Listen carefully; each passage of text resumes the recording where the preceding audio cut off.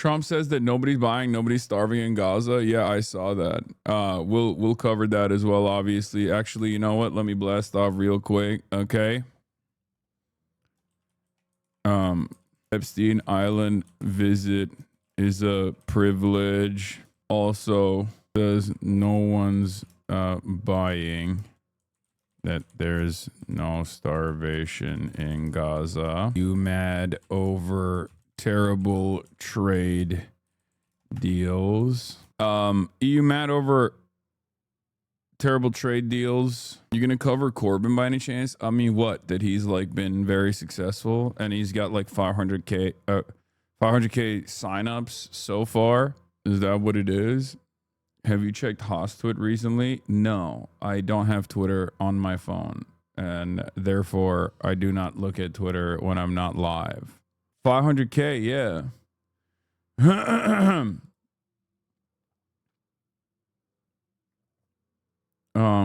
Trump says Epstein Island visit is a privilege. Also says no one's buying, that there's no starvation in Gaza. EU mad over terrible trade deals. What else was I gonna say? I mean, there's yeah. We're gonna have the Bulwark's very own / friend of the show, Cameron Kasky, on the show today. And also Noah Kulwin as always. But JDM cars are up. Just warning you, chat's gonna be brigaded today as hell today because of something related to Twitter. Yeah, Noah's still here. Rokana endorsed Kat Abu Zala. That's awesome. Matan interviewed Tim Pool and he grilled him about being paid by Russia. Yeah, I saw pieces of that. And he also made him take his beanie off. Anyway, I like you solo, but if you ever did a co-host for Political Style Show, I'd be saying no is the best counterpart. Yeah, no, I'm solo dolo as always. How does that kid have so much emotion? For the record, it's insane for chat to say this stuff on Twitter is drama. If it's related to Alex Lolo, then that's not drama. That's like straightforward creep shit. Okay, if that's what you guys are referencing as drama, you're a psycho. That's not drama at all. I mean, this dude apparently was all up and down being a fucking pest, and it's completely unacceptable. Yeah, and you guys are being fucking ridiculous if you think that this is just drama. That's not just drama, dude. That's like, that is, yeah. It's incredibly disappointing. It's not something that I was obviously privy to. I was completely oblivious to whatever the fuck was going on, and it's a betrayal of my trust. And yeah, I don't know what else to say. Apparently, and I don't know the full details of what's going on, but I heard like bits and pieces about him like potentially being abusive, and I didn't like, I didn't know enough about what was going on, but it was enough for me to like, you know, sever ties. And then past that point, now there's apparently a bunch of people that he was literally in the DMs of all over, all up and down Twitter, like leftist Twitter accounts, public defenders, and even women in this community. Luckily, we have a pretty awesome community of adult women who can take care of themselves. But it seems like he was just sending unsolicited DMs and being creepy and pushy and a pest overall. Yeah, it's obviously completely unacceptable. Yeah. I think he said that he's going to outpatient therapy now, but I don't know the extent of what's going on, like I said. But I hope everyone is all right. Will there be a return to Okay Buddy? Probably not. Anyway, but outside of that, I don't know what else needs to be said, you know. I assume that people will try to make like try to tie this back to myself somehow and like actually turn it into drama when this is not drama. This is serious shit. But I'm going to obviously continue talking about the news, and you should also lock in as well. But yeah, don't eat the bait. I think a lot of people also don't understand that like things that other communities try to like elevate and in a specific direction, when they're like, you know, serious allegations, serious accusations. But when people try to like take serious allegations and accusations and like turn them into like content for themselves, right? Like that's only as that can only turn into drama or content for clicks if you allow it.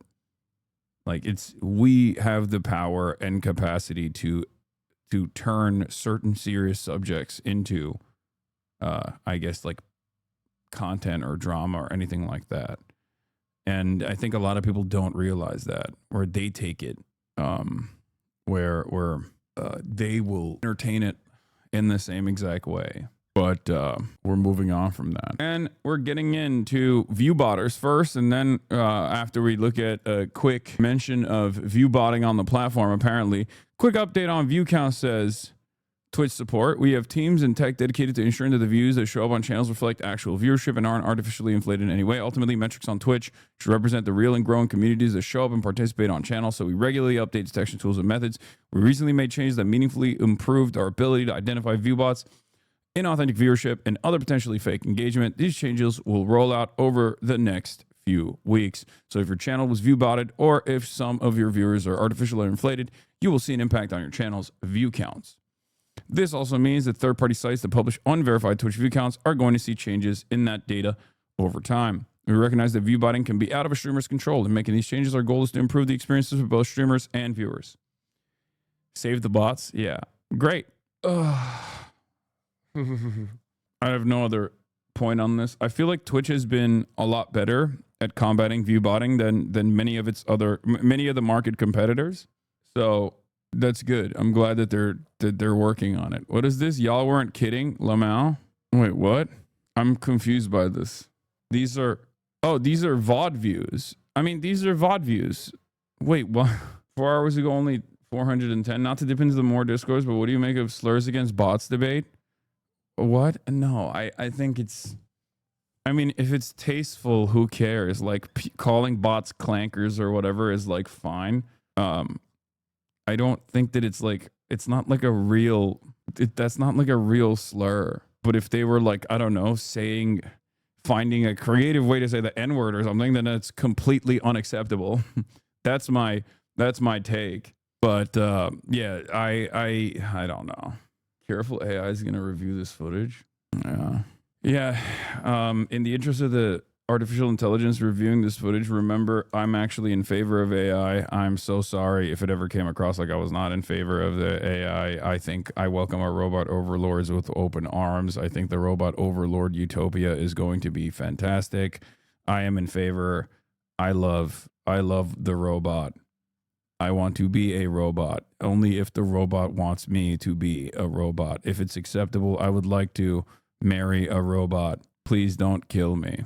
Is that good? You said first trillionaire before the end of homelessness? Yeah, because both are a failure of policy. And under capitalism, we create billionaires and maybe even trillionaires.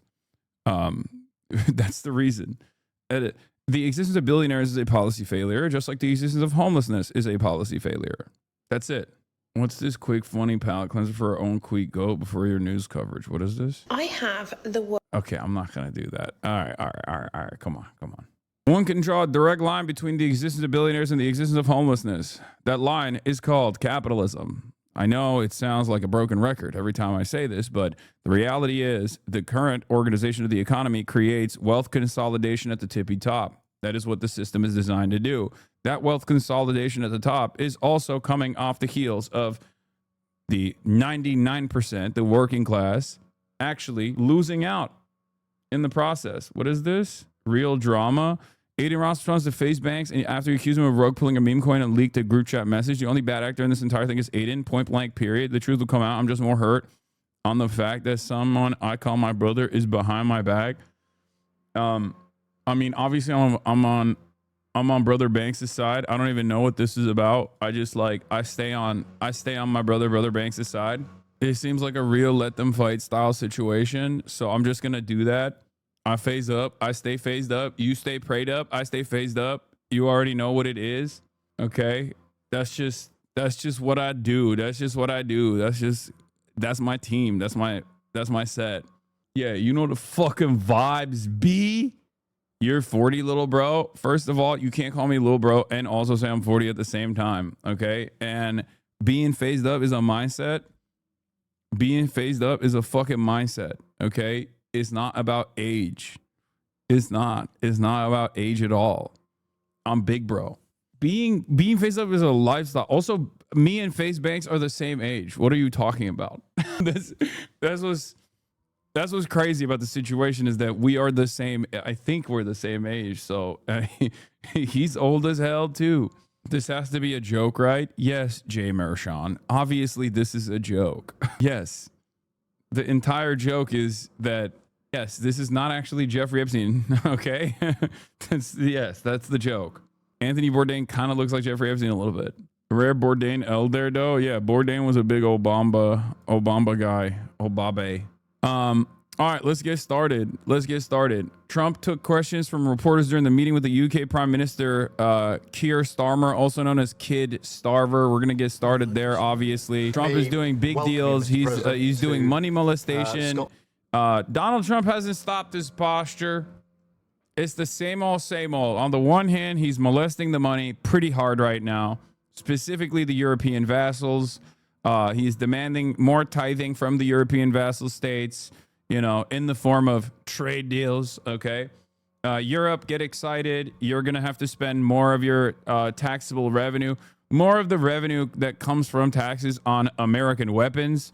Obviously, you won't be able to spend that on your healthcare. You won't be able to spend that on your roads, on your public transit. It's going to look a lot more like America in Europe.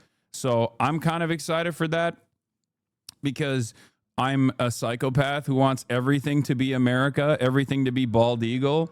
So, you know, get excited for it as well. You guys will finally get a taste of that beautiful freedom when you have the freedom to choose whichever healthcare provider is going to fuck you over harder than the next. So that's fantastic.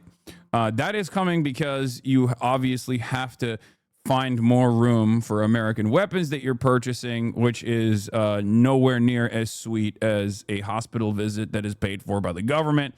Also, get ready to demolish your roads and your walkable infrastructure because America has decided that you need to have these child-killing tanks running around in your streets that we like to call Ford F-150s. I was just recently watching a TikTok video about how, like, pickup trucks, like full-size pickup trucks in the 90s were literally smaller in the United States of America, by the way, were smaller than the Ford Ranger or like the smaller pickup trucks that we currently have. And they were awesome.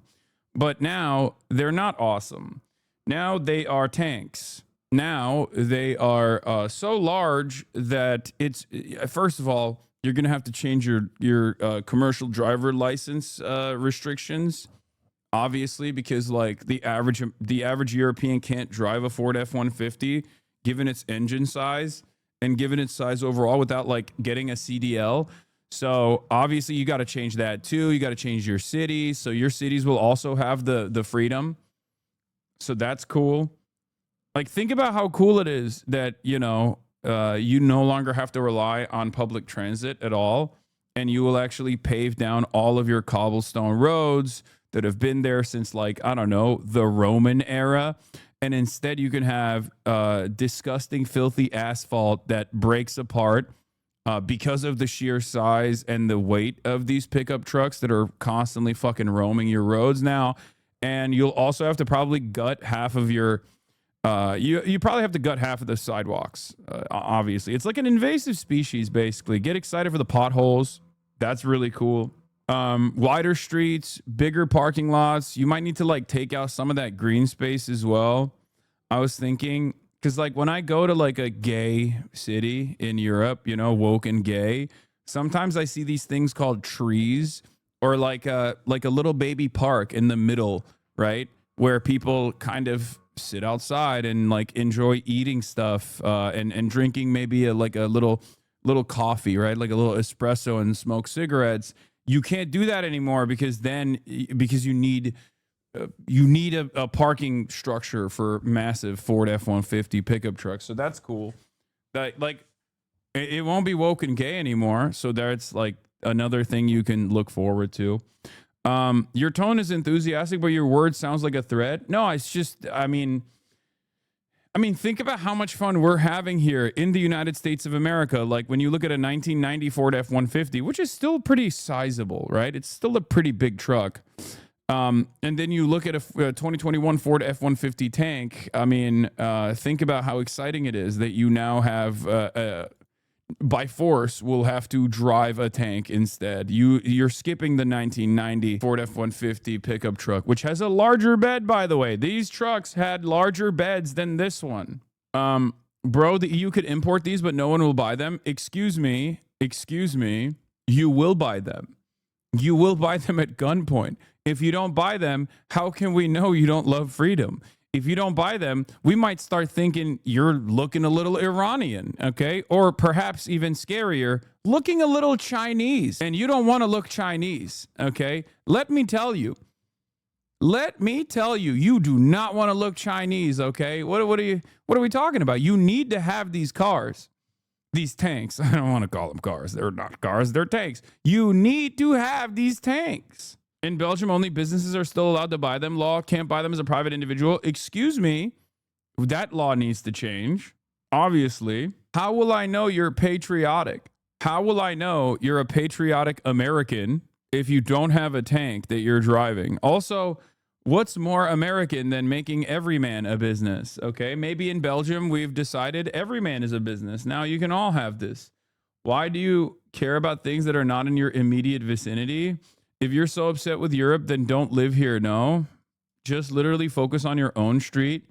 Wait, isn't that funny? I'm currently talking about what my country, is doing to you in Europe, and you're over here being like, "Well, don't worry about it." That's such an interesting mindset to have. Like, see, this guy is still here, you know? This guy is mentally already there. This guy's a dumb American. He might be living in a Western European country, but mentally he's already there. He already has become a dumb, moronic American baboon.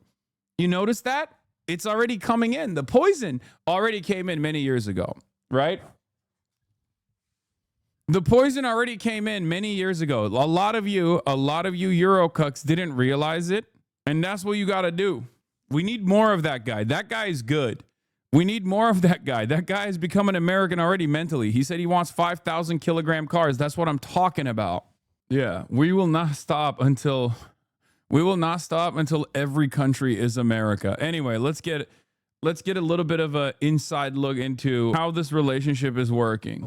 And fantastic to be here at Turnberry with you. Thank you so much for showing us around.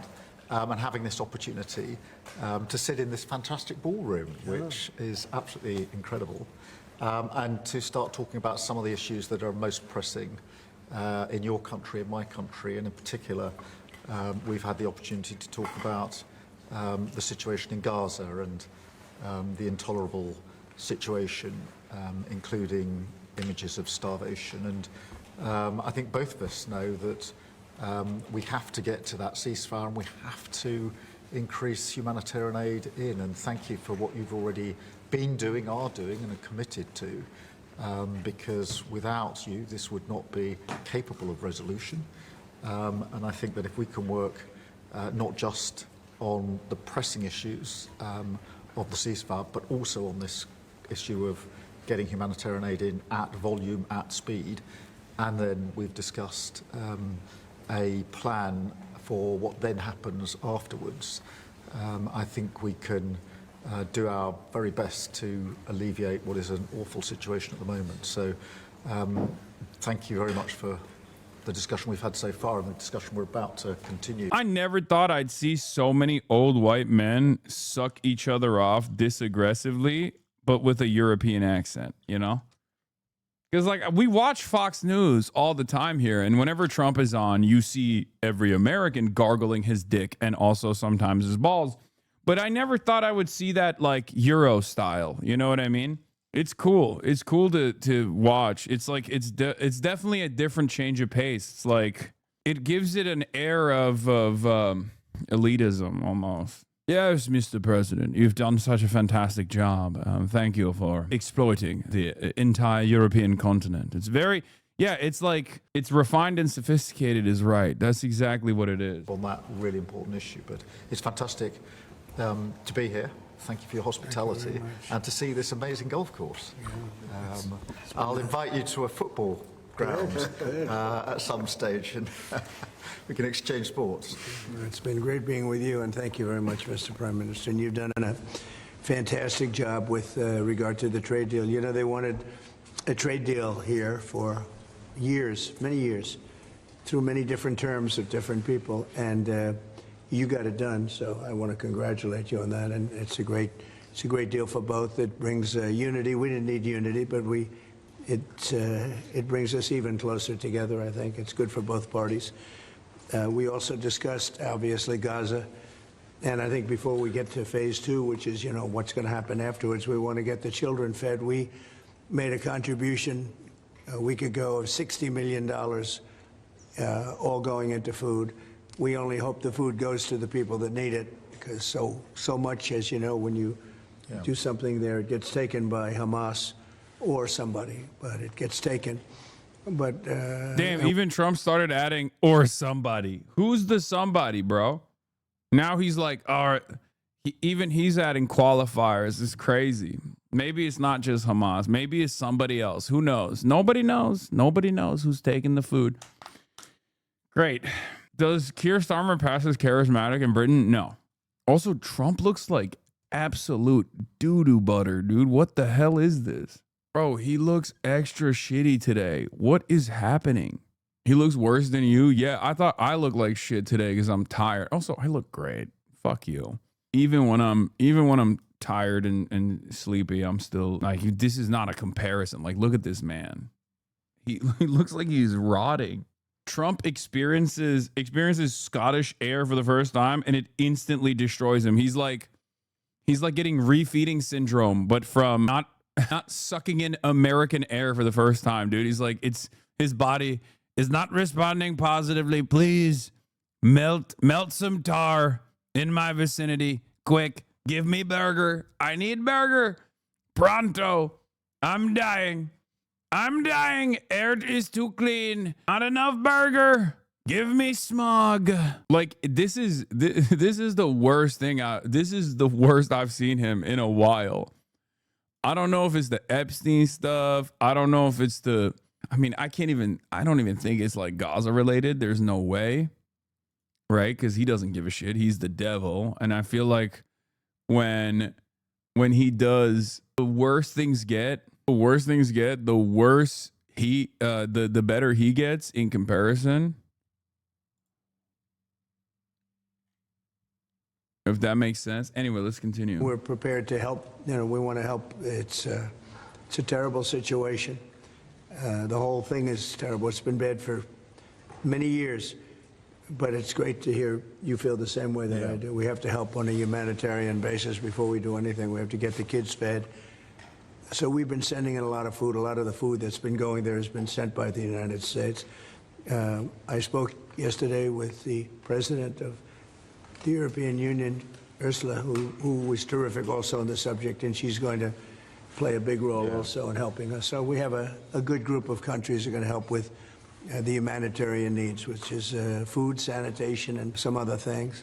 It's very difficult to deal with Hamas. As I said, you know, we got a tremendous amount of hostages out, but it would take place in drips and drabs. You'd get 10, you'd get 5, you'd get 2, you'd get 10, 12. We get 12 one time. Many of them would come to the White House, and they were so thankful. But I always said, when you get down to the final 10 or 20, you're not going to be able to make a deal with these people because they use them as a shield. And when they give them up, they no longer have a shield. And the people of Israel feel so strongly about the hostages. Some people would take a different view, but they feel so strongly about the hostages. So that's an ongoing process. Hamas has become very difficult to deal with in the last couple of days because they don't want to give up these last 20 because they think as long as we have them, they have protection. But I don't think it can work that way. So I'm speaking to Bibi Netanyahu And we are coming up with various plans. We're going to see. It's a very difficult situation. Why is he still running defense for Israel when reports indicate he's privately pissed off at Bibi? Because the reports are bullshit. And that's it. Because it's like Biden. It's the same nonsense that Biden did, where he was like, look alive. I'm so mad. I'm gonna give a talking to. I'm gonna tell him, he's gonna have a come to Jesus moment. But there is no, with Israel and the United States of America, it's this, okay? It's this. It's a unified front. Israel does whatever America wants. Now, I will say, post-Obama, especially under Trump 1, Israel increasingly took over the steering wheel of America's foreign policy and its interventions in the region. They took the driving seat, okay? They took the driver's seat and they started driving the car. That's for sure. And Biden did not scale that back in any capacity. As a matter of fact, he put his fucking foot on the gas. He basically took Israel's leg and pushed it down, okay? Slammed it. But ultimately, we're in the car together. That's it. So the idea that Trump is mad or whatever, it's bullshit. It's bullshit. Trump could get more mad in the future if it becomes like a bigger problem, if it becomes a bigger issue, right? If there are more consequences for this allegiance, then maybe Trump will scale back or force Israel to scale back. Okay. But once again, that requires continued pressure. That requires Trump's base to feel some type of way. Okay. Here's Barack Ravid reporting on Trump's statement. There's real starvation in Gaza. You can't fake that. That was one of the craziest things I saw, at least. I saw a New York Post report and even heard from some Hasbara accounts that were trying to say, oh, that famous photo of the starving child is actually fake. Why is it fake? Because that child has a genetic muscular disorder. And they're so echo chambered. Israel accounts are so unimaginably echo chambered that they literally think the best counter to a now infamous photo is to say Israel isn't just starving all children. I mean, Israel isn't just starving healthy children. Israel is starving children with genetic diseases as well. Israel is starving children that have debilitating genetic diseases. It's one of the most insane things I've ever seen. You have to be completely out of your mind. Hamas's fake narrative exposed truth about the Gazan child who made global headlines. Israel officials confirm 5-year-old Osama al-Rakab suffers from genetic diseases, not a war-related starvation. Gaza starvation poster child has genetic condition. Starved Gaza child suffers from genetic illness. Kojat, a photo of a 5-year-old Osama al-Rakab has gone viral, used to falsely depict Israel as responsible for his condition, claiming Israel's starving children. The facts: Osama suffers from serious genetic illness unrelated to the war. On June 12, we actively coordinated Osama's exit from Gaza with his mother and brother to the Ramon airport. He's now receiving treatment in Italy. That last part is also fake. I don't think that that's what's going on anyway. It's so crazy because there are so many starving people, so many starving children. There are a ton of different photos of starving babies, starving parents, the doctors, the healthcare professionals, and people that work for Oxfam that are the people that are not supposed to be starving under any circumstance. No one is supposed to be starving, but doctors especially are not supposed to be losing weight in a fucking battlefield. Okay? Remember, they are a special status. We are talking about Americans and Westerners who supposedly have special status in this circumstance. The reason why they go to this field of battle, this war, this genocide, is specifically because they use their bodies and the special status that they have in the eyes of the international community as a human shield to defend the civilian population. Everyone is starving. Hostages are starving. I've never seen something like this before.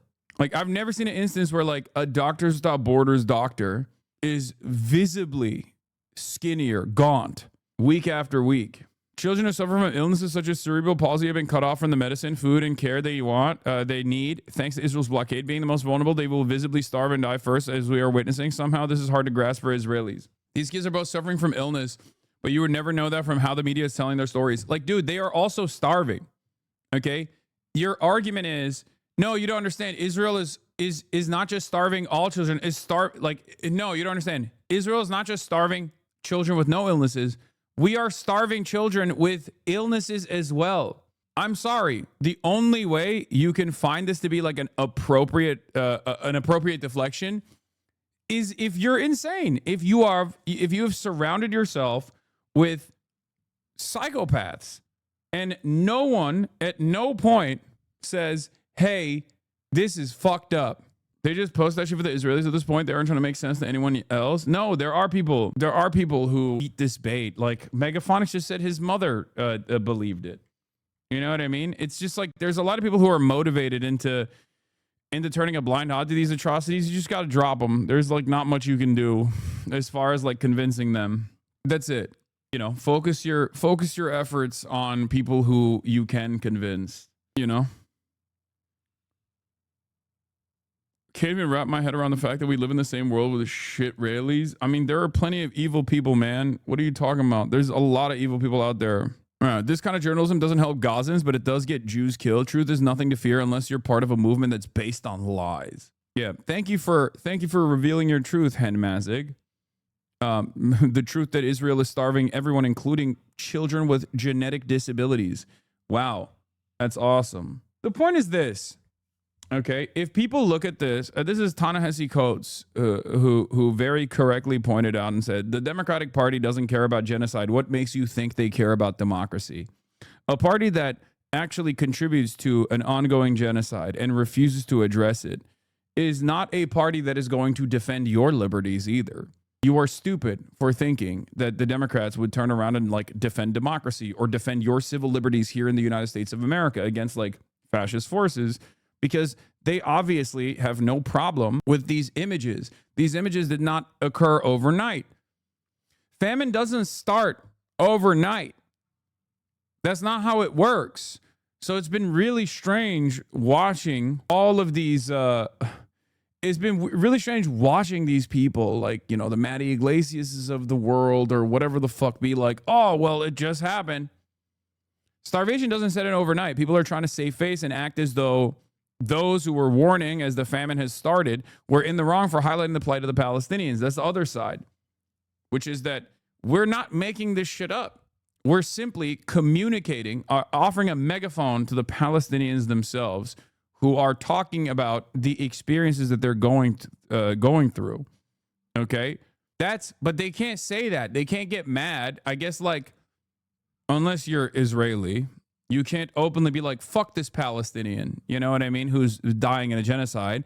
So you just say, oh, fuck the left for highlighting this and making me mad. It's like, well, you don't seem too mad about the situation. You seem more mad about me telling you what's going on. Right? So, yeah, This is depraved and obscene even by normal Matt Iglesias standards, simultaneously smug, massively fucking dumb, racist, sniveling, and ass covering. Palestinians are simply incapable of being witness to their own genocide. They're all liars, but an Israeli says it now, so it's time to listen up.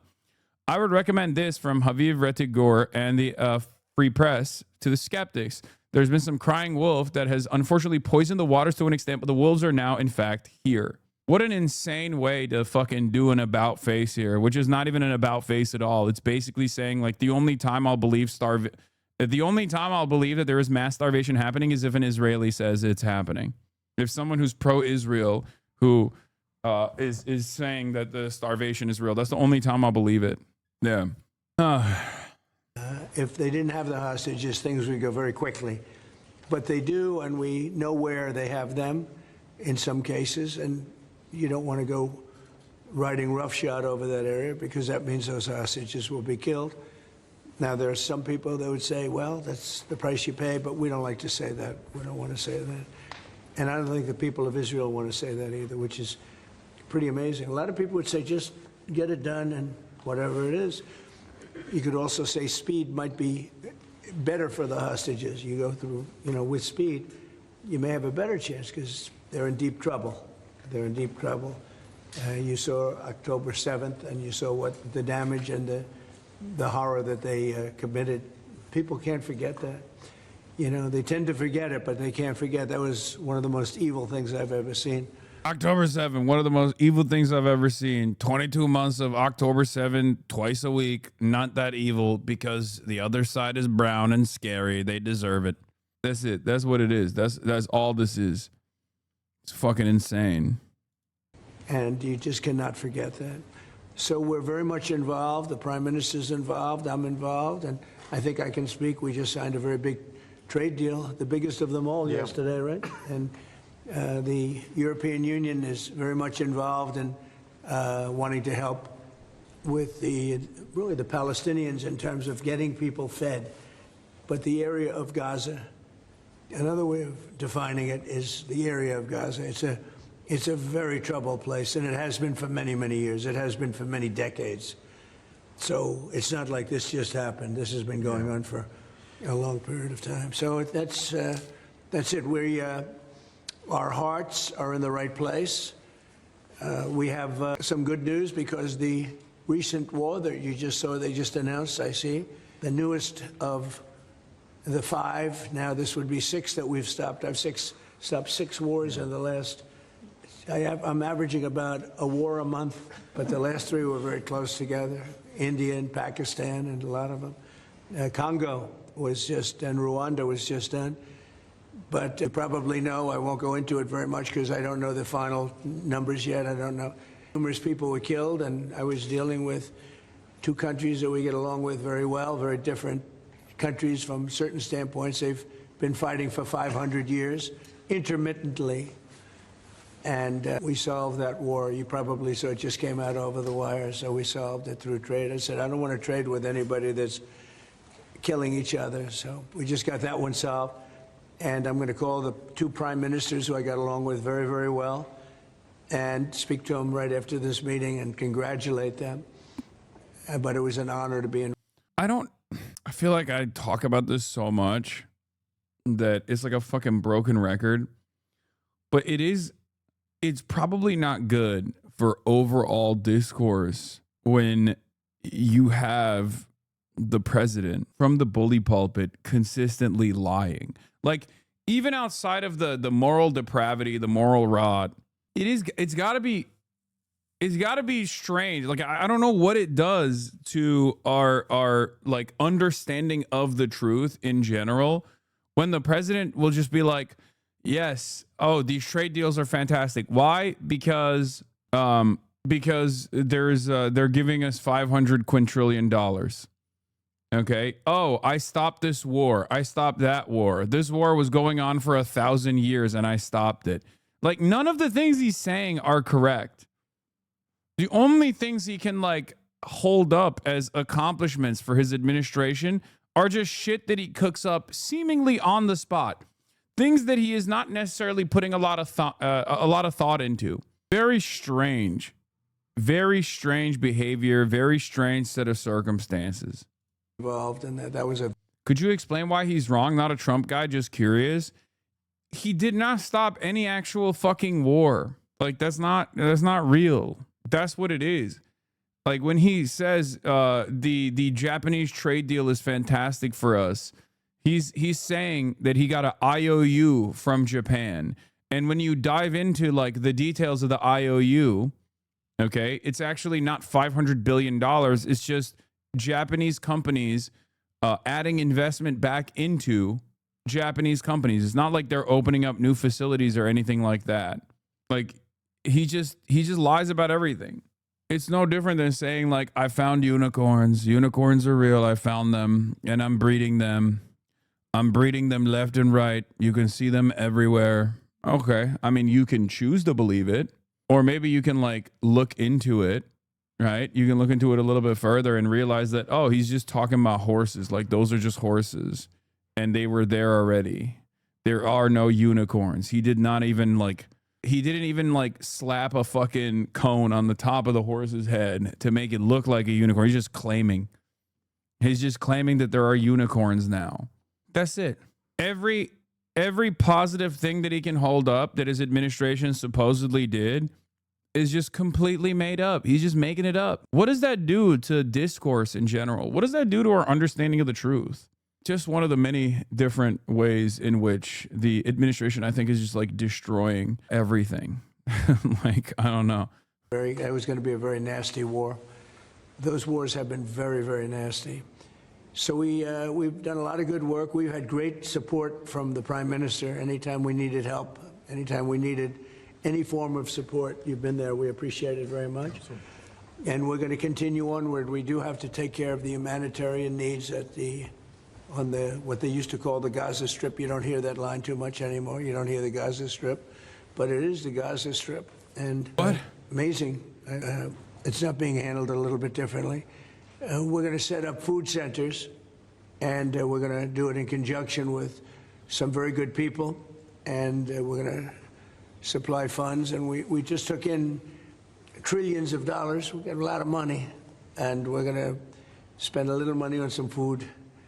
And other nations are joining us. I know your nation's joining us, and we have all of the European nations joining us, and others also have called, and they want to be helpful. So we're going to set up food centers and where the people can walk in and no boundaries. We're not going to have fences, and they can't. They see. Oh, no more GHF aid trap. Is that what's going on? I don't think so. By the way, I don't think that'll happen. For the record, but we'll see.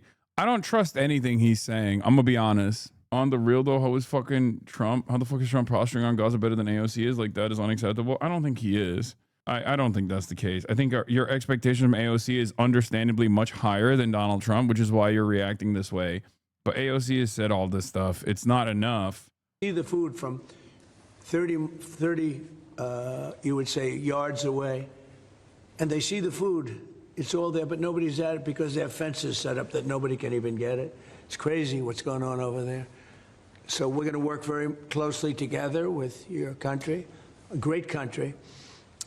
We also discussed inside that we are, there's a whole new thing happening with regard to energy from nuclear. Yeah. And the Prime Minister is looking at that very strongly. And I know you have Rolls-Royce nuclear plants. That sounds pretty good, right? I love that. What a great brand that is. But you're also doing the Rolls-Royce or the nuclear plants, the smaller plants. We're doing smaller and bigger, but the small is interesting. They do a small plant, very easy, very safe, and as they need more, they hook up another plant, and they have a series of plants instead of, doing the $20 billion plant. That gets tough for a lot of people to do. So we're just studying that. It sounds like you're very far progressed, but that's a great thing you're doing on nuclear. We opened up nuclear about 2 months ago, and it's now safe and very inexpensive. No, we see civil nuclear as a big part of the future as we go to sustainable, independent energy. And I think that between the two of us, we can work very much more closely on this. And we've agreed that that's our ambition, that's our aspiration. And this is going to be a big part of the future when it comes to energy. And you can see in the last few years, energy has been weaponized. Prices have dictated both families and businesses across the United Kingdom, and therefore taking control of energy is a huge prize. So the more we can work together on this, the better. And small modular reactors are a very big part of the future here, and we've got great companies like Rolls-Royce involved in that. So I'm very much looking forward to working together with you, Mr. President. We'll do that. We're going up to your oil capital in a little while. We're going up to Aberdeen. That's called the oil capital of Europe. And that's a great asset that you have up there someday.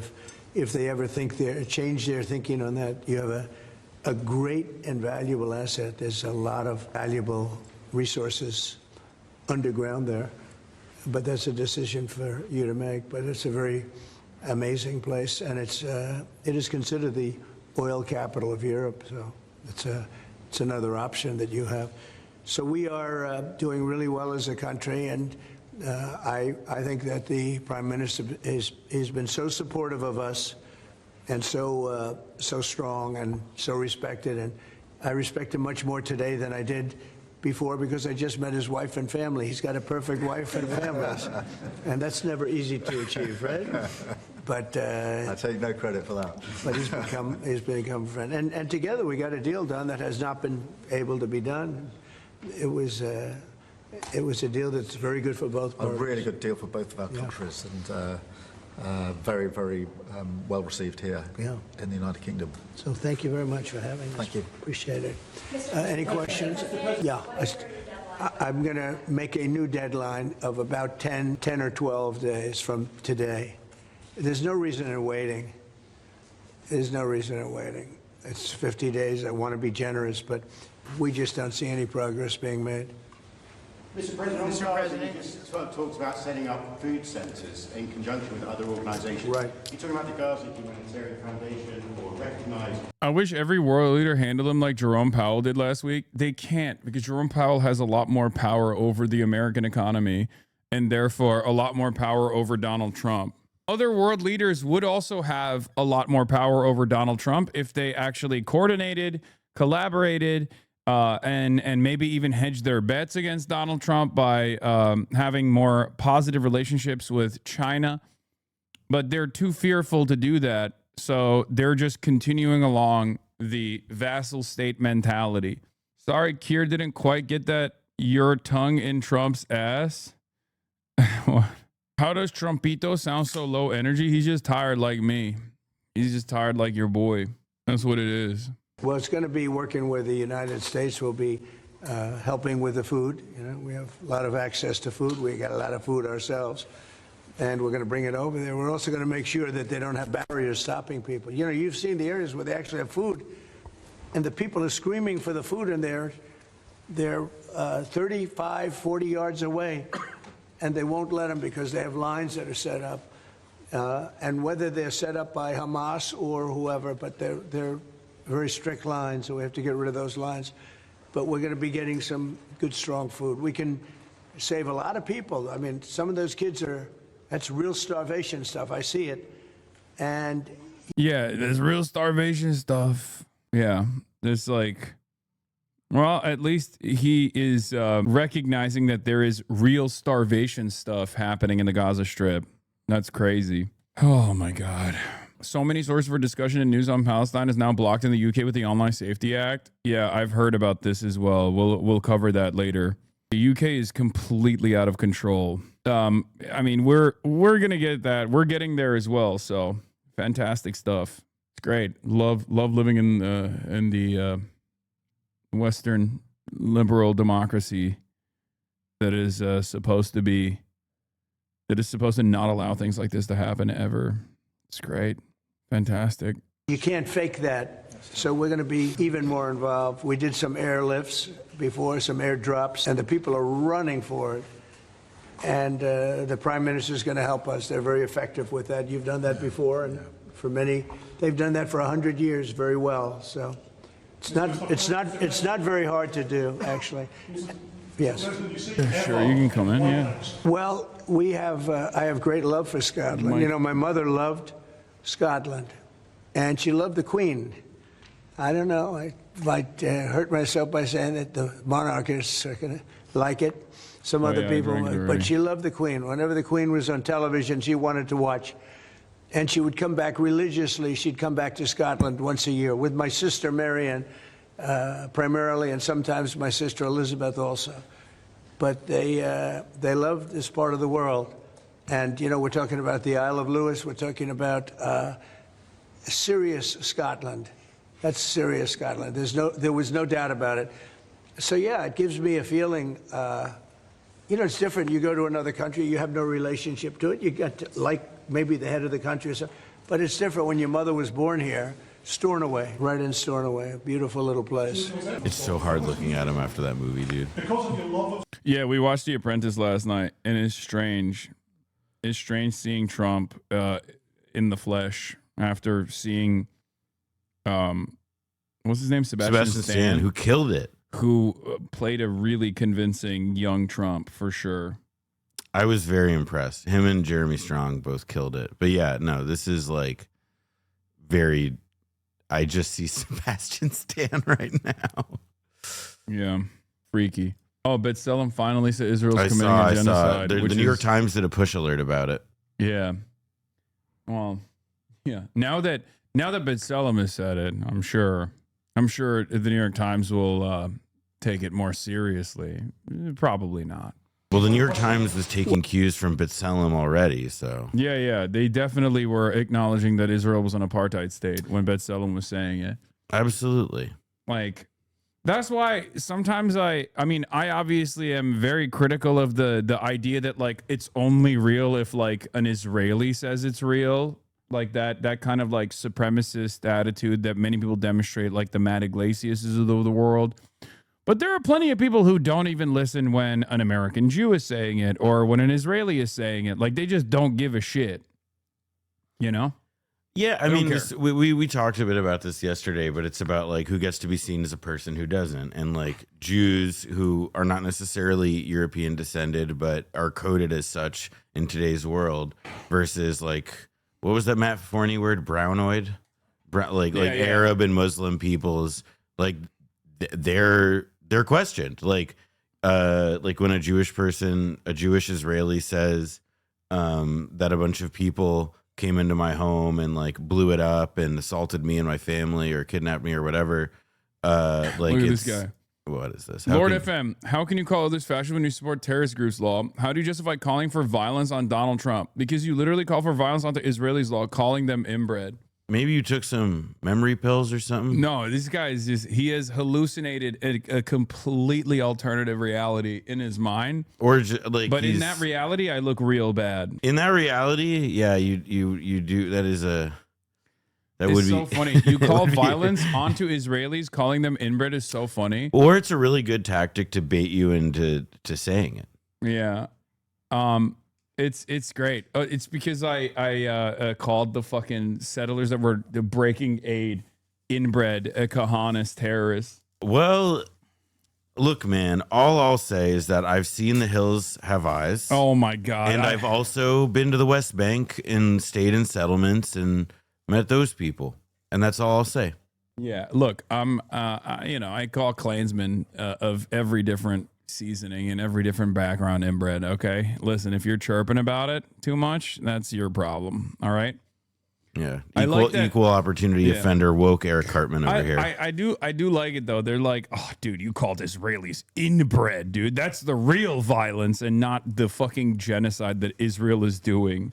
It's not. Yeah. Yeah, that's fake violence. The real violence is like, what if one of those like Rastafarian looking fucking dudes that definitely haven't taken a shower in 8 months, that's busy throwing Molotov cocktails at like Palestinian villagers, what if they hear you? I don't know, man. Sounds a little xenophobic calling people you disagree with inbred. Yeah. What is this word, xenophobia? This concept is alien to me. Wait, the Trump defending Israel defender is going to call you anti-Semitic if you keep doing that accent, Noah. I'm going to be honest. I come by that impression pretty honestly. Listen, a Jewish man. We got a Christian here. Okay, we got a Christian defending Israel here. Okay, watch out. Watch out. Okay, he's about to show you what's what. Yeah. Well, no, that was like Roy Cohn in the movie last night. Oh, when he was calling. He used the K word to show his power level to Donald Trump in his basement with all his recordings. He also was like very homophobic. But that to me is like, you kind of like, that's the only way you could get to be who he was. Yeah. Like, I don't think they would have tolerated him if he were like fucking Randy Rainbow. Yeah. Like, I think like, look, we get it. You fried the Rosenbergs. You're awesome, Roy Cohn. But like you have to like take off the sequin jacket on 60 Minutes, sir. Yeah. Damn, man, I didn't know hating Hitler was xenophobic besides some disagreements. Yeah, I like that. I do love the perma victimhood narrative though, which is like, excuse me, you can call out Nazi Germany's Holocaust. Just don't say that the overall population that defended it, that had full knowledge over what was going on, are actually pieces of shit for not doing enough to stop it. Also, because then that's xenophobic. I want to drop some knowledge here too. I think that you can use the inbred thing against pretty much anybody who's like arguing about like racial purity and national purity, because fundamentally, right? What do they want? They want you to have sex with a fewer number of people in a less diverse genetic pool. Like, That's it. That's why it hurts so bad. That's why people get so sad about it. They're like, "How dare you? yeah, What about the optics of this? like, I don't know. Wow, like, you're calling all Jews inbred." It's like, no, I'm not. I'm not. I'm saying if you are advocating for racial purity politics, regardless of whether your background is Jewish or Christian, if you are a supremacist of any sort, like, I'm gonna call you inbred. You know, that's it. But I love the guy who. This is my favorite thing because, like, this shows that the environment has shifted so dramatically that people that come in here to try to do fucking fake tone policing have to come at it from this incredibly unsustainable position where they're like, I actually agree that it's a genocide. I just don't think that using this language is helpful in any way. So there, about 10 years ago, in the ancient before times, probably before a lot of the people watching this were born, there was like a phrase that people like learned about and used and like drove into the ground, but it described a very real phenomenon, which was concern trolling. Yeah. And that is like, to me, so present here because this is concern trolling. Is so perfectly descriptive. Listen, you are right in the content of your thing. However, I just don't think that this language is like helpful for your cause. You know, and like, and if you take it as your cause too, then it's like a bit, you know, like earnestly, then I don't think that this would really bother you. I just don't think spewing hatred towards the entire group of people, which I haven't done, by the way. That's not the joke, man. But it's okay. It's okay. That's not what he's saying. Like, he needs to believe that. He needs to believe that. It's not like an entire group of people. It's not like Jews, and frankly, it's not even Israelis writ large. Like we're like talking about we're talking about like they're a significant group within Israeli society. Which, for the record, if they said that about all Germans during World War II, no one would bat an eye, regardless. That's true. Like, so it doesn't even make sense within their own calculation, right? If you were to say that about all Germans during the Holocaust, no one would bat an eye. If you were to say that about all Turks during the Armenian genocide, no one would fucking bat an eye at that. Okay? The difference is you're doing that because you have a hang up. Your hang up obviously is petty and born out of a resentment that someone else gave you. A resentment that you have to fucking actively actively champion because some other content creator told you that this was a real issue. And that's it. That's what you're doing. That's the saddest part of this is that, like, I don't even think this is your real opinion. You're just in here trying to fight someone else's battles. It's very sad. But overall, I don't care. I just want to stress this. I want to help you understand. I don't care about this, you know, supposed tone policing that you're engaging in, because you yourself have already conceded on the main point, which is that there is a genocide that's unfolding. So in that process, what do you think is a better use of your time? To call into question people's continued support for the country that is doing a genocide, or getting really fake mad about something that I didn't even fucking say? And two things. One, like look around. Like, people are becoming aware that it's a genocide, like more and more day by day.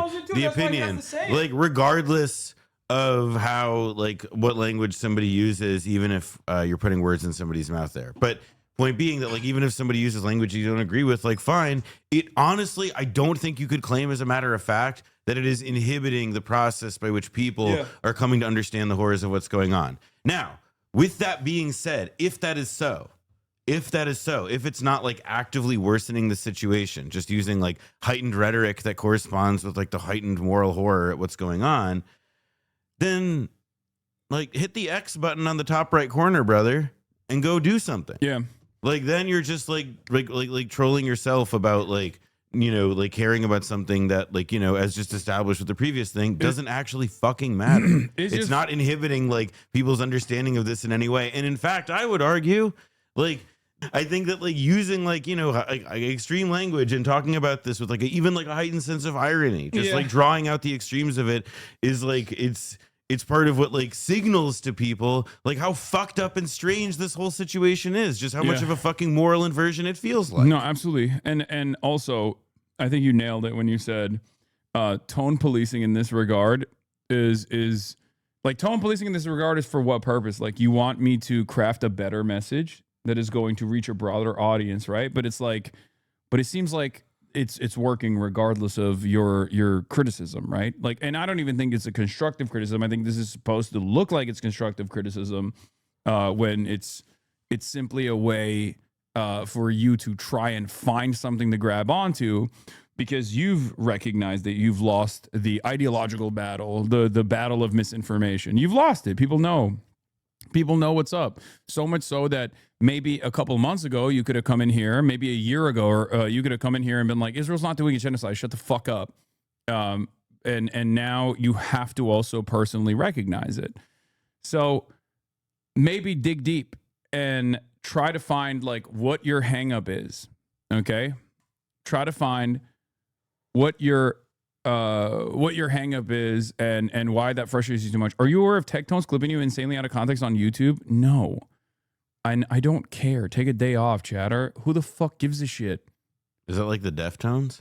No, that's like the fucking bald guy who has been trying to unsuccessfully farm like fuck Hassan shit. And it came out that like his dad was the famous military sexual assaulter guy. He has rape allegations. I'm sorry, you're gonna have to be more specific. So there's this fucking guy who's a Twitch streamer who's like trying to farm like Asmongold's audience by being like, I'm right wing, I'm based, I love anime and jerking off to anime, but also, you know, fuck gay people or whatever, right? Yeah. Like he's like kind of like that. Anyway. It turns out that his dad was in the military, and he was such a prolific sexual assaulter. Thank you, Mr. Speaker. That wow. Yeah, he's in the congressional record. Oh wow. Yeah. Well, it's good that that his son is such a force for morality in the world. Yeah. Anyway, he fucking hates me, which is, of course, I don't know how to describe it, like, but. It's just that like all of my fucking haters are just like horrible monsters. Like, what do you want? I don't know. They just kind of do my work for me. I don't really need to do anything. I just kick back. You showed me that video the other night, and like part of me fucking died, brother. Like I don't want to know these people. Yeah, I made him cry because I outed his dad. Yeah. Is Trump? So what is this? Is this a meeting from today? Yeah, this is him and this is Trump and Mr. Lordship Kid Stava. You forgot to say he invoked his dad's service when you were either criticizing the American military or it was 9/11. Oh, his father's service. Yeah, no, he invoked his father's service to be like, my father didn't serve in the military, so that like terrorists like Hassan could ironically use their free speech to be terrorists or whatever. And I was like, bro, why are you bringing up your dad when it seems like he didn't serve to protect the First Amendment rights that I have? He served to do sexual assault so much that it was a matter of public record. Like they literally changed the law after your dad, Look, the world is like a strange place. And like the idea that guy thought that was a good idea. I don't know, man. Yeah. And then after that came out, he got so sad. He like cried and said like, I can't have my dad on stream anymore because Hassan outed him or something. Wait, sorry. Hassan outed him after Jackie Spear talked about him on the floor of the house. Yes. Dude, for these people, you don't understand. Like for these people, like the world revolves around me. That's what so he looks strange. like. They have no concept of like politics outside of like seeing everything from the lens of drama. Like I'll sometimes see it out in the wild, like someone who doesn't even like me, who's like a Marxist or whatever, will be talking about some shit, and in the fucking responses you got like my insane haters being like, get Hassan's dick out of your mouth. And it's like, no, that's just like a person who is a Marxist. You know what I mean? They think like I invented communism in their minds. Like they're so stupid. Well, part of it though is like when you see a lot of these guys, it does seem like it's part of a character quality that I think a lot of influencers as a class tend to have, which is the idea, like, like the narcissism of their influence, which makes sense. And so it's like if they see somebody who is like saying the same kinds of things that Hassan Piker says in a different context, ipso facto, Hassan Piker influenced them to say those things. Yeah. Because well, like their ego suggests that they've got to have a similar ability on others, even if they're like, I don't know, they're total dunderheads as described by you. What is this? The reason why they have to act like Hassan or myself are dangerous is that's the other thing. Yeah, there is this new meta. I think I showed you this because I saw it on Twitter, where like a bunch of these like centrist, quote unquote liberal content creators are now genuinely entertaining the idea that they would rather vote for Donald Trump than me, and how I'm a more dangerous force for politics than Donald fucking Trump, which is so crazy. It's like, why is this political discourse for you guys? Like, you should never have this conversation. This should not be a point of contention for you. Okay? What is this? The Piker principle. When discourse or drama or problematic events take a place online, it's always Hassan Piker's fault. Yeah. But seriously, how the fuck do you, how can you behave like you're a serious adult and then endlessly pontificate on who would be a bigger danger to America? The like length of that red line, who would be is a like, danger to America, me or Donald fucking Trump? the length of that red line is terrifying to me because it suggests to me that what that clip is like part of like a much longer conversation. Yeah. Like, oh man. That to me, like, I don't know about you guys, but I would entertain an argument that Trump would probably be better than Hassan. Like, I'd be willing to entertain that argument. Dude, I'm a Twitch streamer, okay? Like, I have no ambitions. I have no ambitions of higher office. But let's say in this hypothetical that you've created, I'm running for office.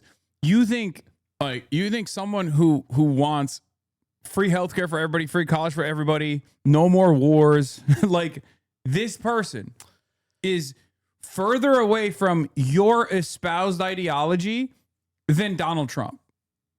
Like, you're trying to say that I would be a bigger ever present danger to American future than Donald Trump. It doesn't even, the hypothetical in and of itself doesn't make sense. It's like you're entertaining something that is so unimaginably stupid, right?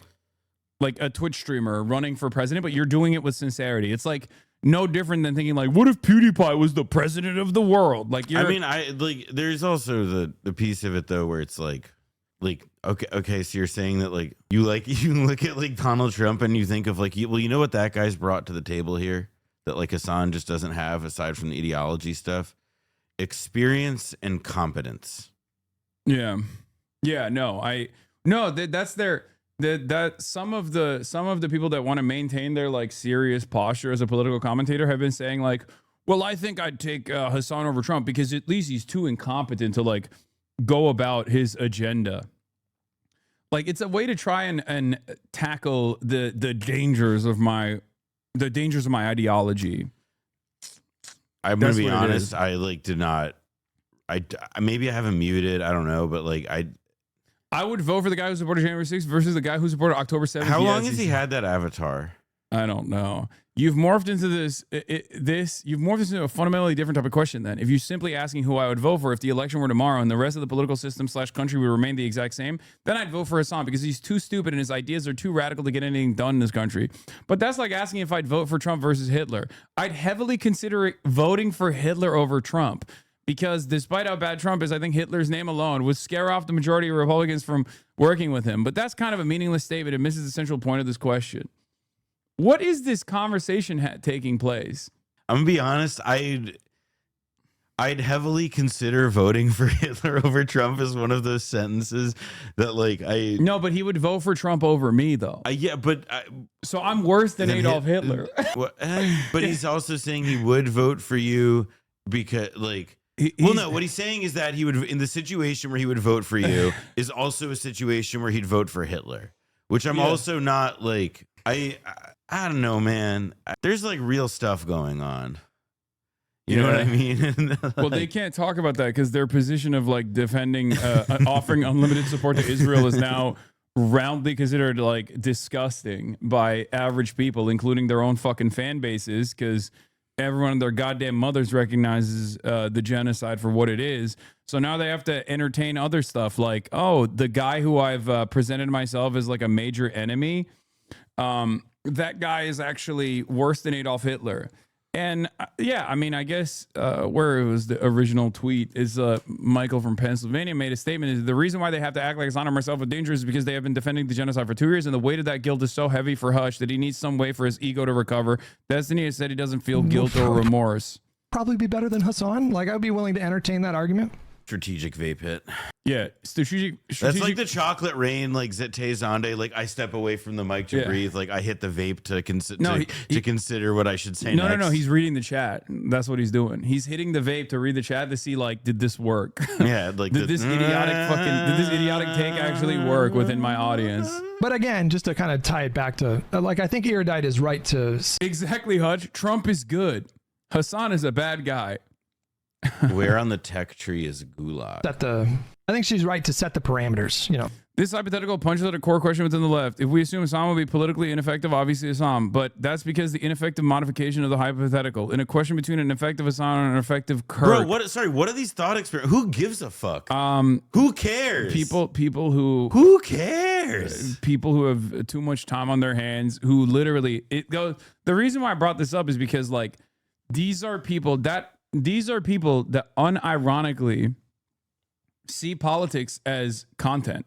They see politics, their only understanding of the political worldview, their only understanding of political mobilization revolves around like content creators who don't have any sort of discernible moral compass, any sort of real worldview, any sort of real ideology that roots their framework. They're just simply latching on issue by issue and taking a side, taking a stance, only so they can just like have something to debate over. And it's just drama. And that's precisely the reason why this is the shit that they're entertaining. Okay, that's what. And there are, guess what? A lot of people who fancy themselves to be interested in politics online. They do care about this. This is their only way to make politics interesting. I just have like a hard time imagining that like if I'm that guy with like the glistening dome and I'm like, you know, I'm having my coffee, I'm hitting my vape, I'm talking about the day, that what I would want to spend time, because like it's one thing to like when somebody says this about you and then like looking at it or whatever, but to like originally generate a conversation that gets to, well, who would you support, Godzilla or Mothra as the Republican nominee? Like more or less that's the level it's on. Like I start to think about like my brain goes in a different place. I start to think about other things. Like I think about like recent meals I've had that are really good. Or like, you could talk about any number of different things that would be infinitely more productive than whatever the fuck's going on here.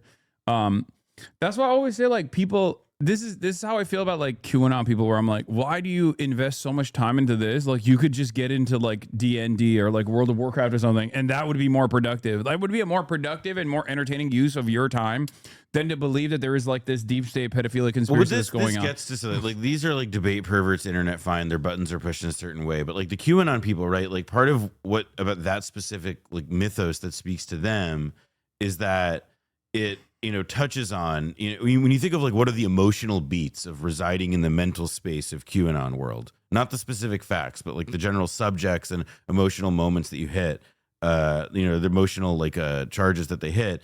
It's about stuff like pedophilia, political corruption. CP is Destiny's Discord server is full of enthusiastic discussion of ethical CP. Destiny had an entire ethical CP arc, Lamau. How can you debate the ethics of CP? I guess I'm starting the debate, and I have no interest to, but how can that be argued, lol? I want to debate ethical CP. Destiny has a long history of defending ethical CP. It goes back to like 6 years at this point, and it was last brought up 2 years ago again by Brittany Venti, who loses every single one of her brain cells when she thinks about the subject. No, they're not talking about cyberpunk chatters. They're talking about You know what the scariest part of this image is? 1, 2, 3, ellipsis, 33 on the bottom right. Oh yeah, there's 33 pages of people discussing ethical child porn is what it is. Yeah. So they're not really just debate perverts; they're just perverts. Well, that's usually how it happens. You go from pervertry to debate pervertry. I think it's like a way to try and like have a discussion about like whatever kind of freakish things you believe in. I don't know. I just don't understand it. It's like one of those things where immediately I'm like, ugh, gross. I don't touch that at all. Get the fuck out of here.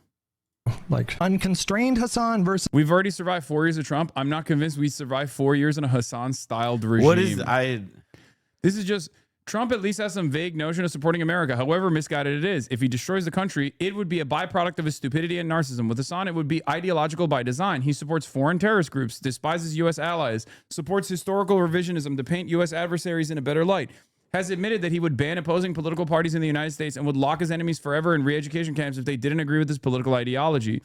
As an ML, he would support the creation of a single vanguard party to violently enforce all these changes. This is just what we know of Hassan's views publicly. We also know that he stated he shows that he hides his true beliefs, so he funneled people further down the radicalization pipeline. We already survived 4 years of Trump. I'm not convinced we've survived 4 years in a Hassan-styled regime. This was a Saturday, dude.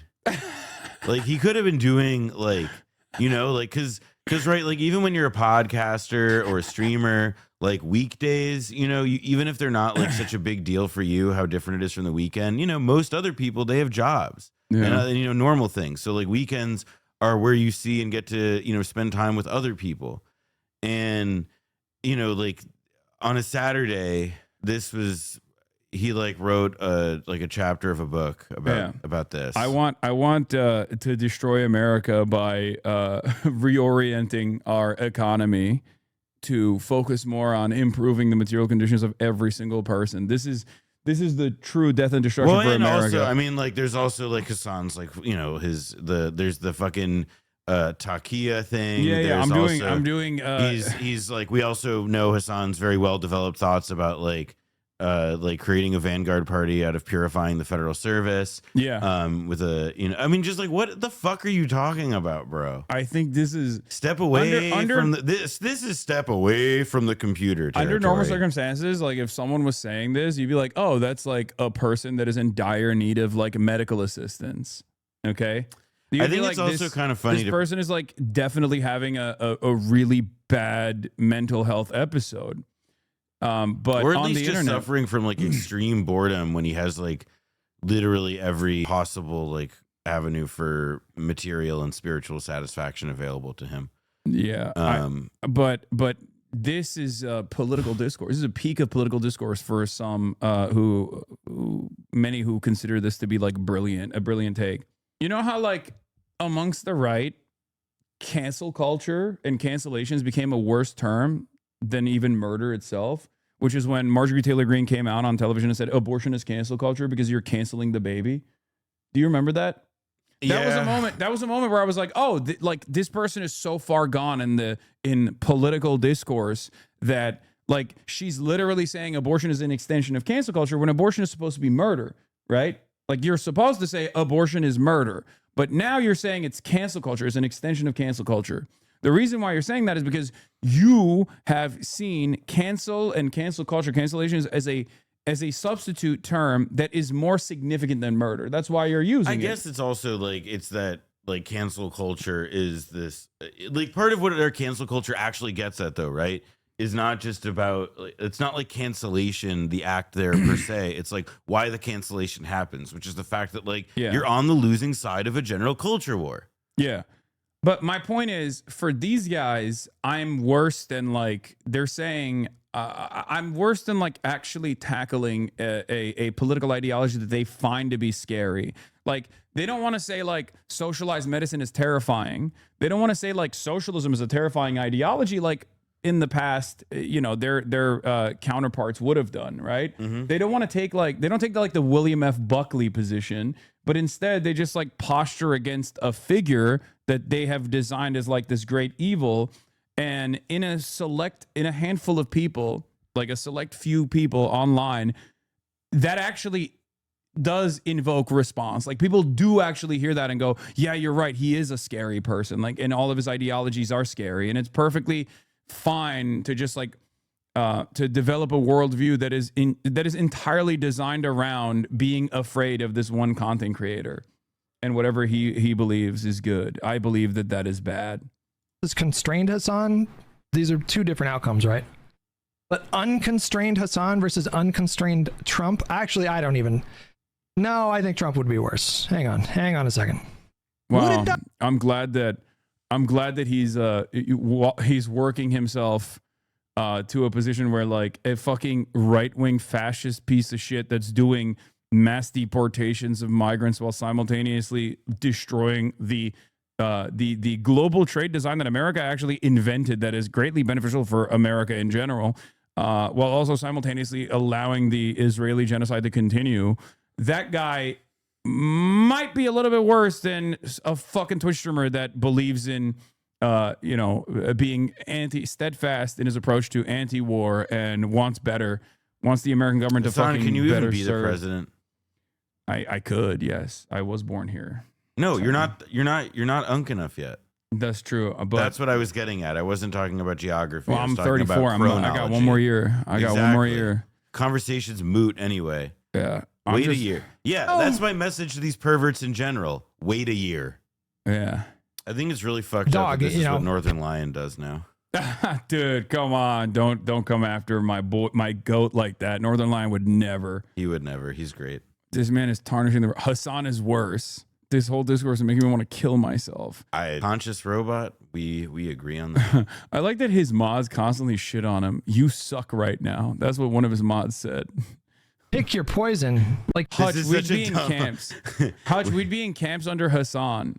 This is such a dumb hypothetical. pick your though. poison. Yeah, there's people are already sending. He's literally already sending people. Yeah, that's right. I would be sending Hutch to the camps, I guess. Right-wing personality latching onto identity as a target rather than ideology is such a good point. Zizek would like that. Yeah, man, that's it. I am a far more interesting target than to actually like discuss the issues on the boundaries of policy, on the boundaries of impact of policy, on what it would look like if you were to play out a legislative agenda that like puts workers first in general and not like capital owners. That's it. They can't have that conversation and also maintain charitability in a broader audience. And they don't even do a good enough job developing a large enough audience while also being hyper obsessed with like fucking drama and shit. So that part doesn't even work. But they're fearful that they would be even less popular if they just like only talked about the issues. Okay. What? This is an interesting news development. Netanyahu proposes to annex parts of Gaza in attempts to appease far-right minister if Hamas does not agree to deal. I mean, wow. They're really forcing the Netanyahu regime's hand I here. assume when we do our trade deal All right, overall, hold on, I a gotta lot of pee. I'll it be back comes in a to second. Scotland, I hope. Maybe all of it should go The to... whole United Kingdom, and we're already achieved great things under the deal, and we'll achieve even more as we work together. A lot of it is Scotland. I mean, I do know that, but I mean, we're dealing with the UK. But a lot of it comes to Scotland. And, you know, I was very particular. This is a part of the world I want to see thrive. It's going to thrive. Mr. President, back to Gaza. You talk about Hamas stealing food and stealing aid. What responsibility does Israel have for limiting aid to the region? And if I could ask a follow-up to the Prime Minister, what pressure can be put on Israel? Is that something that you and the United States would work on together? Israel has a lot of responsibility. They're hampered by the fact that you still have 20 hostages or so. And the people of Israel are very concerned about the 20 hostages. It's very interesting. You could say they could be more concerned about retribution than the 20 hostages, but they really want the 20 hostages to survive and live to make it. You know, many of the hostages came to my office in the Oval Office, and I was amazed I would ask them the question, was there any sign of love? Was there any sign of, when you were a hostage and you have all of these people from Hamas around you, sometimes hundreds, sometimes 10, sometimes 2, but you're a hostage and you're being stored in a pipe. It's not even really, a cave, or it's a pipe, a little pipe. And some said they didn't think they were going to make it because they were losing air. There wasn't enough air, and they'd open up the pipe just in time, but they didn't do it on purpose. They just happened to open it. They got lucky. But I said, did they ever wink at you and say, like, don't worry, you're going to be okay? Did they ever give you some extra food, even if it was a piece of bread? Did they ever give you anything during that time? And some were there for 400 or 500 days now, right? It's a long time, a year and a half, more than that. And not one person said there was any love from anybody. You know, in other words, I mean, you have hundreds of a society built around a supremacist ideology Well, also, like, it's does not believe that their barbaric, rapist, monstrous captors were nice to them. also. Would they like, even admit if they were? I'm gonna be honest. I don't know if anybody's been reading the news lately, but bread has been a little bit hard to come by. Also, there are some captives that have literally come out and contradicted the statements that the Israeli state was making about their conditions. Yeah, which is And then they get fucking ruthlessly bullied. and it was like there's no there's one, you can't assume that people are able to speak freely and critically of the Israeli government as like former hostages, have. family. I mean, but like there was an earlier time when the conditions were different and the situation in Gaza was Remember not. Lifshitz? I think Lifshitz, right? Like the older lady, the Yes. first one that they released on moral grounds. Yeah, and she talks Like about, she immediately came out of the hospital and was like, "No, they were actually great. They were nice." and that's not to say that like obviously every single like hostage was thus treated like they're at the fucking Ritz, but there is like Yeah. like it's like I mean, it's just clear it's clear the provenance of the story and why it's being It's also shared. clear that they have been kept in significantly better conditions in spite of the overall conditions in Gaza than any number of different prisoners that are released from Israeli prisons. I mean, look, I'll Like, say and this: Palestinians- unlike tens of thousands of people, and probably more in Gaza, they're alive. Glib as that may sound, it's true. Yeah. The famous Hamas Stockholm syndrome. Yeah, that's what it is. The people. And you see it in the movies where somebody's a prisoner and somebody's helping. You even see it with Germany where people would be let into a house and live in an attic in secret. You know, you'd see Brother, that signs was and not stuff. Germany. I said, did you see That anything was not like Germany. That was not Germany, pal. Different country. Also, I get that he's trying to say that like people who would be aligned with the Nazi government would, you know, still somehow try and shelter Jews. Listen, the pianist, he's walking in Warsaw. He finds this beautiful pianist. He recognizes, he says, "Oh my God, you're a pianist." He gives him bread. What's frustrating about this is that the fucking apt comparison here would be Israel being compared and Israeli society being compared to like the broader German society. Okay? So in that argument, you can't compare like do people actually still go, yeah, Hamas is just like the Nazis instead of fucking Israel? Like who would be the Nazis in this situation? Among people like Trump and the right wing, like not the liberals, but like among people who are on the political right, yes, it is an article of faith that like Islamist groups like Hamas and the societies organized around them, which is, you know, I'm not articulating what I think, I'm describing their views here.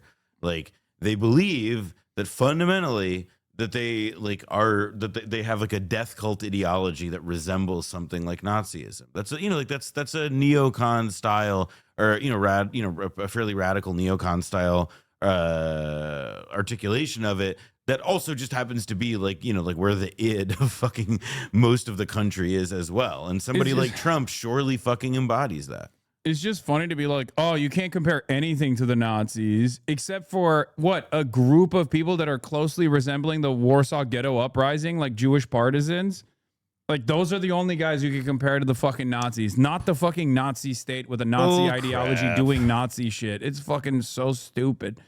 I mean, and look, like there's a reason that like there's a reason beyond that Jews are involved in this conflict that we reach to like Nazi comparisons. It's because like it's the foundational like moral tragedy of the post World War II, like, Western consciousness, which it's like when you imagine something bad, that's what we got. That's what's like hanging around in the old brain is like the clay that your mind is working with.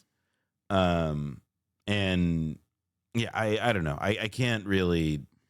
It's pretty, to me, the thing that's just like crazy is to say this, like talk about like they didn't give him a scrap of bread when like the direct crisis that you are responding to is like about a famine. Yeah. Like it's like there's just such a like that the wires aren't properly connecting there, or whatever the fuck is like good Lord, you people are cynical.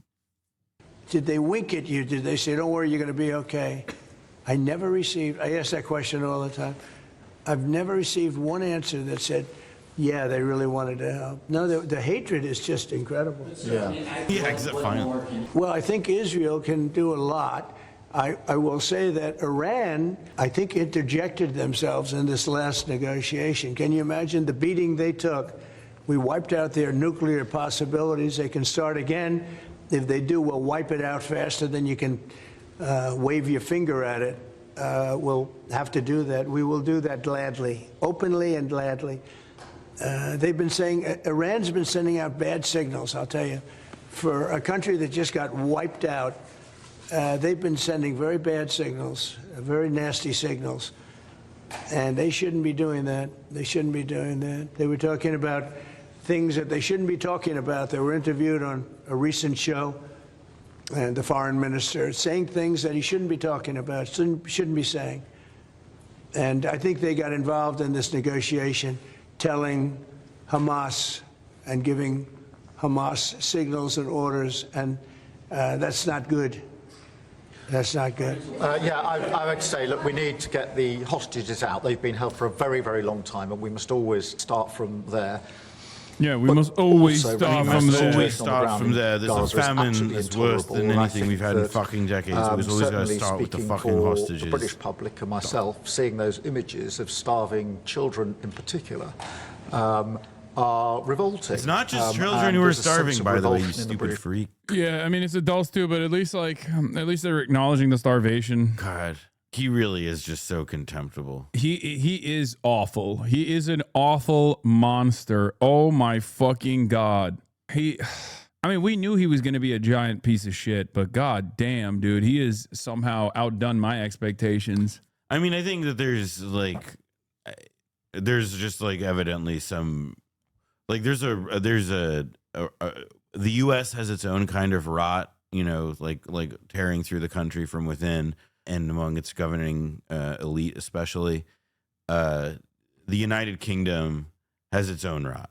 And in some ways it's worse, in some ways it's not as bad as ours.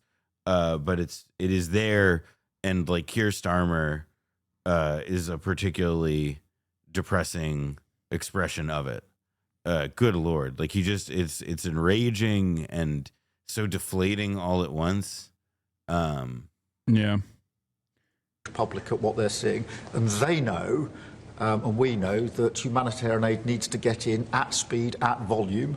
Yes, some could be airdropped, and we're working with others, with the US. All right, yeah, and he's with willing to Jordan, entertain bullshit on theater. that, but the trucks need to get in, because that's the only way you can get the volume in. And we do thank the President for the work he's done to try to get to a ceasefire, which we desperately need, but also to put aid in to the region. There needs to be much more of that. We need to galvanise other countries in support of getting that aid in. And yes, that does involve putting pressure on Israel, because this is a humanitarian catastrophe now. We also need to look beyond that situation to what then happens in the event of a ceasefire, which is desperately needed. And that's why I'm really pleased that we're having a discussion about what a peace plan would look like after that, the component parts of that. And we have to be really clear at this point that Hamas can play absolutely no part in any future governance in Palestine, and that's and in Gaza. And it's really important that we're clear about what triggered this, who took the hostages, and calling out Hamas for what they are, which is a terrorist organisation. But yeah, Corbyn's party got signups, 500,000 signups in 3 days, dude. Like, I feel like they're cooking. I mean, people want an alternative. Yeah. I mean, it's one of those situations where like there have been no good options for so long, and people have been pretty much clamoring for this kind of political option since Starmer officially took power. I've been also this is like, that's UK domestic politics, but going back to Israel, I listened to the NPR Up First assessment this morning, and they're still doing like Holocaust denial style Nazi propaganda over there, straight up.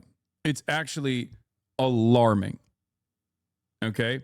It is actually fucking alarming how insane it is. They had they talked about starvation. And then instantly they get like an Israeli soldier to say this is Hamas propaganda. It is not real famine. And then like it's crazy. They just straight up only listen to Israeli resources, Israeli envoys, Israeli soldiers. And by the way, like there's more like restriction coming to the BBC. I mean, if Reform UK wins as well, it's going to get even worse because the allegation remains like within British politics, within Parliament, the perception such that it is now the reality for them is that the BBC is still excessively sympathetic to Hamas. That's their attitude. So it's only going to get worse. It's only going to get worse. Yeah. NPR, they said the reporters saw the starvation with their own eyes. Yeah. And then what did they do? In the report, it starts off with saying, our reporters have seen the starvation with their own 2 eyes. And then the next 5 minutes, the remainder after that statement is going to Israeli figures and having Israeli figures say it's actually a lie. It's a complete fabrication. No, it wasn't a bit from one Israeli guy. It was 2. They had Elon Levy. They had Elon Levy? They had Elon Levy's back. Israel rehired him. That's... Yeah, they had Elon Levy and a fucking soldier. Elon Levy, I mean, that's like to contradict the assessment of their own reporters without ever actually undermining like the afterthought that they're supposed to leave you with is, well, our reporters saw this with their own 2 eyes, but you shouldn't believe them. You should believe Elon Levy and the fucking Israeli soldier. That's what they end up with on that piece, talking about the starvation in Gaza. It is crazy. It is disgusting. It's not neutrality. It's just lying at the behest of a foreign state that is conducting unimaginable amounts of violence. The maximalist violent campaign you could do, a genocide. I think today the focus has to be on getting that humanitarian aid in. Well, we'll be announcing on pharmaceuticals sometime in the very near future. We have a very big plan on pharmaceuticals. We want to bring a lot of the pharmaceuticals back to America, where they should be. If you look at COVID, it sort of taught us a lesson. We were getting our pharmaceuticals from other countries. We almost didn't make any. We used to make them ourselves, and we're going to want to be making a lot of them ourselves, all of them in a sense. He does look like shit. He looks worse than ever before. I don't know what the fuck's wrong with him. We'll be dealing with you on pharmaceuticals also. And we certainly feel a lot better with your country working on pharmaceuticals for America than some of the other I mean, the irony is that he does his belief in good genes. And also his body is a battery, and he's not using it. So he's in dipped up shape. I think though that he just looks like he's slowing down, and by the end of this presidency, it's going to be like, I don't know if it'll be as bad as term 2 Reagan, because term 2 Reagan was just demented, but it'll be like he's sundowning in a real way, and like by the actual definition of it, like he like can't, like, in the same way like Biden was sundowning and the reporting was establishing it about like his working hours. Like Trump, it seems like right now you get the impression he can work a full day, but I don't know if that'll hold up by 2027. He's Brandonizing at an alarming rate every single day. He's Brandonizing harder and harder. But like, also he's old. He's old as fuck. He's old as fuck, and he's used to a cushy lifestyle for the most part. And one could even say that like his first term, he didn't work as hard as he is now. His first term, he watched so much TV, dude. I think it really was. He watched TV and he played golf. Now he can't even. January 6th and all the shit that came after it was a sort of self-radicalizing experience in that way, because like, like everybody then turned against him, but then it turned out that like the base still didn't. And so then everybody had to get along with him. And then a political opening came up with, all the inflation and what have you. And then October 7th, obviously. And it just, he was able to do the revenge. And now, and he had a bunch of people who learned their lessons from term 1 about how to get shit done, like Stephen Miller, clearly. Yeah.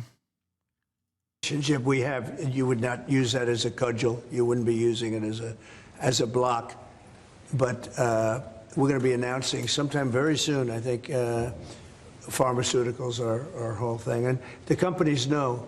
And drug prices are going to be coming down very substantially in the U.S., very, very substantially. And that'll happen very soon. No, go ahead. Hold it. We can all sense your frustration with Vladimir Putin. Yeah. Do you think he's been lying to you about his intentions in Ukraine? Well, I don't want to use the word lying. All I Take your pedo bag is so funny when you're in the UK. It's like, dude, remember, bipartisanship in terms of pedophilic elite is a universal concept. It's not just like an American uniparty concept. It's certainly a British one too, you know?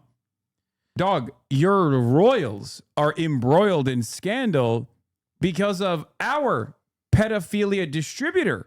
We're all in this together, my man. I think though it is also like there is the UK more than other countries, and it's not like and not like in a glib way. Like it is like a country with like a hyper unreconciled legacy of like child sexual abuse that is like I mean it's like it's present in so much like fiction, and I mean Jimmy Savile sort of becoming like this like icon of it.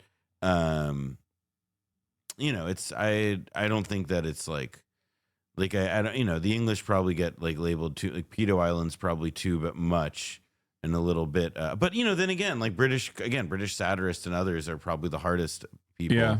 Like the people who go hardest at trying to illustrate this. Well, back in the day, they used to go hard. I don't think there even British satire at this point. Like there were so many goats back in the day in England that had really good. They had really good British satire, really good and biting political commentary. Chris Morris, who I think we've watched stuff together of his on your show, who did the Day to Day. The Day to Day is very important. Yeah, Brass Eye, the Day to Day, very important for me in my political commentary development. Your chatter who says that Private Eye still does good political cartoons is like I love Private Eye. It's a great British magazine, but like the political cartoons in Private Eye are like Dry Bones, but about British politics. Like you cannot like, come on.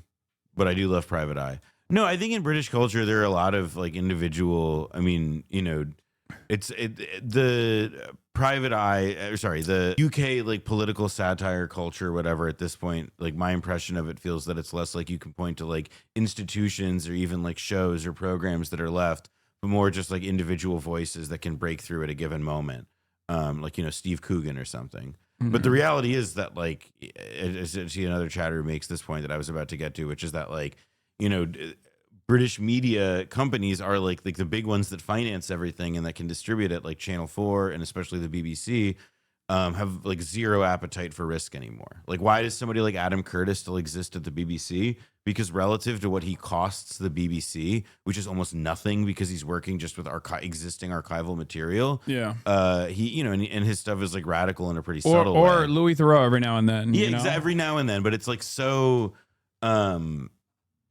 They don't rare. Fund, it's very rare, and it was already rare before, and now it's even rarer. Yeah, but I was specifically talking about like cutting, like actually decent political satire. Like I think the English did an even better job than the Americans did for a very long time when it comes to just political satire in general.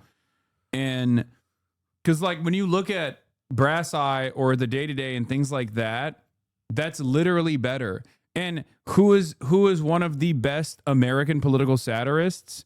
Armando Iannucci with Veep. Armando Iannucci is fucking Scottish. And he did, what was it, In the Thick of It? And all these other things like... The Thick of It, I mean, the movie In the Loop, which is tremendous. In the Loop, again, like that's a UK guy. That's a UK export. I mean, American political satire, though, like... American censorship. I mean, this isn't anything new, but like censorship in America, like George Lucas has told this story about how, you know, he was so jealous of like Soviet filmmakers and the freedom they had to experiment because America has like a corporate censorship that has to do with like, even if nobody's telling you what it is that can't be done, what can't be done is anything that jeopardizes the bottom line. Yeah. And you know, now that we no longer have like a star system in which like actors and individuals can hold an enormous amount of power. But I do like movies. I love movies. And I know a lot of movies aren't popular. And you can say that going in. One of the reasons I retired is so I could make movies that aren't popular. Because in the world we live in the system we've created for ourselves in terms of it's a big industry, you cannot lose money. Yeah. Exactly. So the point is that you're forced to make a particular kind of movie. And I used to say this all the time when people, back when Russia was the Union of Soviet Socialist Republics. And they'd say, oh, but aren't you so glad that you're in America? I said, well, I know a lot of Russian filmmakers. They have a lot more freedom than I have. All they have to do is be careful about criticizing the government. Otherwise, they can do anything they want. Someone is just like, who's this? Dog. That's crazy. That's crazy. Oh, open the schools. Open the schools. That is George Lucas, okay? George motherfucking Lucas, the man responsible for Star Wars. I want Wars. to see the next message after this. I want to see when they Google George Lucas. Who literally is responsible for Star Wars, and also openly said Indiana that he Jones? tailored. Openly said he tailored the good guys in Star Wars off of the Viet Cong. Yes, sure, he stole a bit from Dune. Fair, okay. I don't disagree with you there. But like Star Wars, a franchise is become this like explosive thing because of George Lucas's vision originally. And I say this as someone who's not the biggest Star Wars fan in general. But to say who's George Lucas is crazy. It's like saying who's Walt Disney. I'm a Trekkie, bro. That's even worse. If you know enough, know enough about like science fiction, like TV culture, to call yourself a Trekkie, that you don't know who George bad. Yeah. I do think though that what do you have? Like this point that he's making though is like in America, related to what I was saying a minute ago. In America, you can't make certain things if like the way that our censorship is enacted is that like you have to imagine like what won't jeopardize the bottom line. And like, sometimes it's like like obviously on an aesthetic level or an artistic level, it's about the cost that you may want to incur for how to portray something. But obviously what we're all thinking about is like all of the subjects that you're just not allowed to depict or talk about. Bro, it's literally it's manufacturing consent. That's what like the filters that exist in media that are not imposed upon people directly, but instead like self-imposed. That's what he is describing here. It's the profit motive being the most successful mechanism for censorship or self-censorship rather. That's it. That's what he's describing. Whereas like if you look at arts, if you look at movies as a part of like an arts program that is government funded, that has only one primary interest, which is to let people's creative freedoms go wild and have people express themselves, then you have technically more liberties. Then you can take more liberties with whatever vision you have. You have to adhere to a very narrow line of commercialism. And there's only certain, look, when I started in the 70s, it was like this. I could say Russia was like this, but we were like this. You could do a certain kind of movie. And I flaunted that system. I mean, THX, my first film, is definitely not an American film, and I shoved it in sideways. Francis helped me trick the studio. Yeah, right. They would have never let me make that movie if they knew what I was doing. Yeah, and as we've said, the original trilogy of the Star Wars that George Lucas created, he specifically designed it around asymmetric warfare between the Viet Cong and the imperialist forces. The Empire was America. Yeah, I would also add that like a big piece of this though was that like the situation has just degraded so substantially though in the last like 50 years. I would argue that like we just have like very little concrete and direct like social commentary at high level cinema anymore. Like mass entertainment products that engage in direct political commentary for the most part are like right wing slop like bullshit. Like it's like Jack Ryan style stuff. And that, if you get something else by, it's not something, it's comparatively exceptional. There are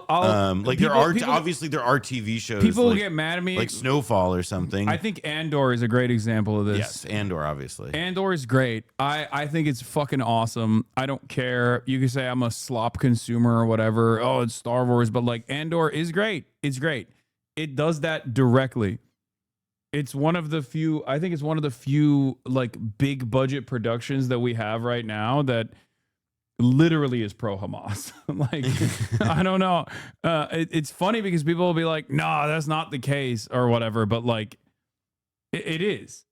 It's just straight up showing you exactly how, by never really like directly saying it, but it's showing you how like resistance forms and how the empire will do false flag operations and things of that nature and manufacture consent and try to belittle resistance movements and destroy them and engage in psyops and things of that nature. It explains perfectly how and why revolution forms when there is an imperial interest in extracting natural resources. You know, the leftiness of Apple TV is kind of shocking. Foundation, Murderbot, Severance. I haven't seen like a Foundation or Murderbot. I've watched a little bit of Murderbot, but I didn't really like it that much. But yeah, Superman is pro Hamas. Superman at that level is the most like fuck Israel you're gonna get. You know. Although I haven't seen the new Superman, but I really do wonder how much of this is just that it's like it's really hard to tell stories that use like really conventional like morality about like who's a good guy, who's a bad guy, what makes a good guy good, what makes a bad guy bad. And if it has like any resemblance in the slightest to stuff going on in the world, like, oh, a bunch of kids are being subjugated, like, oh, a big bad military is beating up on some natives. No, like, no, they take a very black and white approach to it. But you can't. Like, But the black and white approach to it that they take literally revolves around like a private defense contractor cutting side deals with Israel so that they can inevitably parse the land of this, Jamanpur, which is like a substitute for Palestine. Like, so it is direct in that regard, where it's like a very important American defense, like military industrial complex company is literally funneling weapons to Boravia, Israel for free so that they can in return take some of the land of Palestine. It's like, it's blunt, it's on the nose. It's not like there's no fanfare around it. It's not subtle at all. But it gets the message across, I think. Hassan, have you talked about the history of Israel Palestine since the Balfour Declaration? Yes. For the past fucking 2 years. And for the past 12 years, as a matter of fact, but especially so since October 7. You know what movie I will say tripped me out and like not necessarily in a good way? When I saw it was in Dune 2 when like Timmy's like shooting the RPG in the like sand. Mm-hmm. And like I felt like this like very like, and I wonder if I would feel the same thing with Superman, where I felt like this like very like powerful set of conflicting emotions about how like the movie is like telling you like root for this guy, root for this guy, root for this guy, when like the visual analog at the time that movie came out was Hamas. Exactly. And it's like, and like every other piece of culture is telling you like, oh, these guys are Hitler. Yeah. And like to then be in a theater where like, on like opening weekend or whatever, where everybody's cheering like, woo, like, oh, guy who in real life, everybody else is calling Hitler. And like maybe a bunch of people in this theater, it was definitely like not a commentary on like the quality of the movie or anything like that. It was though like a disjuncture that like was I felt unsettled. There's plenty of people that watch there's plenty of Gen Xers lead poisoned that watched Star Wars and loved it and unironically think that like they're the good guys. So while they are a close analog to the bad guys in the movie. So it doesn't matter, I think. They just see that. They just watch this stuff and they go, yeah, I'm the cool Fremen guy. That's me. And you know who else is the cool Fremen? It's like Israel saying that like the Nazi analog is Hamas here and not Israel itself. Here's what we need to go back to. People believe that shit. We need to go back to that time in like the early 2010s when like everybody in America just like identified with Transformers. Like I think that would be like a little more sane making, because like I don't give a fuck if you identify with like a space imperialist car. Like not my problem. Like like I would feel definitely a lot better rather than like people appropriating Battle of Algiers style imagery, for like their Joker style tattoos or whatever. Yeah. All right, let's get back to our real world examples. We'd have a good talk, and it seemed on, let's say, 3 occasions, it seemed that we were going to have a ceasefire and maybe peace, and you divide it up and you do whatever you have to do, that obviously to get to the end. And all of a sudden, missiles are flying into Kiev and other places. And I say, what's that all about? I spoke to him 3-4 hours ago, and it looked like we were on our way, and then I'd say, forget it, and I'm not going to talk anymore. You know, this has happened on too many occasions, and I don't like it. I don't like it. There are new powers here to censor your site, state mandate. To censor. The only thing he doesn't like about the Russia situation is that like his best friend has made him look like a fool. My site? Censor your site. You mean Truth? Truth Social? Well, I don't think he's going to censor my site because I say only good things. Will you please uncensor my site? Yeah, we're not censoring anyone. We've got some measures which are there to protect children, in particular from sites like suicide sites. We've had too many cases in the United Kingdom of young children taking their own lives, and when you look through their social media, they've Bro, probably because they're living through your government. Probably because they're children forcing themselves to live in the UK under the rulership of Lord Kid Starver. Give them an opportunity to express themselves and enjoy themselves, and maybe the situation will change a little bit. accessing. Yeah, I've been to Birmingham. Okay, that's all I'm gonna say. I've been to Birmingham for I think it was 48 hours total, and I totally understand why the rate of suicide is up. Okay, if I was there for a little bit longer than 48 hours, I wouldn't be here right now. That's all I'm gonna say. Sites which talk about suicide and encouraging, if you like, children down that road, and that is what we want to stop. Nothing about censoring free speech. But this country is the proud free speech in this country has been for 48 hours. You were the happiest man in Birmingham. Yeah, because I knew I was gonna leave eventually. That's it. No, it's really bad. It's not. I'm not even joking when I say this. It's literally their most famous thing is a mall. They have a shopping center. I'm gonna be honest. Is bad. That's a lot of America, dude. Oh, for sure. But also, but imagine now you're surrounded by English people and the weather is shit. It's there are plenty of places in America like that, but it's raining all the fucking time, or if it's not raining, it's incredibly gray. And everyone's like, what you fucking doing, lad? Hey, what you fucking doing? Imagine if everyone in Detroit was like that. Oh yeah, it's just, yeah, fucking hell. What you saying then? That's why Black Sabbath's from there. Alabama's Birmingham is better only in that it's not English and sometimes the weather is good. Yeah, exactly. very long time. We're very, very proud of it. We will protect it forever. But at the same time, I personally feel very strongly that we should protect our young teenagers, and that's what it usually is, from things like suicide sites. I don't see that as a free speech issue. I see that as a child protection issue. We actually passed a bill in Congress. Yes, I'd like to starve the children. I'm kid starver, not kid killer. I do not want them to commit suicide. I just want them to you must be looking starve. for Kid Toucher. He's down the hole. Yes, yes. It's headed up by my wife, actually, which was... This is 10 times as big as anything you've ever said about Israelis, and I'm here for it. That's true. That's true. Ain't nobody gets mad when I say shit about the English, okay? But you've seen the meme about the Manchesterification of the U.S. and the world. What do you mean? The people wearing the same outfit? Yeah. Having veneers and bad tans. Yeah, and what is that? I don't understand. Why everyone wears those skin tight fucking pants and skin tight button up shirt. They get the veneers. It's crypto guys. I mean, they all look the same. It's crypto. It's Magaloff. Trying to think what the other qualities of it are. I mean, I think of bad jeans. But the veneers are what stick out. The veneers and the tan. Yeah.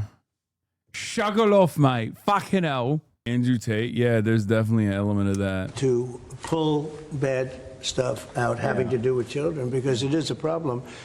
But I cannot imagine him censoring Truth Social. This is more woke up in a fucking steaming mood, yeah? Because I live in a shithole. Do you know what I mean? Birmingham is a fucking shithole. I hate the fucking place. I fucking hate it. It's full of dickheads. I fucking hate it. This is the happiest man in Birmingham. Happiest man in fucking Birmingham. I just woke up in a fucking steaming mood, yeah? Because I live in a shithole. Do you know what I mean? Birmingham is a fucking shithole. I hate the fucking place. I fucking hate it. It's full of dickheads. I fucking hate it. Yeah. I feel bad. I feel bad for the fucking Broomies, yeah? You joke, but this man is a monk levels of mental zen by Birmingham standards. Yeah, fucking hell. Brutal. Yeah. One day, you'll all get fucking liberated. Broomies. They have, You'll have a proper doors open. Doors fucking open, lad. Yeah, my food is ready. It's ready. I love food. About to eat a proper meal. Thai. Food. It's Brummies, not Broom. Right. Fucking hell. It's Brummy. About to have a proper fish and chip breakfast. Yeah. And you know, fucking mushy peas. Mushy peas, bangers and mash. Pea barm. No, wet pea barm. Yeah, wet pea barm. Beans and toast. Fucking hell. That blood sausage, yeah, fucking hell. You've seen the wet pea barm video, right? I don't, maybe. It's the guy who's like, smack pea barm wet. Yeah, that's it. It's one of the, no, that's the smack barm pea wet. But I tell you what, the guy, that's bloody the very nice. earnest guy goes, and it's like one of the funniest fucking, it's a classic. Trump says his name may have been planted in the Epstein files. What's Nice. the source? Great. Yeah, I hate when those. Well, that Unusual Whales account used to do a thing that like tracked crypto transactions and other stuff, like or big whatever. Yeah. But then now it's just become like a breaking news aggregator, but like, yeah, it doesn't like even that also say does it. some ad stuff. All right, let's continue. It's been a very big success. Not going to happen. And I only say good things about him and his country, so they said to me, you're making a mistake. I'm going to give my ambassador the job, make sure it's not censored. I had not heard that. Say it, to put it mildly, like this ballroom that we built from scratch. So I think that I have a theory that low taxes bring growth. We just passed a big tax cut bill, the biggest bill in the history of our country, actually. And one big, beautiful bill. I used to call it the great one big, beautiful. We took the word great out. But it's actually called the one big, beautiful bill. It's essentially a very large tax cut bill for everybody. And our country's pretty soon, I think I can say it right now, our country has never done better. We had a country that was dead. It was dead 6 months ago, a year ago. Leaders from NATO, we had a very successful meeting at NATO. Your prime minister was there. It was an unbelievable love fest with all of those countries. And they agreed to go 5% and all the things. Very smart to do. But many of the leaders said, you know, essentially, they said, your country was dead 1 year ago. 1 year ago, we had a dead, and we did. We had a dead country. We had a president who didn't know where the hell he was. We had horrible, horrible people running our country. I think they were sick people, actually, sick. You talk about censorship, those are big, that's all they did was censor, and they didn't know what to do. And they had high taxes. They wanted more tax, total censorship, transgender for everybody, men playing in women's for everybody. Everything bad they wanted, and they still do. That's what they still do. That's why they're down at 15% or something. I saw it today, the lowest that the other part of the Democrats have ever been. But no, I find that when you lower taxes, you get growth. I will say this, and the Prime Minister hasn't been here very long on all fairness. I think he'll be a tax cutter. But I find that as we cut taxes, we did more business. You know, in my first tax bill, we cut taxes from 39% down to 22%. And we ended up at the end of the first year, when it was still a little raw, we ended up taking in much more revenue than we did at 39%. It was pretty amazing. And we're taking in a lot of revenue right now. And this was an additional tax cut. So I find, for whatever it's worth, tax cuts are very good. Sanction the same that you're going to slap a 100% tariff on anybody who does business with Russia? So what I'm doing is we're going to do secondary sanctions unless we make a deal, and we might make a deal. I don't know. I don't know. You don't know. It's we've done so many peace deals. This is the one I started out with, and this is. I know President Putin called me. He wanted to know if I could help him with Iran. I said, no, I don't need your help with Iran. I need your help with Russia. And so that's the one deal that continues to linger. And we're losing 5,000. They're losing. I'm not losing. You're not losing. But 5,000 Russian and Ukrainian kids a week are dying. And that's not mentioning the people that are dying also in towns where, he's lobbing missiles into certain towns like Kiev. And it's too many people are dying. It's a really bloody war. And the 5 now, they're really telling me that number is obsolete. It's like 7. That's terrible. So you have 7,000 Russian and Ukrainian soldiers dying every single week for no reason whatsoever. So you would think, based on common sense, you would think he'd want to make a deal. Well, in what? Reiterating this new press. Oh, and we're going to have a, well, you're the press. I'm reiterating it to you. I'd say 10 to 12 days. I'll announce it probably tonight or tomorrow. But there's no reason to wait. If you know what the answer is going to be, why wait?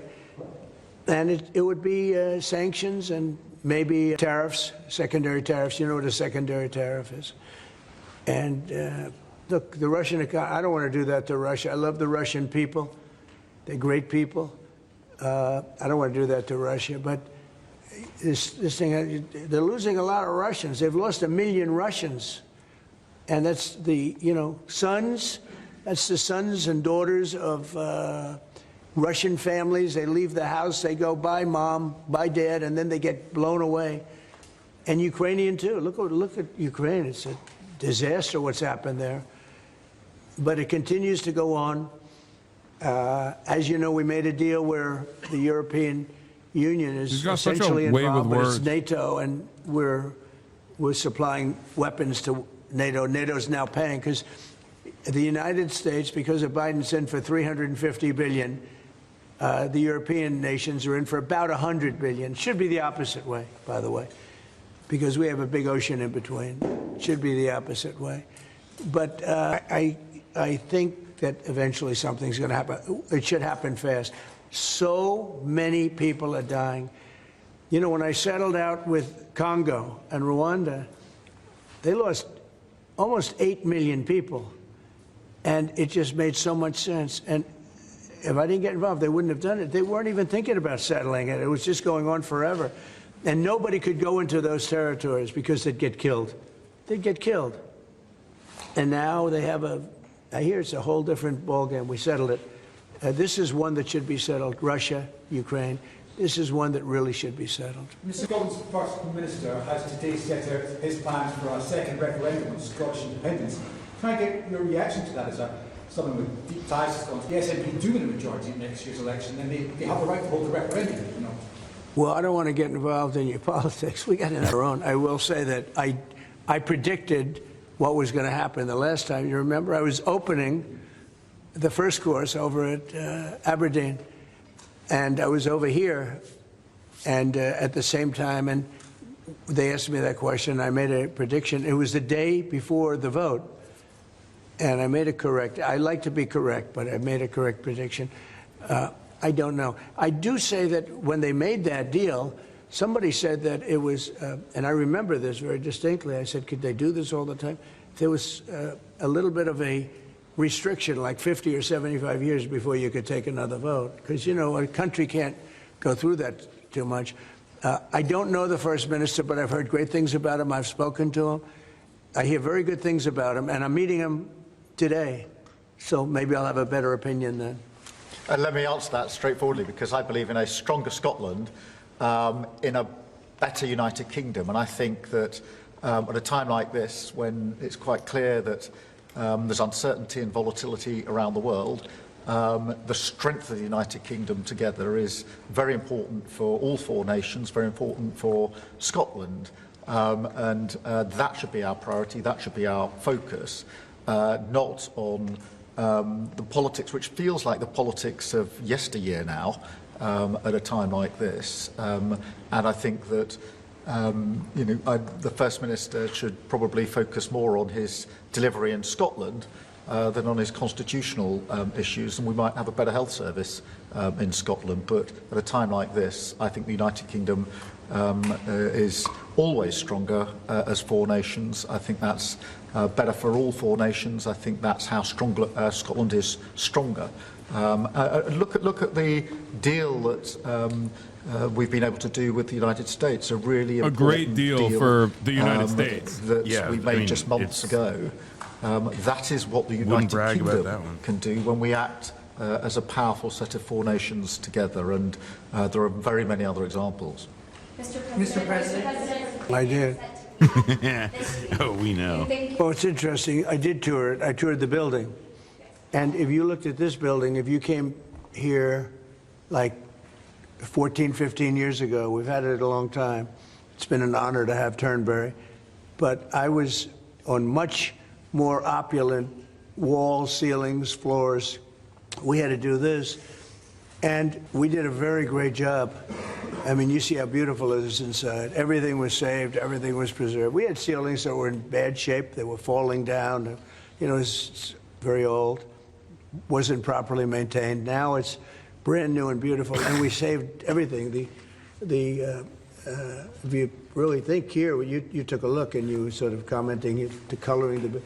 Now this is a brand new building, but if you look outside, it's equally opulent and beautiful. And we didn't do that by spending, hundreds of millions of dollars in surrounding a railing underneath an area that you're painting. I mean, I've never seen anything like it. Brand new, beautiful plywood, very expensive, wrapped around a figurine or a railing to preserve it. But you don't have to do that. You can just wrap a cloth. They call it a blanket. Okay. And you don't even have to do that if you're careful when you're doing the ceiling. But I don't know. I don't care about this, man. All right, let's skip this.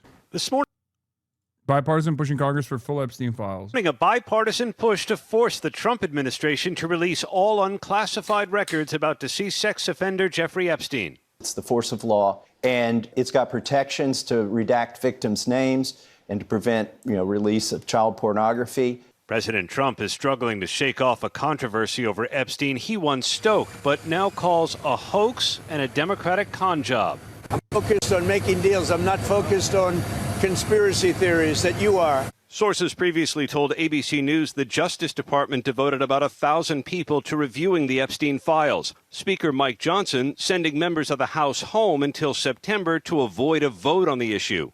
I'll tell you what's politically going to be a liability is if we don't vote on this and we go into the midterms and everybody just check out because Republicans didn't keep their promise in Donald Trump, we'll lose the majority. Massey's Democratic co-sponsor Ro Khanna said Epstein's co-conspirator Ghislaine Maxwell should testify before Congress. But he said given her past statements, the Justice Department should also release the files. I have skepticism, given she was indicted of perjury, given she has a motive for getting a pardon. After Maxwell was convicted of trafficking, the perjury charges were not pursued. President Trump has said he's not thinking about a pardon for Maxwell, but he has not ruled it out. I'm allowed to do it, but it's something I have not thought about. Maxwell, who is serving 20 years for sex trafficking Epstein's victims, met for 9 hours over 2 days last week in Florida with Deputy Attorney General Todd Blanche. Sources told ABC News she initiated the meeting and received limited immunity for the statements she made. Her attorney said she did not ask for a pardon and none was offered. If the meeting between Maxwell and Todd Blanche was recorded, and meetings between witnesses and law enforcement officials often are, there will no doubt be a clamor, George, for its release. And Congressman Massey told us he expects pressure on the administration to only build during the summer recess to release the files. That's right, Mr. Massey. Okay, thanks very much.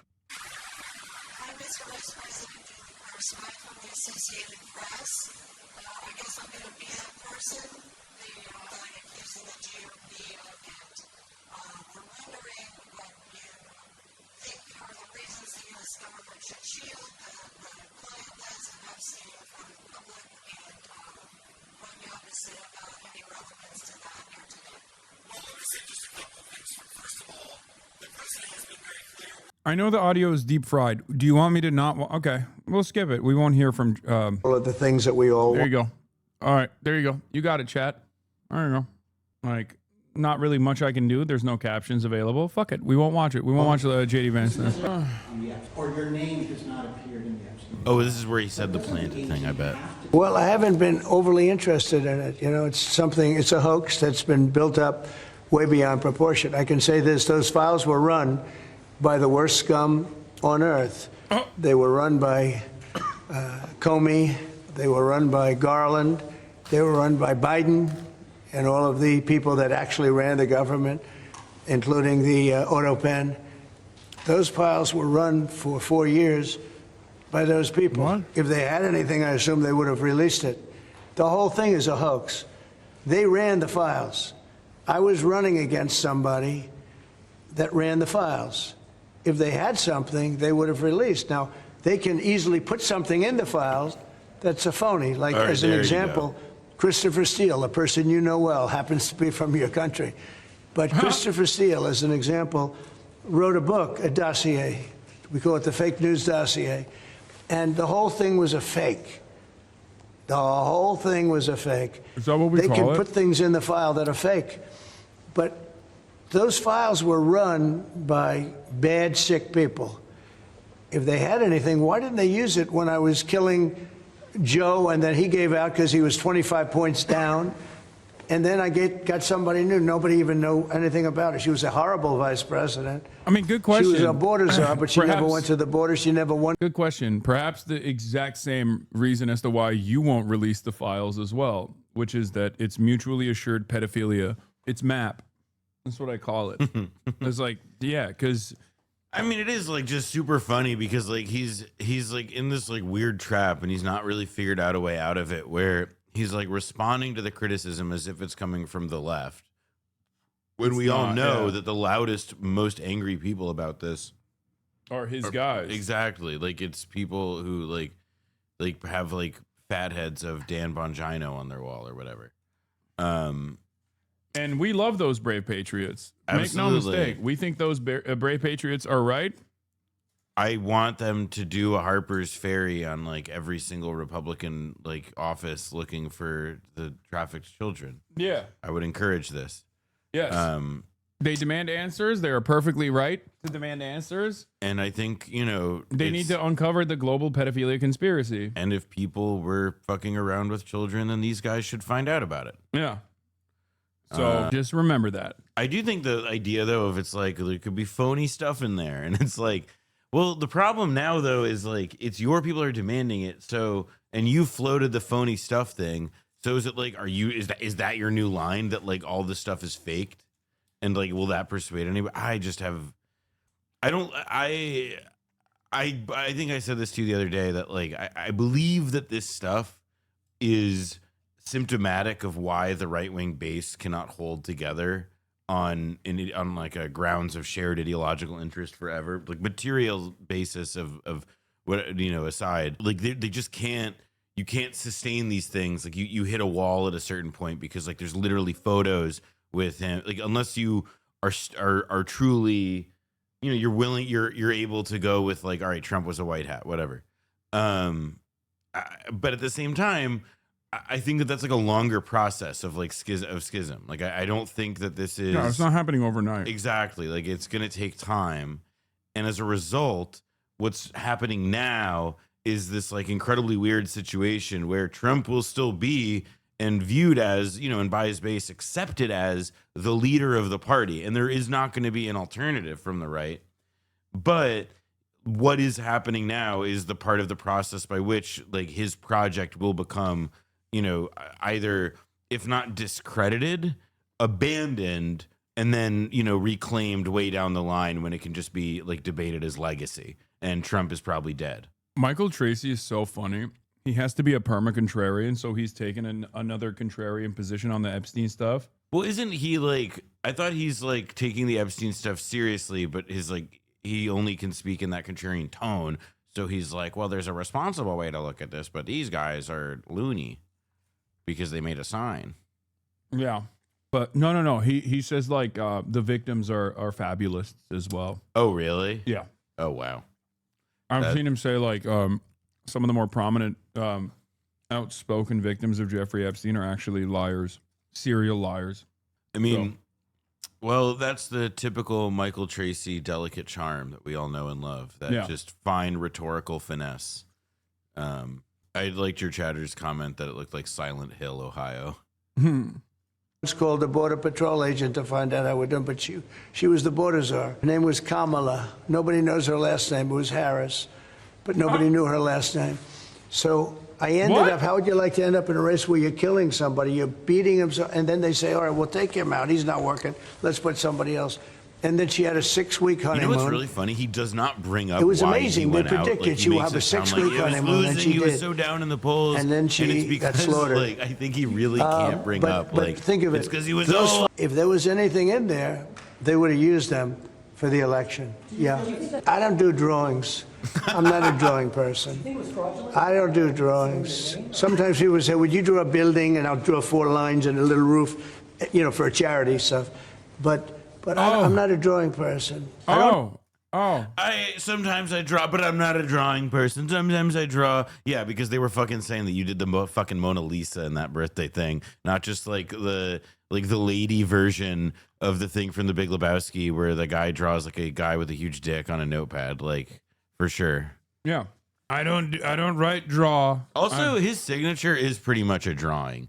Like it's such a distinctive, like it's an artistic signature.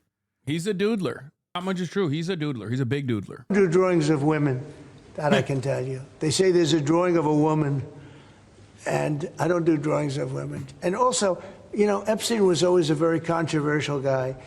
I was at a very high position, pretty much all my life. In all fairness, I've been doing this for a long time. I had the top show on television. I had the #1 bestsellers. I had everything, right? And I was a very successful business guy. He was a very controversial. Who would do a controversial drawing? Now, with that being said, you motherfucker, you dude. Back then, you were on his ass cheeks. Also, dude. like grab him by the pussy, man. Like don't like. It is crazy how. Like we just know that you're you're a seedy motherfucker, dude. Like we know it. He is a sleazeball. Like that's part of the reason why. That's part of his appeal. Like he's supposed to be like a poor man's idea of what they would do if they got to that power, a position of power. Like, I don't get it. Now he's trying to be like all proper. When did this happen? say there were many letters done by many people, and in many big so people. there are letters and they are real. Yours just might and your. I just don't, what is this when you talk about files, I just keep going back, and other people too. Even the enemy says this thing is not correct.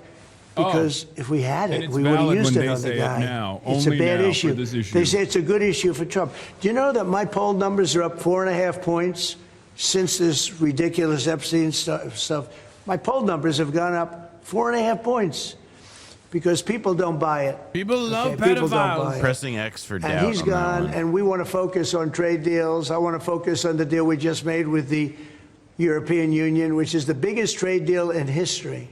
It's the biggest deal, I think, in history, not just trade deal. So if they would have had something, they would have used it. And people keep saying that. What caused the breach with him? That's such old history. Very easy to explain. Oh, yeah, this but I don't heard want to waste about. your time by explaining it. But for years, I wouldn't talk to Jeffrey Epstein. I wouldn't talk because he did something that was inappropriate. He hired help. And I said, don't ever do that again. He did something inappropriate. He stole staff from me. That's the breach. It wasn't sex stuff. He's such a dumbass, dude. He's such a fucking dumbass. Why open your mouth on? It's awesome. He doesn't know what to say. Like I'm sorry. I did not hear this one. This is. Yeah, dude. I know he says it's a privilege to go to the island, and I didn't go. But he hired help. Very easy to explain, but I don't want to waste your time by explaining it. But for years, I wouldn't talk to Jeffrey Epstein. I wouldn't talk because he did something that was inappropriate. He hired help. And I said, don't ever do that again. He stole people that work for me. I said, Did he think that this was like an appropriate way to say like that's why we cut ties? Is that No, what it's yes, because think about it from his like, you know, like stupid little reptile brain. What he's thinking is like, listen, they think that we broke they think that we had a breach because like, you know, he wouldn't let me have sex with my favorite girl. But no, it wasn't actually because of that. It was because my like junior assistant secretary of what have you, he stole away to be like his new cabana girl at the Palm Beach house or whatever. Like that's like he thinks that is because it's like a it's a clean thing that it's like it's a good answer when obviously there's only one answer. If you are going to give an answer, there's only one answer that you should give, which is I stopped talking to him when I learned that he was a pedophile. Yeah. That's it. Yeah. That's simple. It's like saying you cut ties with Adolf Hitler because you didn't like his drawings. Like what the fuck? And people are like calling into question your deep allegiance to him. Just say it's like all of the other shit. He has a real like. Again, this is it's. Look, I'm glad I'm not Charlie Clerk, and it's not my job to like have to figure out how to like contort. When he was saying inappropriate, I thought he was gonna say like, oh, pedophilia. Like he's gonna bring it up in the classic Trump way, where he like can't message it correctly, like he's a human being and not like a fucking rapacious scumbag sociopath, because he does have a way with words when it comes to like talking about like tricky situations where he'll be like, yes, all of these little girls drowned, highest amount of drowning of little girls from the standpoint of water. It's like, dude, that's crazy. I thought he was gonna do that. He was gonna be like, oh, it's inappropriate that he was like trying to fuck little girls. Nope, hired my masseuse. Don't ever do that again. He did it again. And I threw him out of the place, persona non grata. I threw him out, and that was it. I'm glad I did, if you want to know the truth.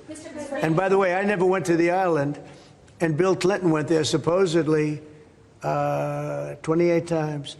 I never went to the island, but Larry Summers, I hear, went there. He was the head of Harvard. And many other people that are very big people. Nobody ever talks about them. I never had the privilege of going to his island. We need to be talking about Larry Summers' connections to Epstein more. You missed it. He said, I never had the privilege to go to the island. Oh, no, I heard the privilege comment earlier. Yeah. Like, 28 times. I saw some of the headlines. I never went to the this. island, but Larry Summers, I hear, went there. He was the head of Harvard. And many other people that are very big people. Nobody ever talks about them. I never had the privilege of going to his island. And I did turn it down, but a lot of people in Palm Beach were invited to his island. Oh, he then has to say like, no, you don't understand. I was invited to Pedophile Island. But it's like, it's also, he just said two contradictory things. It was a privilege and a lot of people in Palm Beach were invited. Yeah. Like, I can't. It was a privilege. I was invited. I just chose not to go. I think it's a good test. It's classic. I think it's a good test though of like it doesn't sound like Jeffrey Epstein was necessarily like the coolest or most attractive guy. However, like there's certain people who it's like, there's like, oh yeah, like if you want to come like hang out on my private island with this mysterious guy who we don't really know how he makes his money, but he seems a little weird. Like most people are like, you know what, pass. I'll pass on that one. And then other people are like, sign me up. I love private islands and I don't care about the mystery of how somebody acquired one. And I can totally believe that somebody like Trump gets it mixed up on the level of like remembering like why like that this isn't seen as a good thing necessarily. I will say like any other person making this kind of an argument would get understandable ire from their base of support. They'd be like, what do you mean a lot of your best friends went to the fucking pedophile island and you were invited and you're calling it a privilege? But Donald Trump is the guy that doesn't get that kind of scrutiny in a situation like this, even though he's failing spectacularly. Well, he also doesn't get the scrutiny, I think, because like he's such a weird personal dude. Like his public persona for the last 20 years has been that he seems like he's ace. He also has this like extremely Wait, we got a defender. Hasanabi, the way you were covering it, like it's a serious thing and not mere sarcasm, hurts your credibility as well. Just let it go. We have a Turkish Donald Trump defender in the chat. Oh, he was just being sarcastic, dude. Calm down. I'm gonna be honest. It's like I don't think he was like seriously trying to call it an honor. That's why it's like that guy's tweet is correct about it being a Freudian slip. Yeah, like that. You are like it's. I don't know how to stress this enough. If you're the president of the United States, even if like you're like trying to get around, like, you know, if you're just trying to get out of this, I have a really hard time believing that, saying like, look, I never had the privilege of going to the pedophilia island. right, as you're also describing all the other like powerful people who went there. Like, it's not, I don't know what to say, man. Like, it's just not the way to express that. He wasn't being sarcastic. He fucked up and said it was a privilege. So, but this, like, for anybody else, you could have a little bit more charity, but for a guy who's been photographed with Jeffrey Epstein a million times, for a guy who literally unceremoniously, uncharacteristically said, Ghislaine Maxwell, I wish her well, after she was charged with pedophilia, sex trafficking. Yeah, he like loses, like, again, like, it would, I could see it like if you were trying to be funny in the context of the rest of these remarks too, but he wasn't. Like, he's earnestly pleading his case about why he shouldn't be considered an Epstein associate or whatever. Yeah. Say la pedo. That chowder believes JD Vance. I guess I'm going to be that person.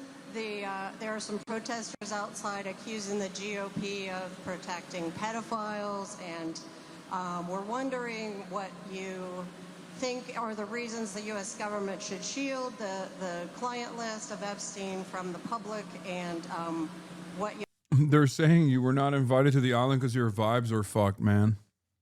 They're saying you were uninvited from the pedophilia island because your vibes were too bad for the rest of the pedophiles. Great honor. It was a great honor and a privilege. But they invited me. I said no. You have to say about any relevance to that here today?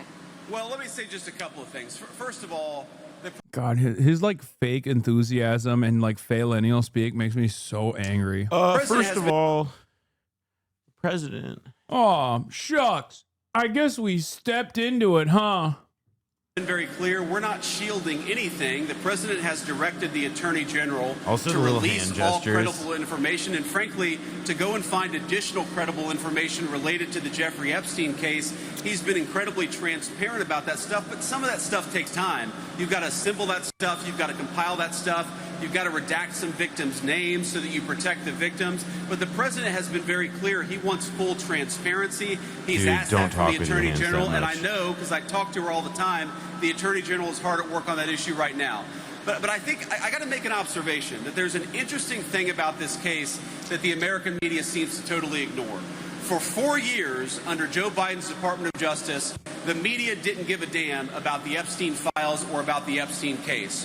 For literally 20 years, the story about this scumbag, and he is a scumbag pedophile, Jeffrey Epstein, he's dead now, but for 20 years, like you him had imitating, Obama and like George Trump. W. Bush's Department of Justice go easy on this guy. They didn't fully investigate the case. They didn't show any curiosity about the case. And now Donald J. Trump is asking his Department of Justice to show full transparency. And somehow that's a criticism of Donald J. Trump and not Barack Obama and George W. Bush.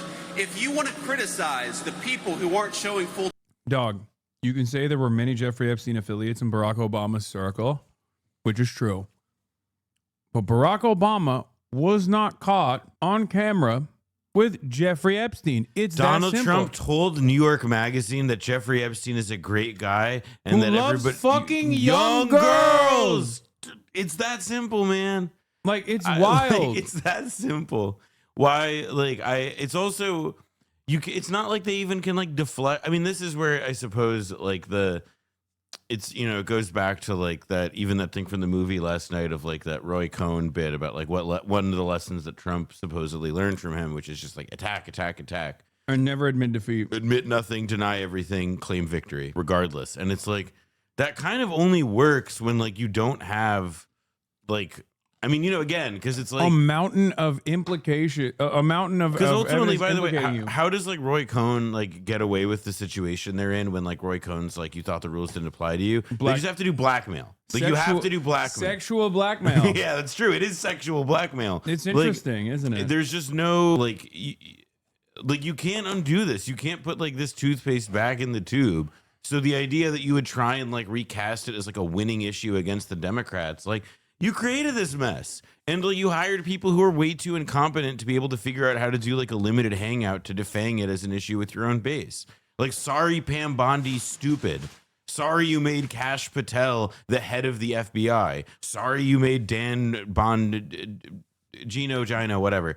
You made him like deputy head of the FBI. These are not smart people. These are not people who are capable of like effectuating the cover up. They're loyalists who the Trump administration thought were making a brilliant move in hiring so they could just like communicate to the masses, thinking that the masses care about these guys as like individual.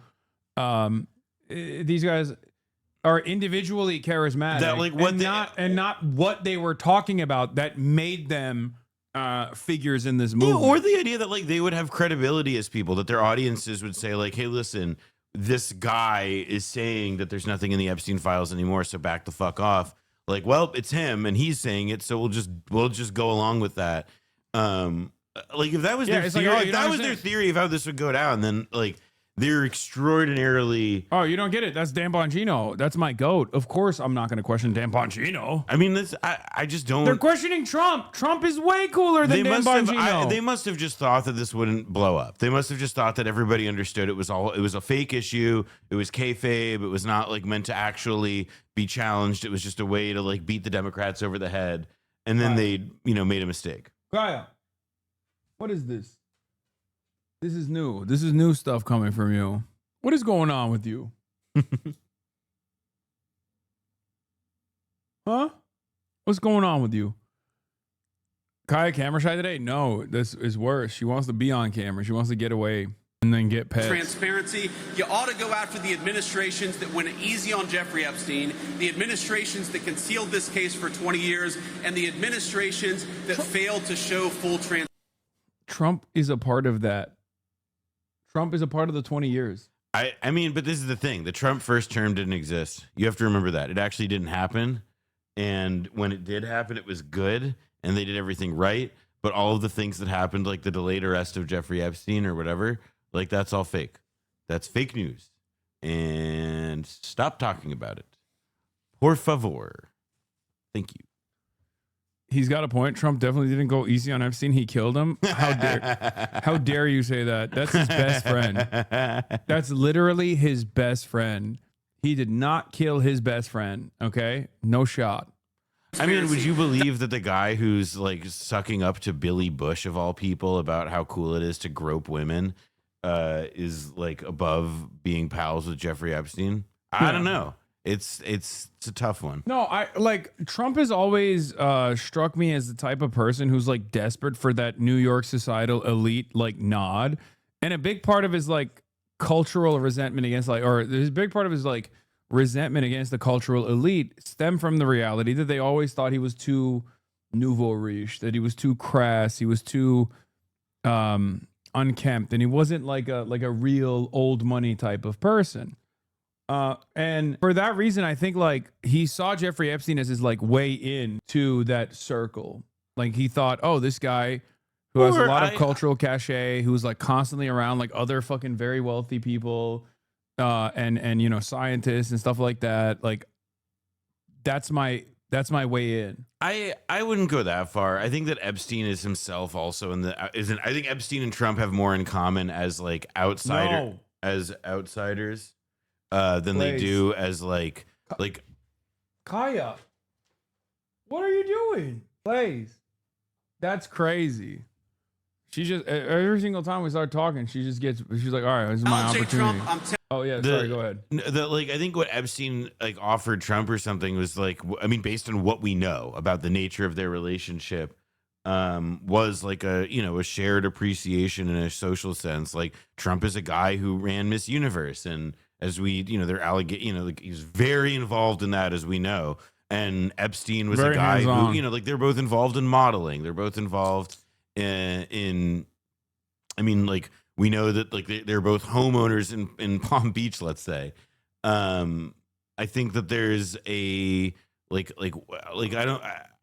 Trump was probably more useful to somebody like Jeffrey Epstein than vice versa.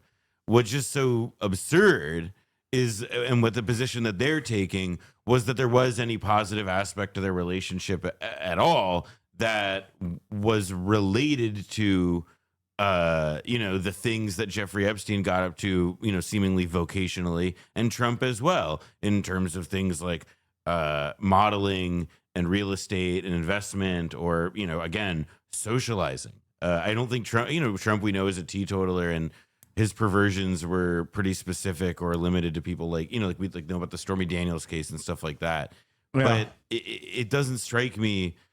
I don't know. What seems most significant about the Epstein-Trump thing is not anything that we know about the specifics of their relationship or how Trump may have interacted with Epstein himself, but it's the extent to which like Trump seems incapable of being honest about whatever it was, and how now as a result we have stuff like fucking JD Vance talking about how actually it's a Democrat problem. Dude, this is so funny. Are you going to address the Joey Swole situation with him cosplaying as Hulk Hogan and then downplaying his racism? You're going to need to... Joey Swole is like a content creator who goes viral every now and then for talking about like gym etiquette. And someone wanted me to address, I guess, a situation where he, I suspect, dressed up as Hulk Hogan to honor his passing or something. And that's so funny because it's like, I mean, Hulk Hogan is not a... This is so outside of my realm of interest. I don't care. It's pretty funny. I can't begin to explain to you how little I give a shit. How fucking little I give a shit about Joey Swole or Hulk Hogan. Oh my God. That is so funny. Do you not like Hulk Hogan? I don't give a shit about Hulk Hogan. I don't think he's a good guy. I think he's a bad dude. Or was a bad dude. But what's interesting about it is if there's one guy that I care even less than Hulk Hogan on is Joey Swole.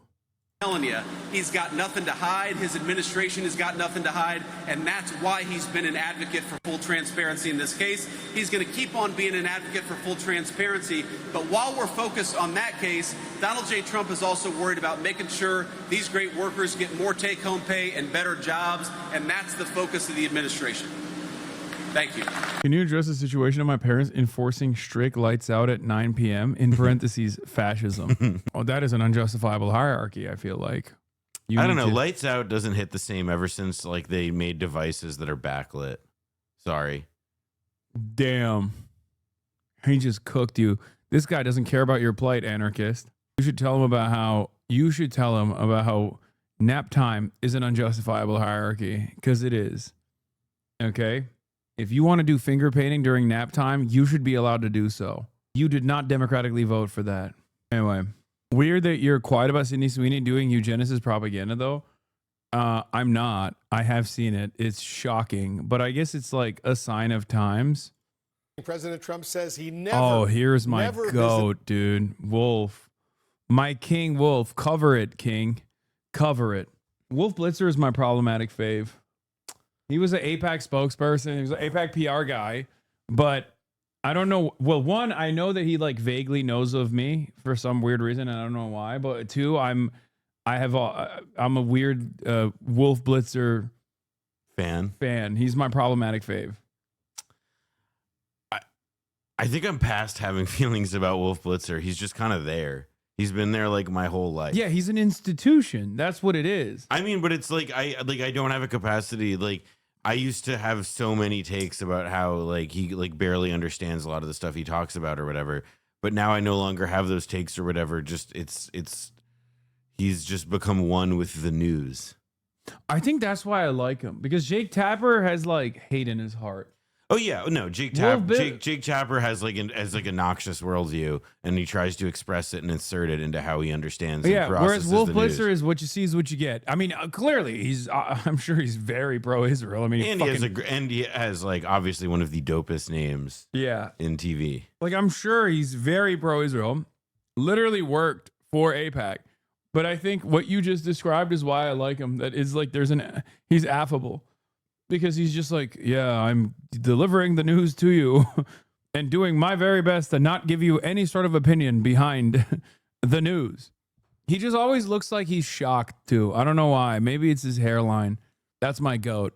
Jeffrey Epstein's private island. Listen. I never had the privilege of going to his island, and I did turn it down, but a lot of people in Palm Beach were invited to his island. In one of my very good moments, I turned it down. I didn't want to. One of my very good moments. I missed that part. Those comments come as attorneys for the longtime Epstein accomplice, Ghislaine Maxwell, are expected to make their final pitch to the U.S. Supreme Court as they look to try to overturn her conviction. She's currently serving 20 years in prison. Let's discuss with CNN's senior legal analyst and former state and federal prosecutor, Ellie Honig. Ellie, thanks for joining us. Walk us through where things stand with Maxwell's expected Supreme Court appeal. So, Wolf, back in 2008, when Jeffrey Epstein was prosecuted by Justice Department prosecutors in the Southern District of Florida, he was given an outrageously lenient plea deal. And in addition to all the sentencing benefits that Jeffrey Epstein was given, there was a really unusual provision in that deal, which said that none of Jeffrey Epstein's co-conspirators will be prosecuted in that district. Now, fast forward to 2020, Ghislaine Maxwell gets indicted in the Southern District of New York, a different part of the Justice Department. And Maxwell has argued both at the trial court and the Court of Appeals that that deal DOJ made back in 2008 benefits her. It says she can't be prosecuted if DOJ says she's one of the co-conspirators. However, DOJ's position up until now, including now, has been that that deal was only binding on the prosecutors in Florida, not on prosecutors in New York, and that that kind of deal, releasing co-conspirators, is basically invalid because it's so much against public interest. So judges have ruled against Maxwell at the trial court level and at the Federal Court of Appeals level, and now Maxwell is down to her last hope, which is trying to get the U.S. Supreme Court to take up this issue. I would love to see which of the 9 Supreme Court justices buys that argument so from the Supreme her. Court statistically takes only a very small proportion of all cases brought to it, under 10%, usually under 5%, usually in the range of 2 or 3% recently. On the one hand, Wolf, there have been different interpretations of this issue in different circuits around the country, which is usually a factor that makes it more likely the Supreme Court will take the case. On the other hand, though, the Supreme Court brought this same exact issue in a separate case a few years ago and declined to hear it then. So maybe they've had a change of heart. So I would say overall it is unlikely but not impossible that the Supreme Court takes this case. If this appeal fails, Ellie, what other legal avenues could Maxwell's team pursue? So it's clear that Ghislaine Maxwell now is making a play for some sort of leniency. She got a 20-year sentence. She's about 5 years into that sentence, and she's in her mid-60s. The other way she could get relief, or there's really 2 main ways. One is to hope for a pardon or a commutation, and we've seen various comments made by the president refusing to rule that out, saying he hasn't thought about it. But the other one is Maxwell can try to convince DOJ prosecutors, and this may be what's part of behind the meeting that she had last week. She can try to convince the DOJ to write a letter, what we call a Rule 35 letter, to a court saying, yes, she's already been convicted and sentenced. However, she's been cooperative. Her cooperation was helpful. And therefore, Judge, we ask you to resentence her to something lower. Now, DOJ should be very careful about when they write those letters, especially in a case like this. But it is theoretically and procedurally possible. As you know, Ellie, this morning, President Trump once again spoke about whether he could pardon Ghislaine Maxwell. I want you to listen to what he said specifically. Listen to this. Well, I'm allowed to give her a pardon, but nobody's approached me with it. Nobody's asked me about it. It's in the news about that aspect of it, but right now it would be inappropriate to talk about it. So what stands out to you about those comments from Trump? He's going to do it. I don't know, Wolf. This boggles my mind. It's the same response he's been giving. Will you consider a pardon for a convicted child sex trafficker? Listen, if you can get her to say that you were actually like the coolest and most normal and upstanding guy who ever encountered Epstein, then power, as unseemly as it might be, and then says, I haven't thought about it. I mean, that's the same answer that Donald Trump has given many times in the past. All right, I'm convinced with he's other going to people pardon who her, man. did end up pardoning or commuting. So look, obviously there will be a serious political cost to there's doing just that, no but I reason think for it's him pretty not telling to. that Donald When Trump has said you anything consider other like than all the shit that he's done that makes no sense. Yeah, when you're the fucking goat, dude. Yeah, when you're the best. They got no, like, who's gonna say anything? You next. What is this? Yeah, he's looking good. Wisdom is like taller than me too. He's 6'5". Do you know who this guy is? No. He's great. Friend of the show. He's a fashion guy. Big fashion guy on TikTok. Well, he looks great, man. Yeah. You next. All I did was a 16-hour fast, caloric deficit, daily runs. I mean, his previous physique wasn't that bad for not working out at all. So I think he was already predisposed. Not just good light. No, he definitely left. However, I do not sleep. I'm gonna be honest. People should sleep. It's good. Yeah, no, sleeping is very important for weight loss everything. as well. Otherwise, you turn into this guy. That is bloody lovely. By that, I mean British. With the Justice Department's Deputy Attorney General factor into what we are seeing happening next? Well, I think the play we're going to see from Maxwell's team is obvious and the right play from any defense lawyer's perspective, which is to make an argument to DOJ. Look, she has now come forward. She has given you valuable, truthful information. Whether that's true or not, I don't know, but that'll be what Maxwell's attorney says. And therefore, we want you to go to a court and ask for sentencing leniency. From DOJ's perspective, it's a little bit unclear what exactly they're doing. I am skeptical that Ghislaine Maxwell is anywhere near credible enough to sign up as a cooperator and to bring other indictments based on her information. I cannot envision myself ever having done that. It would shock me if DOJ did that. So maybe they're just trying to get her information. Maybe they have some interest in getting whatever she said out there to the public to try to appease critics. But there's an interesting sort of political and legal dance happening here between the parties. I want to play some of what Republican Congressman Thomas Massie said about the possibility of subpoenaing Jeffrey Epstein's estate. Listen to this. I think we should get a lot more than just the book. Let's get the financial records of the estate. Follow the money, as they say up here. We should look at the plea bargain, open that up.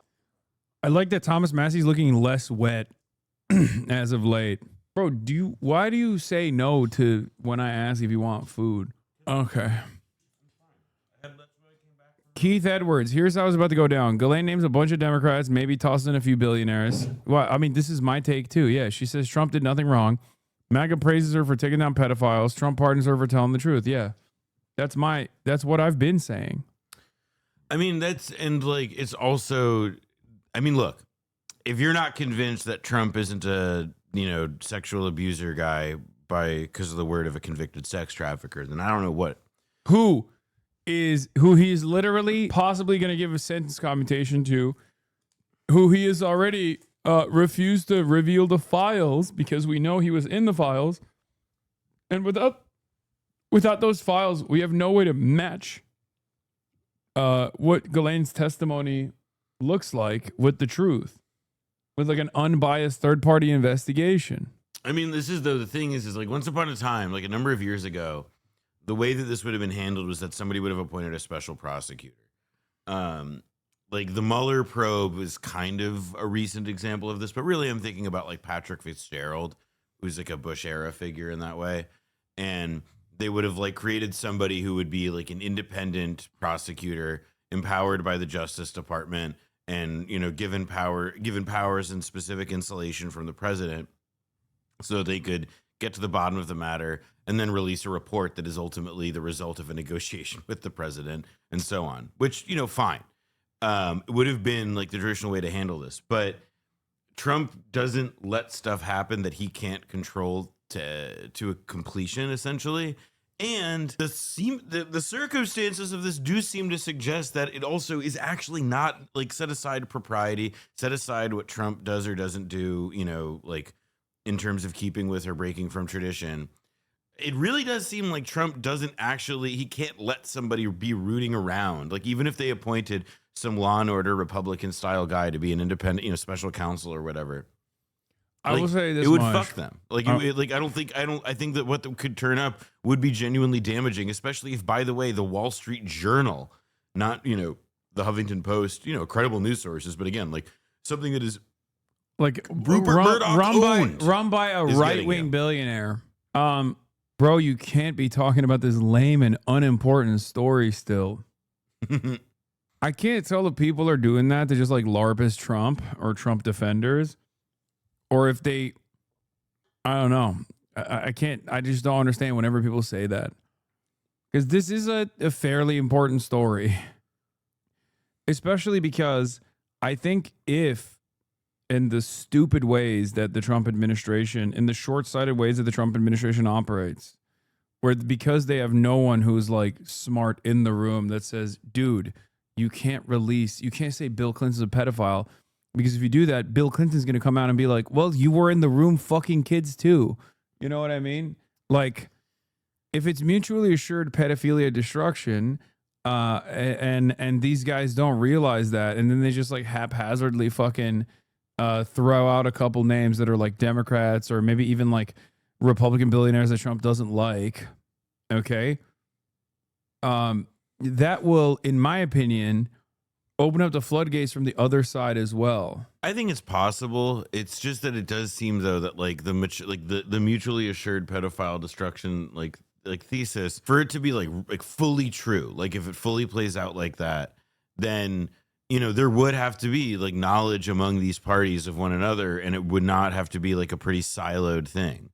And I don't know, like it's I mean, this is what's so frustrating. Even if you've read the Julie K. Brown book and all this stuff, it does remain, because a lot of the investigation and a lot of the examination of how the stuff worked, like there remains a lot of secrecy and unknown about how compartmentalized it was. How many of the people who knew Epstein knew each other in the context of Epstein. I mean, this is, these are all, by the way, like, because Epstein seems to have palled around with so many people who are so influential in society, not just because they were successful actors or filmmakers or celebrity real estate developers, but also because they were future heads of the CIA, like Bill Burns, for example.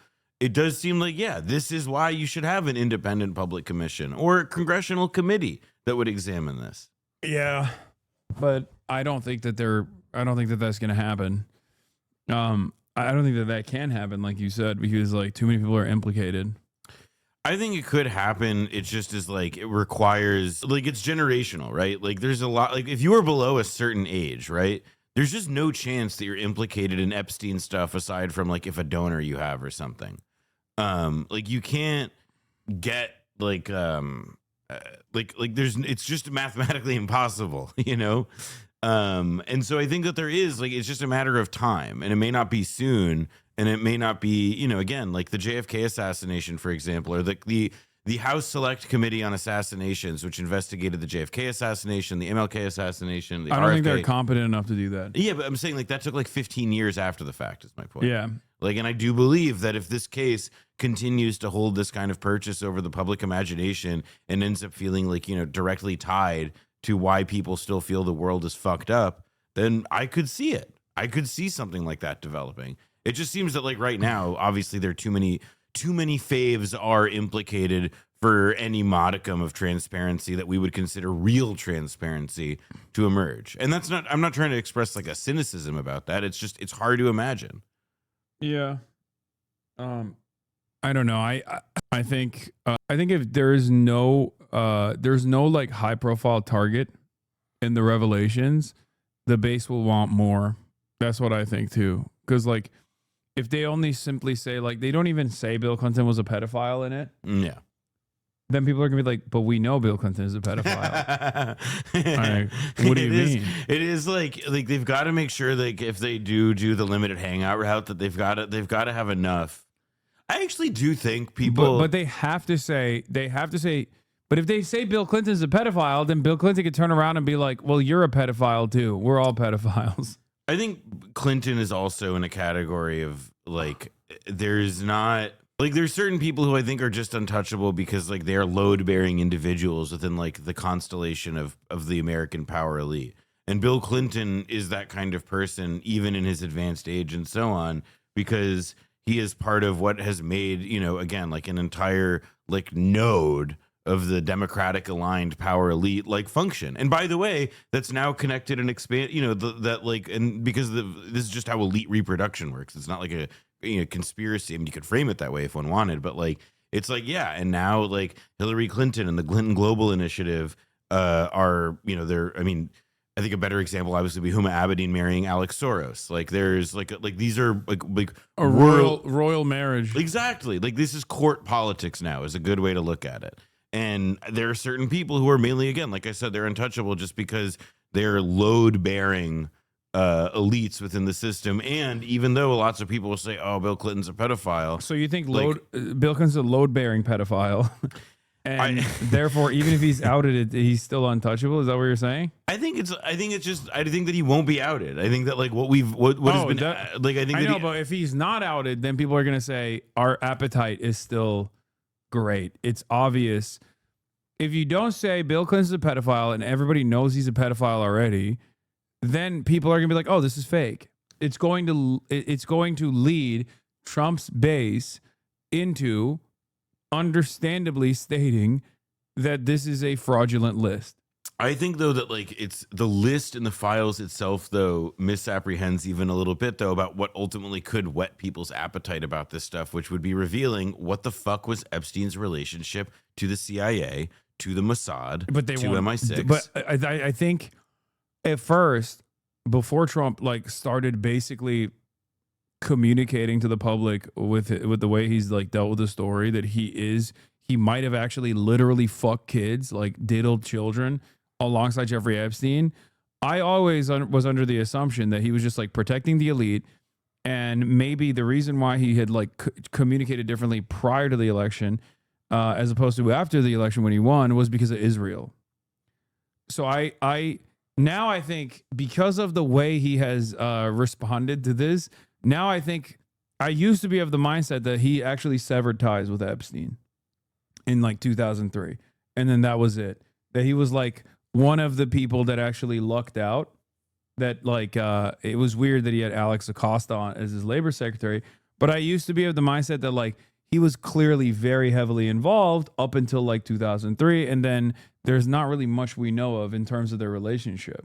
I could agree with that. Now I feel like there's got to be more because this motherfucker is hiding this shit so sloppily. But it's, you know, this is where it's like, I believe there's more, but I believe to me, the more is less about like, who are the bold-faced names that were people who like had sex with children or whomever, whatever it was, because of Epstein or did, you know, crimes with him on his island. And it's again, more about like the scandal and the thing everybody's like playing catch up to try and protect is the involvement of like governments and powerful interests who, you know, people who are supposed to act, institutions that are supposed to represent a greater good at all times, even if it's a greater good we disagree with, you know, working with the unspeakable, working with and using methods that are perhaps also unspeakable. Yeah.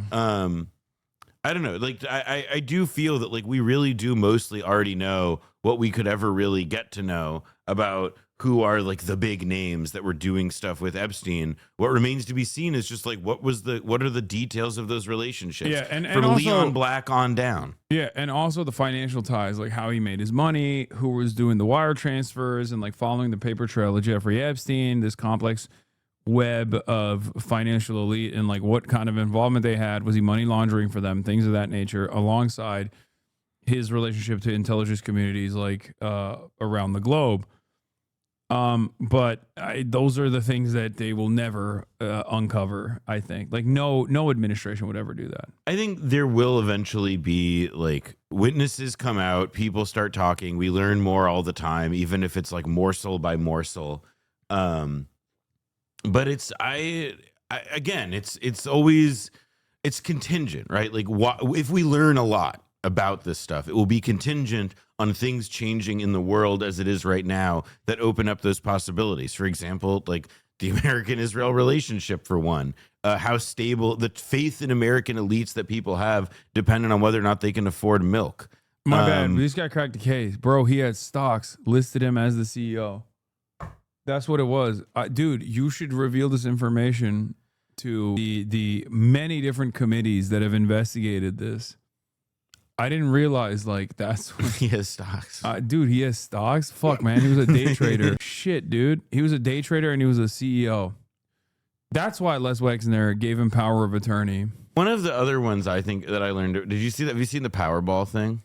What? Search Google Epstein Powerball or Zorro Trust Powerball. No, is that? I thought that was a Felix bit. That's real? That's a real thing that they've... Just Google it. I'm not kidding. I thought, oh, that has to be fake. No, there's no way. No. Oklahoma State Forums. No, wait, no. There was one.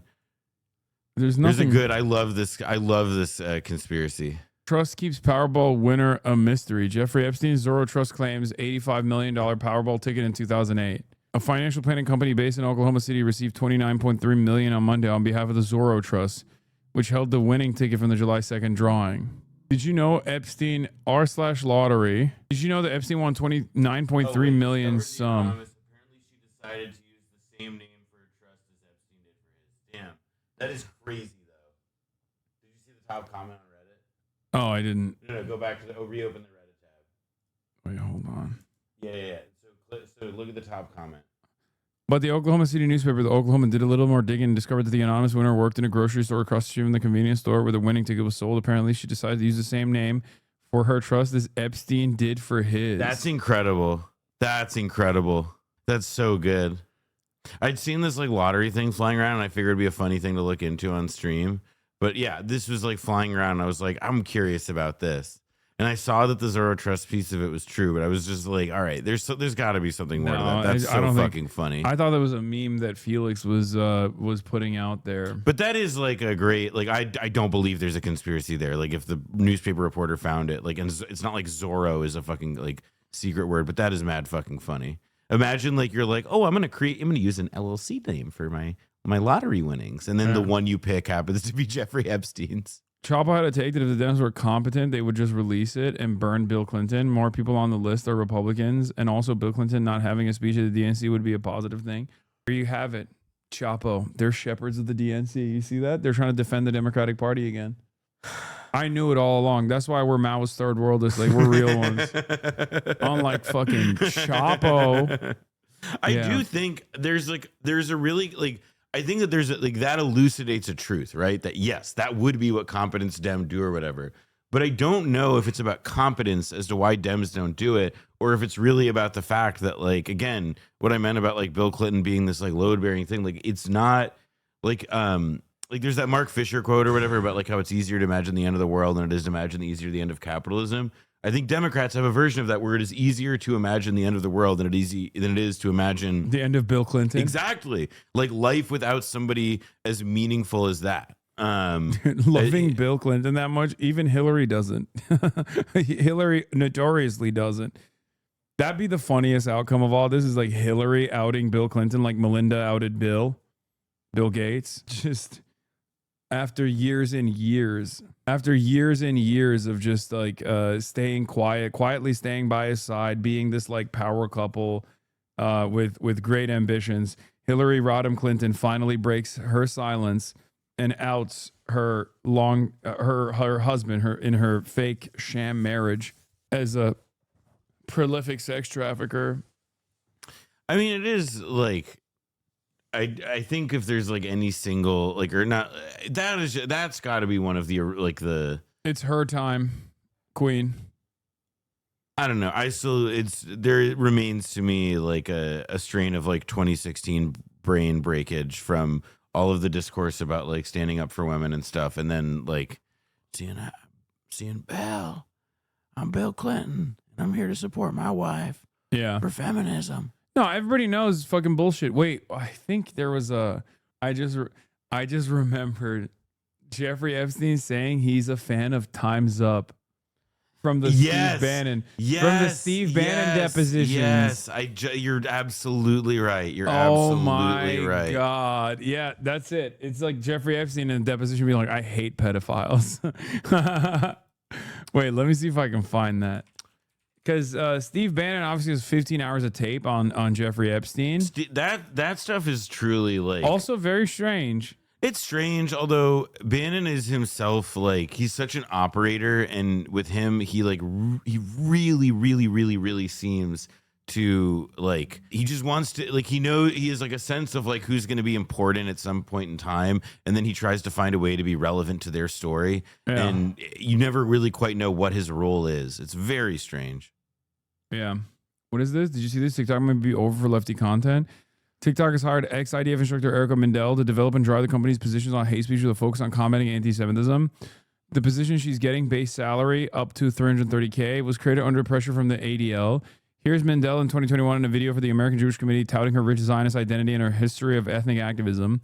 After graduating from college, I made Aliyah and enlisted in the IDF, Mindell says. I spent the next 2 years serving as a Madrachat Shirion. What is that? I don't know what it means. Madrichat Shirion. It means like a I don't know what Shirion means, but Madrichat would be like counselor. It's like a female counselor. TikTok is no doubt complying with these censorship demands, trying to stave off ban. I don't know if this is real or not. This is what is in Chris Manahan InfoLib News. I mean, like that's as seen on Drudge. I mean, like would I be shocked that TikTok hires an quote unquote anti-Semitism specialist and is somebody who's worked for like the AJC or ADL or whomever before? Like, no. Do I think that means like that augurs a whole new era of censorship? Shirion is armor. Yeah, there are better Hebrew speakers than you. Shame. Yeah, I mean, I think I'll take Noam's in all of I'll your take Noam's Hebrew translation over mine. Yeah, in all of your years of anti-Zionism, dude, Jonathan Greenblatt was right. You are anti-Semitic. You've forgotten Hebrew. The like, I just don't believe that it suggests that there's like a new wave of TikTok censorship coming or whatever because they hired this one person. Sorry. Like if TikTok censorship was coming, I don't think that they would. I don't think that it would be coming. I think it would just happen. I think it already is kind of, but I don't know. I mean, I assume it already is to a point. I just don't. I'm one of the 11. It doesn't count. I love that we know immediately what that number is referencing, which is anti-Zionist Israelis. Exactly. Like immediately. When someone in the chat says, "Oh, I'm one of the 11 people," I know exactly what that person is talking about. TikTok already pushes mad racist and anti-leftist shit these days. Yeah. Oh my God. That's actually something I want to talk to Kasky about. Yeah, I don't know. I don't use TikTok pretty much at all, so I don't know. TikTok has an incredible well of like black pill content, and it's just like directly. It's basically like mass popularized all the shit that you would see in like black pill subreddits. You know black pill subreddits, right? Like looks maxing and black pill is like that one I can like black pill's like neat incel like hyper like black pill is genetic predestiny that certain things are impossible to contend with. Like even if you try to, no matter how hard you looks max, you're gene cucked and you should kill yourself is basically what it is. It's like the suicide pill. And there are a lot of these like looks maxing, like super physically focused accounts, like accounts that are focused on like male lookism. Okay. And it's already like, it's already eugenics focused as well. One of these guys, I forget his name, but there's some random fucking guy who like recently went viral because someone was like, "Oh, Marlon," who is one of like, who's another content creator who's very attractive. They were like, "Oh, this guy Marlon, like, do you think Marlon mogs you?" Mogging is, you know what mogging is, right? Like when someone mogs another, they're like flexing on them. That one I know. Oh yeah, clavicular. And this dude clavicular is like 20 and has already a litany of different like plastic reconstructive surgeries, I think. Says, "Oh no, Marlon can't mog me because he's black." Okay. And then he got like kind of canceled for it a little bit. Like, because TikTok was like, "What the fuck is this? Like, what are you talking about? Like, that's racist as fuck." And then since then, he's only doubled down and now he's like doing collabs with Nick Fuentes. I mean, it makes sense. That is the natural endpoint of that kind of stuff, though. But it's like crazy because like Nick Fuentes is amongst the youth, even on TikTok. Like there are a lot of people, especially with this whole wave of like anti-Israel sentiment popping off everywhere. Nick Fuentes has made a prominent space for himself as like the premier guy you go to for anti-Israel commentary. Absolutely. Yeah. I mean, you see, and his like, he has like affiliated accounts or whatever that you see, like people don't realize are associated with him, like that AF America First, AF Post. Like it's bad. Although I understand like how somebody like that, you know, hyper incel culture kind of stuff, and like that's where it leads more or less, is that it just leads you to like internet fascism, open internet fascism or whatever. I was just shocked because I feel like an unaffiliated random guy, even if they're a part of this like black pill community that cares about like looks maxing or whatever, would know who the fuck Nick Fuentes is and would like want to bring Nick Fuentes on their platform to be like, yeah, we're based. They say the youth now says jester, like you're a jester if you care about politics. That's the terminology. I don't fucking know. Some dumb shit. It's just kind of sad. Not even kind of sad. It's very sad, very pathetic. Yeah, you're either based or you're jester. And it's like kind of ironic. Like it started off as like irony, but I think they just say it unironically now. It also seems like I mean, it is I think part of it is like it is also very legible as a phenomenon. It makes a lot of sense, right? Like oceans are rising, summers are getting wetter, jobs aren't coming up, no reason to save for retirement if you're doing it already, blah blah blah blah blah. Like I get it. Like I see where that kind of like how that darkness proliferates. Yeah. We haven't even mentioned the brain rot ass esoteric edits. What do you mean? Yeah, here, look. Right. Like, dude, I like Godis. He's a fucking idiot. He reviewed my. This is the looks maxer. That which guy, you right. might not be able to tell because he looks not so great, but that's the guy. He's like the hot guy that these he's the hot BP guy. edit makers love. And it's there's like a cookie verse or something. I think one of the guys that's like in their group is like, I don't know if he's a meme or not because he's like kind of fat. I was trying to understand what his role is in the cookie verse. But Cookie verse? Yeah, his name is Cookie, I think. I don't fucking know. His mic has background noise. Shut up. Just listen to this background noise. Cookie is Turkish, by the way. Wait, really? Oh, man. Why is the fucking fat guy Turkish, bro? That's crazy. Anyway. Video, and he's like, no, Nick is right. Working out is painful because we shouldn't do it. And I was like, where has this guy been? No, dude. We need to put people onto this guy. He's not based. Who discourages working out. He's blue-pilled, dude. He's blue-pilled.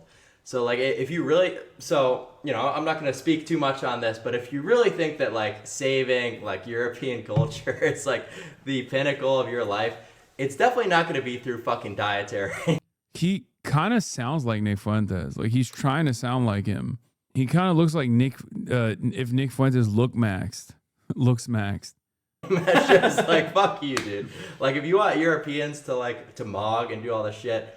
It's going to be through endogenous hormones and surgery and all the stuff that I'm talking about. Not fucking raw meat. So fuck Otis for that shit. I like the idea of saying it's not fucking raw meat. And my thought is not having sex with raw meat. All of there's different variants in like the right wing manosphere where like there's the Joe Rogan / Jordan Peterson attitude.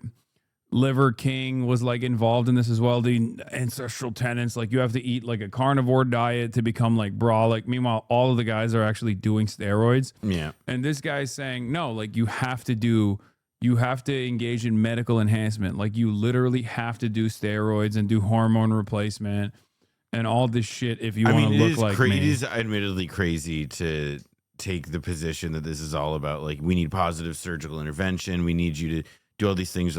I guess looks max, a word I never want to say again. And then this is the brain rot that I well, and then it comes, and then that's what happens at the end of it, where looking like, I mean, no offense to that guy. It's not like I don't think I'm a fucking Adonis, but come on. I mean, he doesn't even have a mustache. His beard doesn't. You don't understand. He's got to put more minoxidil on his mustache. So he looks. I mean, it's so he can grow. I feel like he looks slippery. He looks wet. Oh, God, I actually encountered one of the funniest versions of this where someone was like, because I love like brain rot online, and the funniest version of this was like people coming to the conclusion that like there's a level above looks maxers who have like tried desperately hard to look a certain way, and that's just like someone who is naturally just like shredded and doesn't like care about any of this weird shit. So essentially, like a normal guy. Yeah, you mean just like a regular dude who just works out. I just like there's at a certain point though, it's just all nonsense talk. Like also the idea that this has any relationship with saving European civilization. Setting aside also that's even a thing, that European civilization even exists. Cookie versus anti-Semitic. They have terms like Cookie Monster, i.e. Adolf Hitler. They use terms like baking to refer to Auschwitz. They use coded words to refer to the Holocaust. They're deeply anti-Semitic in the right wing. Wait, that's what the cookie verse is? They're referring... I know Nick Fuentes was like talked about, baking cookies as like an analog for why he believes the Holocaust is fake or whatever, to do Holocaust denial. But I didn't realize that was like, that's what it meant. That was what the coded language was. I thought the dude's name was Cookie, like the one of the dudes. I feel like you could have just made this up right now and I would still believe you because like these guys are they're so all over the place with their worldview. It just like doesn't make sense. And they do this lame ass shit anyway.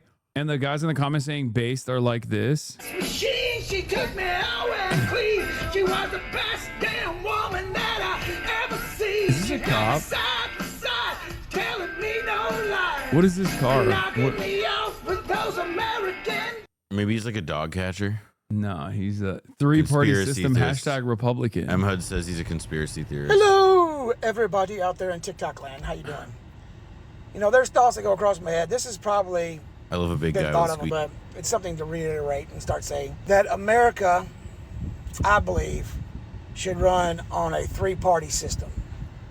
Hell yeah. All the way down to We got Republicans, we got base Republicans, and then we got the real base Republicans. Okay. Those are the three parties I'm on board with. It's got one like. Who's this man talking to? I love that. Apparently, Clav's girlfriend is trans, and all of his comments are just transphobic, calling her ugly. These people complain about not having a girlfriend, then one of them they still complain. I'm the one like, oh, thanks, M. Hud. Anyway, 1 like and 6 saves. This is a very M. Hud style guy. Raw meat guy? Yeah. So I didn't even know that. He I has- just knew he hates working out and stuff. He's pretty funny because he'll take the raw steak and he'll go in front of like a vegan rally and just start like munching into it, which is disgusting. That's so base, dude. Fuck. I just like I think it's so base to do that. Or you could just be like a normal guy. Or just, You could just be like a normal dude who likes to work out and doesn't make it his whole fucking personality. I don't know. Also, like, I'm gonna be honest. I like this working guy's out. being like 19, having a zillion surgeries. You don't need to do that. No. You don't need to do that. Just have a good time. Yeah. No, the peak male looks maxing, like the peak of male physique is when you look like a Bogdanov brother. I mean, it is like what's by the so age of 25. What's so crazy though, and this is why like the Nick Fuentes thing is like the Nick Fuentes thing about how like it's actually like the gayest thing of all is to try and compete for a woman's or do things for a woman's affection or attraction. Like there is like you just see how people assimilate that logic like so easily. You see how people are like, oh yeah, like actually like because like what if you then have to because then you would obviously have to consider, well, what does a woman find attractive? And the answer to that question, guys, not whatever they're doing. well, it's certainly not the one on the right, but like there is to me. I don't think he cares about what women find. That's what I'm saying. He's a gay man. That's exactly correct. That's what I'm getting at. That's what I'm saying. No, but it is for their audience though, who are mostly not gay dudes or whatever. It is like because if you were to consider like, wow, what does a woman find attractive? It's usually not like trying to look like Sacha Baron Cohen in the latest issue of what was it, Men's Health or whatever. It's like no, it's not like trying to look Psycho Cut. It's about. I mean, honestly, there are traditionally masculine qualities that women are attracted to, and it involves like, you know, like being kind of like not excessively caring about grooming standards, for example. Yeah. Like that's actually ladies love a little bit of a smelly boy. Exactly, dude.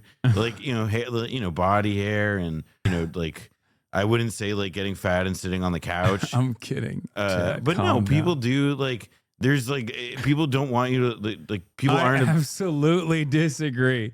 Okay, no, people aren't interested in like having sex with like a shaved noodle.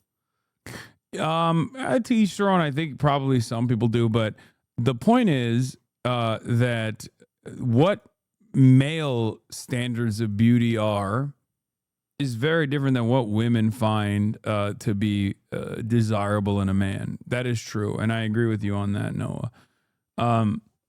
Men want to look like Bradley Martin. Men who especially spend a lot of time in the gym want to look like Bradley Martin. Whereas for women, that's not like the peak of the male form at all. They don't want that. They want like someone who is in decent shape, but not like it doesn't look like a gorilla. Thing, by the way, it's completely wretched to eat like these animal organs and all this shit. It's just. Yeah, the standards that these guys have are set for other men. Godis literal promotes natural selection. He's the most black pilled. All my words are colliding. Nick cannot possibly support Godis. Of course, Clav is hanging out with Nick.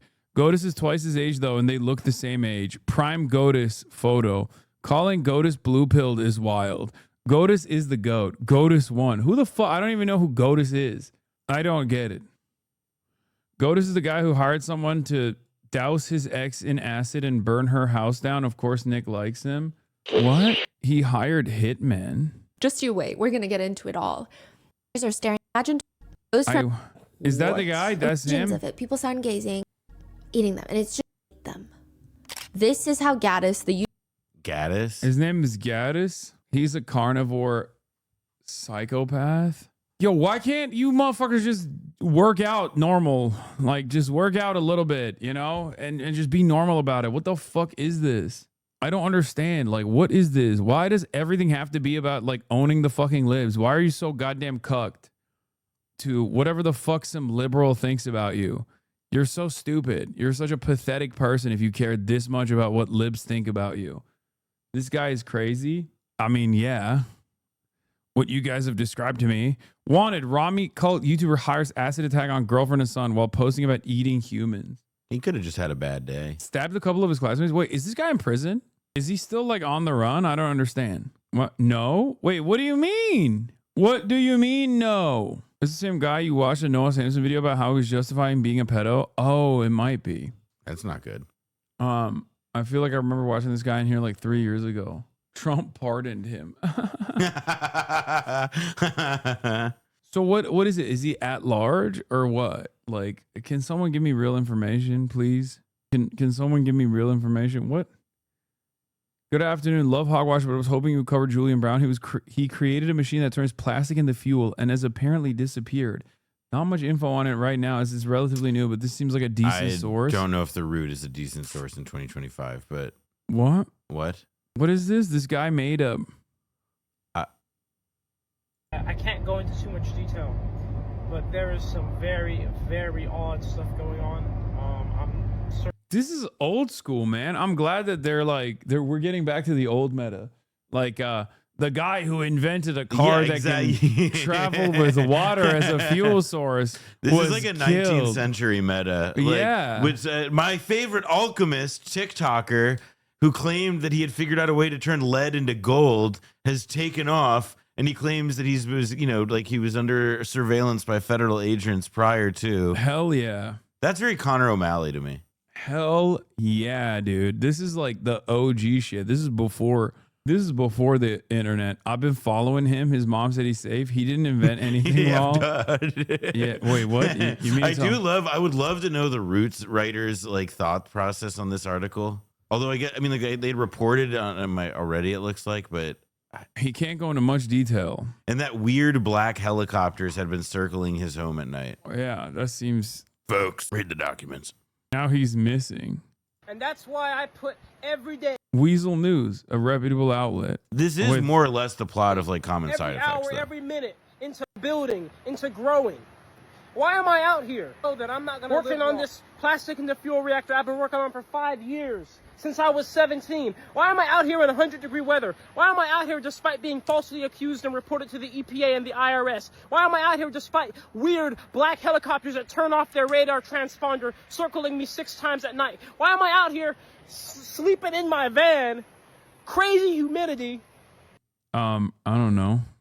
Like mosquitoes. Over Brown's mother Nia told the Daily Mail that her son is fine, just in hiding for his every safety. Time I want to work on this machine because when I was doing it in my parents' backyard, I blew myself up and I had to go to the hospital for 2nd-degree burn surgery. I do this because this is my mission that I've assigned myself. He's my neighbor. He's been making waves in the hood.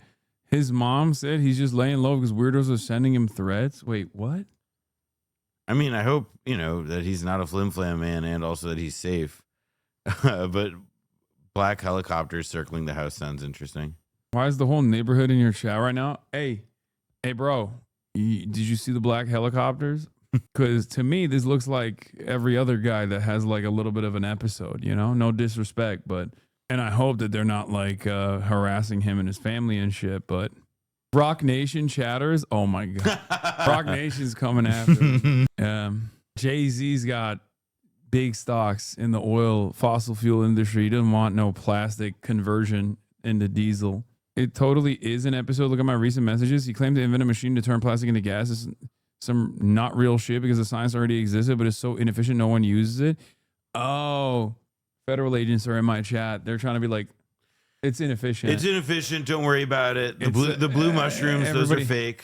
Everybody found it already. Oh, dude, we found Keep those eyes closed, people. Eyes wide shut. Thank you. Totally, dude. Yeah, definitely. Rock Nation is in the chat.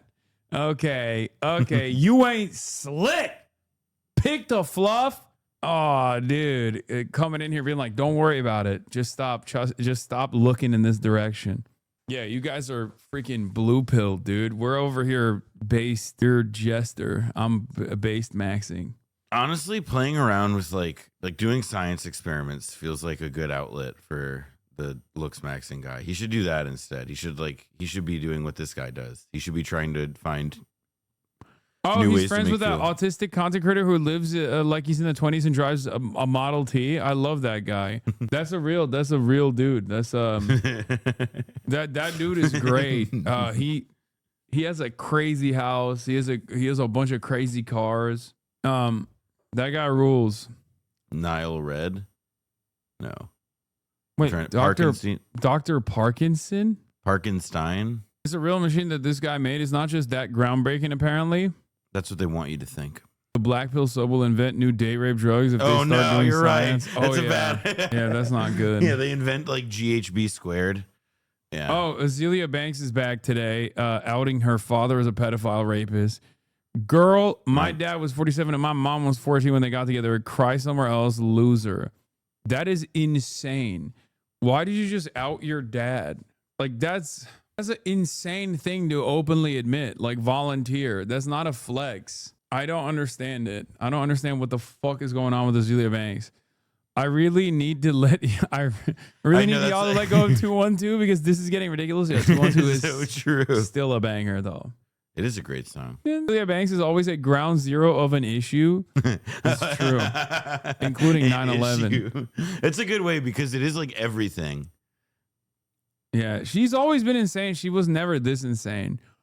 Azealia Banks was like, for every, 7 horrifying takes, she would have 3 that made you, for a brief moment, forget that she had 7 horrifying takes.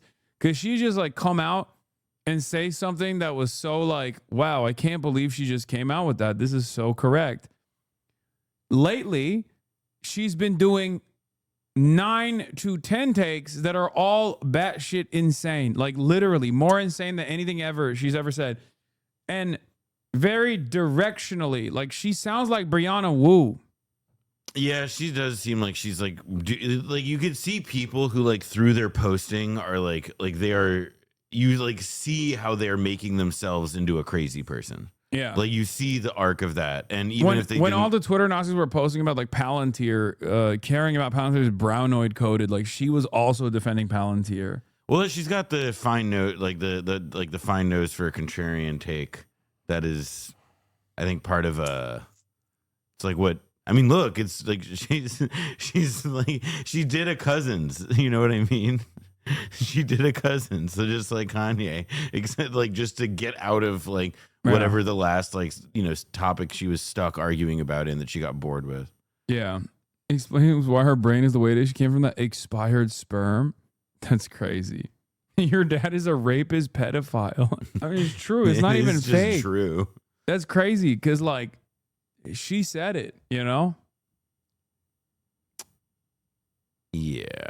Aye. But she's dating Klay Thompson. That's Megan the Stallion, dude. Comment the fuck on. You're racist as fuck for that. She's dating Klay Thompson. No, dude, you need. Yeah. That's crazy. That is mad funny. Yeah. Take a fucking day off, bro. Like that's the type of dude that in penance you do have to wash black people's feet. Okay, like you have to be that white guy who comes back. That's crazy. That's a crazy thing that you said. Oh, that was awesome. Like I can't. Like Megan Thee Stallion is like the exact opposite in terms of like being normal and cool and fun and good and not having insane takes, Yes. They are not even on the same planet of existence. Throwback to when she was Hen Mazik posting. Hell yeah, get that bag, Azealia. Yeah, she would have been kidnapped and held hostage in Palestine. Oh yeah, she did that. I mean, she's on every side of everything though. Like she spent a large time beefing with the Red Scare girls for whatever reason. Like it's none of it's real. It's all like theater with her. Oh, it's just No, I know who it is. And my mom's supposed to be coming. 212 was fire though. 212 was very fire, but like so was like the ring cycle. Yeah, Banks' son, which Banks' son or Banks' daughter. Yeah, going up apparently, on like speaking of Banks, like I took a big hit today. FaZe Banks is like stepping down from FaZe or something. I don't know. What is this? Yo, actual audio issue. There's a very high pitched whine/hum when the voice gate opens up. Sounds entirely electronic, not something in the room unless there is some crazy PC fan. Sorry to be an audio bitch chatter, but it's getting pretty piercing out loud on a phone. It's only in Noah's mic, by the way. Someone clip it. Someone clip. Actually, you know what? I got the studio headset on here. He's lying. Let's see. We'll see if he's lying. I'm gonna listen in. Yeah, he's right. I'm just talking. Yeah, I mean, you can. Yeah, it does. Yeah. It does sound like a little bit of a fucking pitch. It is there when you speak, Noah, not when I speak, but it's so fucking marginal that you need to calm the fuck down. Noah, speak for a second. Yeah, I'm talking. I'm speaking. Yeah. I'm continuously speaking. Yeah, now that you son, thought daughter. Yeah, now that you fucking now that the shatter mentioned it and I read it out loud, it's now officially something that you guys will hear, myself included. What is there? Not marginal in a cell phone speaker, and I'm a girl. Okay, well, this girl is an audio pervert. Turns out you could be an audio pervert even when you're a girl. I thought it was an exclusive guy thing. Hold on here. Put the headset on and you'll hear it. All right, I'm talking. Oh, wow. It's not that bad. I mean, it's not that bad. It's whatever. It's awful with shit earbuds and phone speakers only. I'm wondering what it is, though. Like, I assume, like, this is the thing, is that if somebody's enough of an audio pervert to catch the sound, they should also be able to say, oh, well, here's your problem, pal. No, we can't. We can't figure it out. There's nothing we can do. This is like a Roadcaster issue, I think, just in general, because I bought a new Roadcaster specifically for this. What the fuck? What? Sorry? What? What's going on? What happened? Yo, why is the Twitter comms post Hitler posting as FaZe Banks? Also, I don't think he has a hairline like that. No disrespect to anybody involved, but why did they make this though? What happened? I don't know what he did. I don't know. I think it was like a scam or something, or people are saying it's a scam, and FaZe Banks is defending his honor, and I have to defend FaZe Banks because I'm FaZe the fuck up. You could put a subtle low pass filter on it, 15, 18 kilohertz in OBS, probably not, because they're not separate mics. Lower gain, increase output, or EQ dip a few dB. All right, what about now? How does it sound now? Has it improved any? Is it any better? Wait, let me hear it. I should wait. Speak. We're talking. Wait, hold on. Let me put the headset on again. Okay, talk when now. When I was 17, you can still kind of hear it, but it's not as bad. It was a very good year. Yeah, it's like it goes. Wait. Oh, keep talking. Do you hear? No, you can hear it. Yeah. You can still hear the noise. Oh, I don't know what it is. It's the gain? No, it's not the gain. When I was 17. Oh my God. Okay, then in the Rodecaster there should be an option. I've seen your Rodecaster setting panels before. I know it's an option. You can probably end stream and run to the store and get a whole new mic setup and then come back later and reopen the stream. Yeah, that's what I need to do. That's what I need to do. I gotta go on like 10 anyway for the movie. Yeah. We replaced the cables, the mic itself. We replaced the Rodecaster. We got a new Rodecaster as well. Oh, Cameron's here. I don't know where he is. Is he outside? Oh, yeah, he is. Has Banks committed to his baldness yet? No. Not only are you and Brother Banks the same age, but you're the same bald. Okay, calm down, dude. Wait, so what happened? What happened with Brother Banks? And this doesn't... What? Oh, shit. I accidentally went to Twitter Explorer. Jason the Ween is doing 100 weenies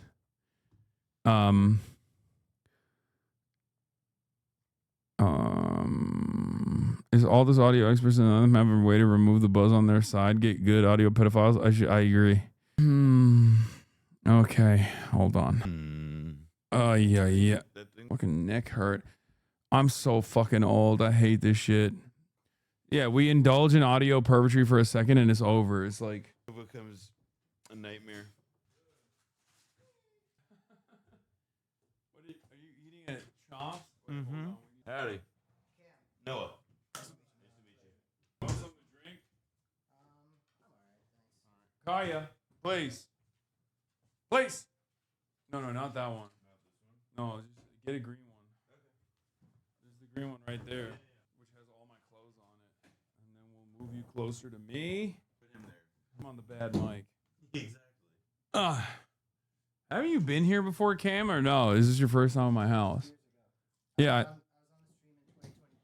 Okay, well, get in and speak into the microphone because we can't hear you otherwise. I was on in 2022, and then in fall of 2024, You got speak closer. Yeah. in fall of 2024, the guy behind the counter at the movie theater was like, "Hey, were you on the Hasanabi stream?" And I was like, "The Hasanabi stream over 2 years ago? Yeah." Yeah. And I saw Joker 2, and it was really fucking bad. There you go. Cameron Kasky, everybody. He's here. He's visiting. He is now on the Bulwark, and yeah, you're doing a show with Tim Miller, who hates me. Tim Miller doesn't hate you. I think he hates me. Tim Miller doesn't hate you. Tim Miller thinks you're cool. Well, I thought he's like talked about how I'm a radical or something. In a bad way. There's people Tim has called radicals that he thinks are awesome. Tim, if Tim thinks somebody's badass, you know, the rest of it is kind of just hoo-ha as far as he's concerned. Okay. I didn't know that. I thought Tim Miller hated me. Tim Miller is also responsible for the interview question that became the most significant question that has been in Zoran, been all up and down the Intifada one. Yeah, well, I actually organized that, so it's kind of my fault. And there is something honestly cathartic about the worst thing I've put into this world no longer being David Hogg. But I was definitely wasn't thrilled about what happened with that moment. And I texted a bunch of people that I was going to localize the Intifada to myself. Yeah. But Pandora's box is open, and I think Zoran handled it extremely well because it wasn't politically expedient for him to refuse to condemn the statement, but I think in the long term, him having maintained moral clarity on it was in fact the way to go because, you know, as time goes on and more people start to understand what's really been happening here, they're going to be glad he didn't throw people under the bus. Yeah. You have a real anti-Semite next to you, by the way. Just letting you know. Noah Kulwin, former senior editor of the Jewish Currents, former J Street guy. Shit, dude. It's a long past of anti-Semitism that I have to answer for. Yeah, watch out. Who's this guy? Cam Kasky, how would you describe who you are? I was a survivor of the Parkland shooting in 2018, back when people were talking about guns, which I haven't heard about in quite a while. No, they solved that. Oh, we fixed it? Yeah, we fixed it. Oh, now we fuck just yeah, dude. we fixed it by just not caring Thank when God. it happens. I was so upset about that. Yeah. And then for a couple years, I just kind of darted around doing shit. Like I worked for a movie producer. I did Birds Aren't Real with a bunch of the guys who did Birds Aren't Real, which was a really interesting experience. And I've just kind of like Forrest Gumped a bunch of shit for Gen Z that's made me understand it really well and also fucking hate us so much. And now I am a political commentator with an audience of mostly 45 and older, moderate centrist. Oh my God, we look so young. Yeah, look at that. May 25th, 2022. Wow, that's a nice shirt, Hassan. That's the last time. Yeah, you love the Grateful Dead. I've been to 16 Dead shows. Really? Fuck yeah, dude. You going to San Francisco? No, I you wuss. Yeah, sorry. You can't get me. Can't get me to the Bay Area. I'm letting her out. She's very excited to see you. Okay. Is Cameron the one that is Survivor that MTG was stripping out? No, that was David Hogg, who also is is a fixture of modern American politics nowadays. He got on the Zoran Mentum, to be fair. Yeah, in the last like 4 days, he pulled up, which, you know, I mean, supporting him like that, I guess, wasn't unleashing the hell that I unleashed. So I got to hand it to him. He is not responsible for the terror that I did. Yeah, he supported Zoran. You ended up playing a role in Zoran getting attack ads. Even Man, I was just talking about Muslim shit with him. I was talking about how Muslims taught me to greet women by gently touching my heart instead of going in for the hug. And that's Islam is woke. Yeah, if you ever want to be scared of Muslims, go to dinner with them and say that you're done before you're finished with every fucking crumb of food on your plate. You will know fear of Muslims. I gotta bounce, guys. I gotta go catch a movie. Okay. What are you seeing? Cloud, the new Kiyoshi Kurosawa movie. Yeah. I didn't know that there was a different Kurosawa. There is, and he's really good. Yeah. I'm excited to see this. Pleasure to meet you, Cam. All right. Likewise, brother. Good to see you. Stop it with the anti-Semitism, by the way. See you later. Wait, hold on. We're gonna switch off this mic to the green one because this one has a buzzing noise. So okay, this should be better, I think. All right, is this better? Here, speaking to the mic. Testing 1, 2, 3. All right, yeah, I think is better. Yeah, it's the XLR cable on the orange mic. Everybody, shut up! I've literally changed I've changed the mic before. I've changed the second mic. I've changed the Rodecaster. I've changed it all. It's just never gonna be. It's just never gonna be solved. Okay, calm down. It is what it is. Anyway, all right. Well, you're here as the Gen Z guy. You're here as the guy who you're here as the guy who talks about Gen Z politics, and for that reason, we got to talk about Gen Z politics. This is something that I've seen that I find very alarming. Are you in tune with like the cookie verse?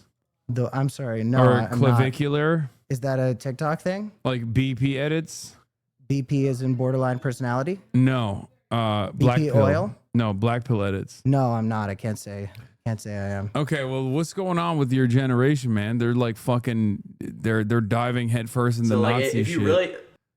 What's happening there? Have you seen this? Yeah, I think that a lot of shit went crazy on us. I do think the biggest thing was COVID pushing everybody to consume a lot of content that the algorithms deliberately drove us to that was very, very bad. I think that the algorithm, wanted to train young men to watch things that would kind of capture our attention and everything. So, I always say, like, after the major movement of Me Too in 2016, people think it started in 2016, started in like 2007. It was just a black woman, so people didn't notice until it was white women doing it. But when Me Too happened and we were in high school and our understanding of gender relations was very forged by the idea that men need to be held accountable and that the way we approach women is something we need to be careful with and everything, I think that built a very large resentment towards women where we sort of said, okay, well, I've never raped anybody.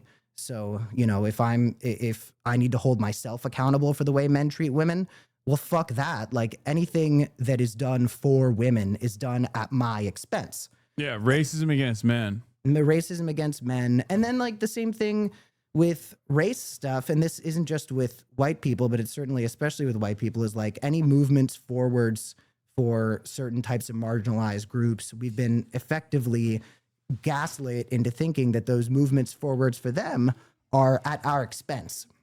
So what's happened is that at a time when a lot of social progression had been relatively successful in at least penetrating the public conversation, a lot of us felt very screwed over and left behind.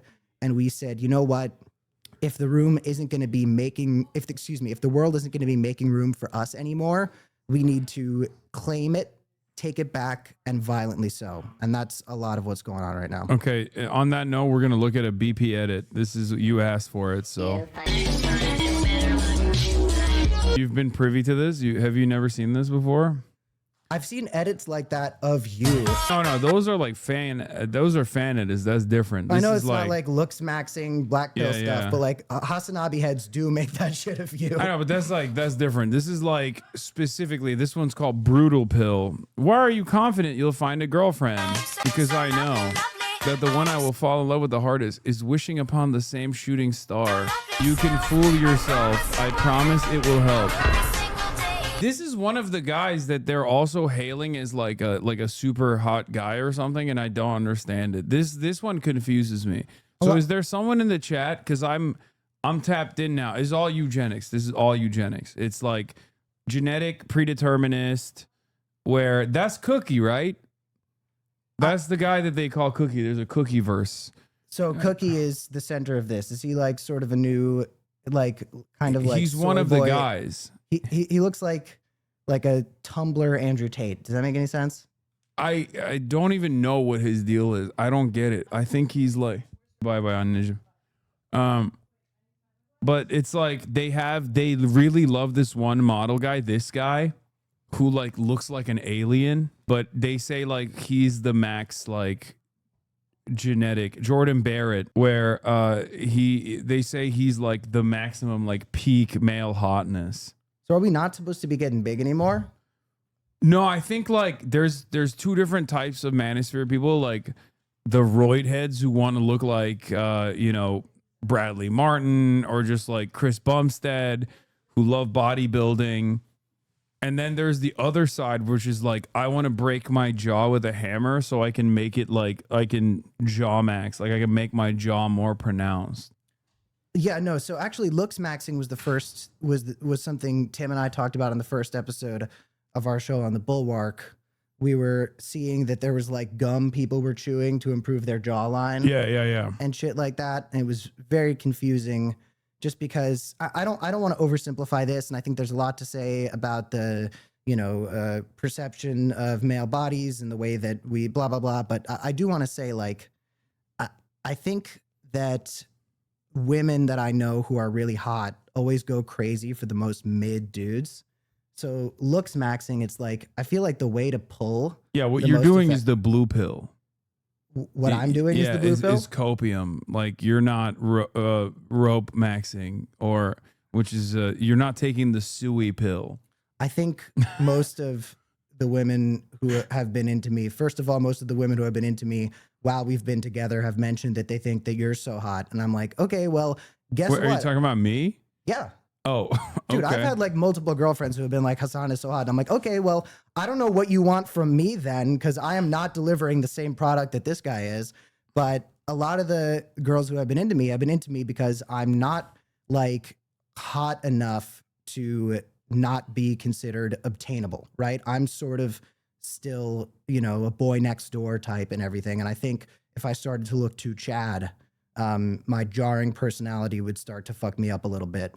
But the looks maxing thing is really strange. And I think the way that it has sort of gotten conservative men excited just speaks to the fact that the isolationism that comes with being conservative actually makes you really self-conscious. Mm-hmm. I agree. This is beyond that though. This is beyond like regular male insecurity is one thing. And I feel like this goes beyond that because like, there's an element of eugenics involved in it where they say like, no, you're done. Like you have a predetermined route in life and it is directly associated with your genes and specifically like your skull shape and the way that your face looks. And you can't change it no matter how hard you try. So you must give up. That's what black pilling is. Like black pill is to give up and be nihilistic and then maybe even commit suicide. You lost the genetic lottery. Yeah. You are an inferior man, and the Chads who say that they're Chads but use AI to augment their profile pictures on Twitter and LinkedIn, they're going to get all of your women, and it's just so bullshit. I mean, I've seen you've done at least one Chad Vice stream, and the message always kind of comes back to a lot of the incel type guys are like a couple very small personal care steps away from being mid enough to pull like crazy. Yeah. They're just victimizing themselves and acting like I say every guy's a 7. That's my term for it, where it's like every guy has the capacity to be a 7. You just haven't unlocked your potential. Get a haircut, only do the facial hair thing if you know you can pull it off, and maybe focus on your hygiene. I know way too many guys who don't always wear deodorant, you know, will go to a date without throwing on some cologne and everything. But the black pill stuff, do you have any more videos like this? Because I'm very curious. I have a lot. This is all off that same one. MagCon? It was like Cameron Dallas and those. Oh, yeah. Can we just be nice How every BP edit looks to me. to each other? Can we stop creating, insecurities that don't really need to be there? I mean, that is what it is. Like, it's usually just like someone saying like, oh, these guys are losers, like stop making these BP edits, and then people just like going mugged, and then like doing a compilation of guys that they find to be hot. What's this one? I don't know. Let's Jawline is better than having this type of jawline. Now, even though when I scanned my face with AI, it said how to improve my jawline ASAP, but a lot of people can agree that this is pretty normal. Now, there's a small minority of people who think this type of jawline is more attractive, but honestly, I think it comes down to jealousy. Now, if you want to know how to achieve this type of jawline, It's like there's something. I don't mean this as a pejorative, but there's something so gay about all of this. I mean it as a pejorative. Let it, and I'm on the record saying that. I'm just like, this is like because this is not this guy. I don't know who the fuck this guy is, but someone else who's not this guy made this edit to be like, look at how hot this guy is, you fucking loser. For me, it's like, I've spent so much time trying to get to the bottom of like what's going on with masculinity and everything like that and trying to figure it out. But I missed, and I know the looks maxing stuff and trying to look like the Chad meme of the guy who kind of looks like you, the black and white picture of the guy. But I missed the part where it horseshoed back to looking like Twilight fan art. This is gayer than sucking dick. I mean, this is like objectively just like being in love with another man, which is the essence of homosexuality. No, like not? When I was writing fucking gay fanfic on Wattpad in like 2013 about my favorite superheroes, this was the type of boy that I was thinking about. And if this is this Superman? Like what? But twink? Is this a twink? Right? There are twink superheroes. Yeah. But listen, I don't get this shit on TikTok because I trained my TikTok algorithm to only show me hot women. So when I scroll on TikTok, I'm not getting fucking manosphere shit. I'm going, oh my God. You're doing, look at her. You did the, what is it called? Fuck. It's like hypnosis. Sissy hypno. You did the reverse sissy hypno to show sexy women on your TikTok. What's sissy hypno is a type of porn that's supposed to make men gay by watching it. Hey, I mean, I that was my experience with gay porn. So yeah, I think the way that works is it's funny to me because like you don't turn gay, you are gay. You just are coping by watching that to be like, oh, this is like turned me gay, you know? Or no, he says it turns him into women, maybe. Or, yeah, it turns him trans. Oh well. Yeah, I can't say I've sissy hypnoed quite yet, but I don't know. I think TikTok's UI is pretty fucking ugly. It's just the algorithm definitely knows my type. But yeah, I guess like I said, we've horseshoed from Chad maxing to like, what would you even call this type of guy? Because this isn't a Chad. I don't know what this is, but they're saying it's a Chad. Oh, this is the other guy. They keep showing this guy. That's just Destiny. And I don't know.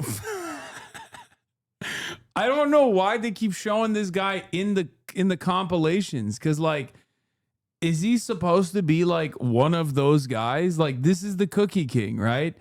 And I don't understand like what his role is in this universe. And nobody explains it to me. People in the chat that know the backstory here, someone needs to explain to me what his role is in this universe of like moggers. In Horton Hears a Who, the animated movie, Jojo the Who looks exactly like that. It's like a Tim Burton character. Like he looks like Edward Scissorhands. Oh, they're saying lolcow. Wait, is it like? Yeah, this is Jordan Barrett, who again looks like an alien. I don't understand. You know, he looks like a really shitty AI was told to make another One Direction member. He's attractive. He's an attractive man. Like I understand this, but like I don't know. Like I don't know. Is it too attractive? If that makes sense. Like it just looks weird. Like he looks kind of strange to me. But no disrespect. Like, I'm sure he's a great guy. I don't think he knows all this stuff. Or maybe he does. I don't know. Chat, does what's his name? Jordan Barrett? Does he know that there's a entire fucking segment of the internet that's like treating him like a god? He's like a meme who made a bunch of memes and posted 100 times a day and made up ugly maxing. Okay. I don't know. I'm just glad to be seeing edits like this that aren't of fucking IDF soldiers. Have you seen like It's the not true that hot everyone- IDF soldier accounts? I used to see it a lot more frequently, but I don't anymore. Maybe they stopped posting. Maybe they all watched Superman. Yeah. They're too busy. They're too busy doing genocide over there to post sexy edits now. I don't know. I haven't really seen what happened to the IDF sexy girls.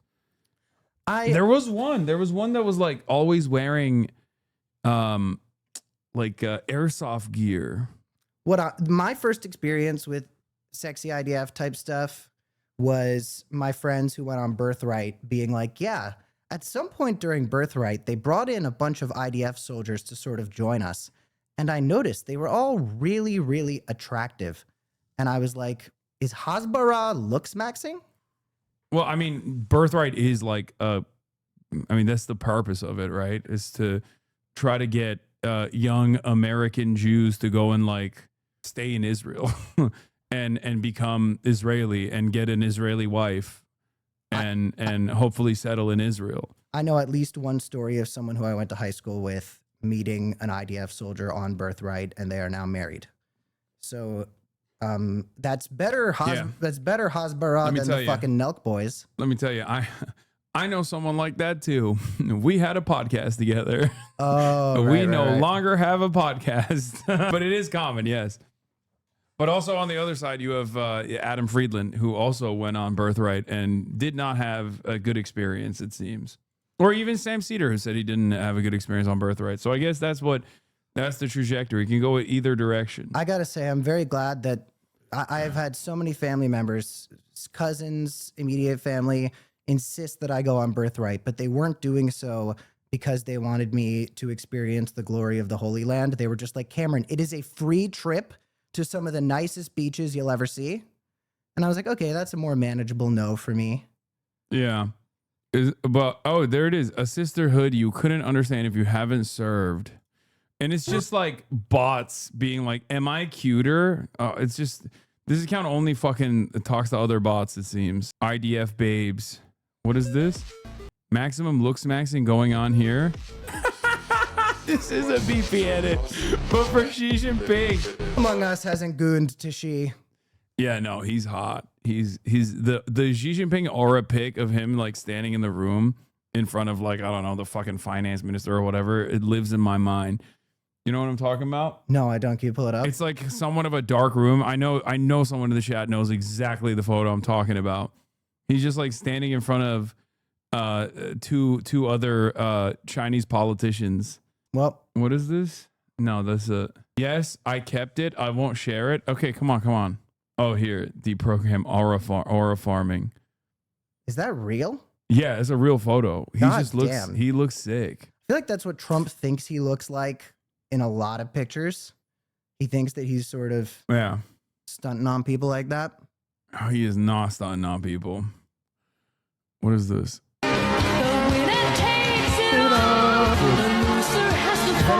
This song is extremely emotional.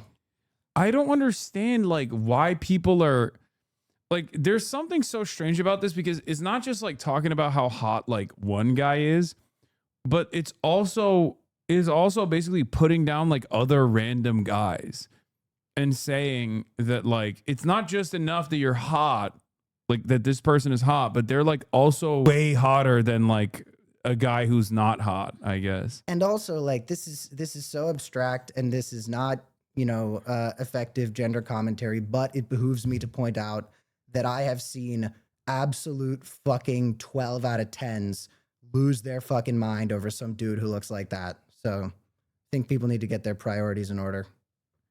Yeah. I don't understand it. It's weird, but I guess it's someone says like pro Anna Twitter, but for young boys. I guess pro Anna Twitter, like anorexia. Oh, Like this is like ED, eating disorder TikTok, but for men. Jesus Christ. Right? Thinspo. You're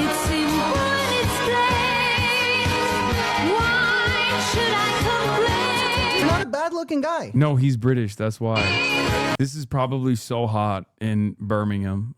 This is why I regularly say that almost all of the world's evil can be directly tied to Britain. I mean, it's true. But they're doing it to themselves at this point. But like, isn't it? Half of these dudes are just like normal looking dudes, and then they're being compared to like dudes that are, I guess, like trying very hard to look hot. Again, I don't want to hyperfixate on this, but like while we're on the subject, I feel like quite recently this guy would have been getting clowned on for being the type of huge pussy that I am, and now like this is the alpha. Yeah, no, this is like what the. That's why I think it's like teenage boys that might be gay that are doing this, because it's like a very specific type that they consider to be like peak physical attractiveness. Because like, or maybe, yeah, someone said Korea influence. That makes sense too. Like there's a lot of like K-pop influence where there is definitely like a twink wave now, where we are in the twink timeline now, which sucks for me because like there was a good period of time when being burly was like seen as a good thing, but now we've like totally swung back in this direction, I think. So somehow, as masculinity is getting aggressively more toxic, somehow being like a big tough guy, I guess, just fell by the wayside. Yeah. It's like, what even is it's like the only understanding people have of masculinity anymore is just cruelty. Like that's all it is at this point. And it's like, that's why putting someone down. That's why movies I think are so good, is because Superman is a Chad, not because of whose ass he can kick, but because of who he can help. And that's, you know, other than shooting at unarmed brown children is bad, that's why the movie has such a good message. What? I don't understand, because like I don't think guys like this are the ones who are making the edits. It's usually like dudes who would probably resemble like a closer look to a dude like this. And the reason why they're doing this edit is because they just like don't want to fucking hit the gym and like fix their hair and shit and look like this. Is that fixed hair, dude? I guess I don't know what's hot anymore. No, I'm saying that like this dude could just like easily fucking work out, you know, figure out what to do with his hair, all this shit, and then he could be like a happier, healthier person overall. You know what I mean? But instead, they just like turn all of their effort into animosity and anger and resentment for what they don't have. Very strange stuff. It's a lot more focusing on what, and it's not just what we don't have, it's what we feel robbed of, whether that's by the genetic lottery, whether that's by women and minorities. We're always the victims. Being a crybaby is the new version of being tough. It's so fucking weird. Yeah. Nova is a lol cow. I don't know who that is. Chatters, I have no idea who any of these people are. Okay. The hot ones, I don't know. The ones that are used as like ugly, I don't know. I don't know anything. Don't worry. Some of the kids are all right. What is this? Yeah, this is my wave of Ho Chi Minh aura edits.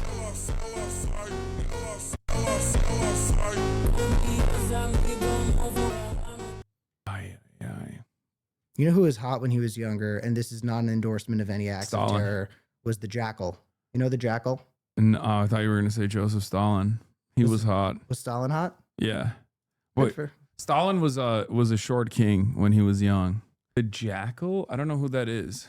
You must have heard of the Jackal. He's like, there was a movie about him, Carlos the Jackal. He's got quite the Wikipedia page. That's not a very hot picture of Carlos the Jackal. Yeah, he doesn't look too hot here. No, but there's some pictures of him where I'm like, okay.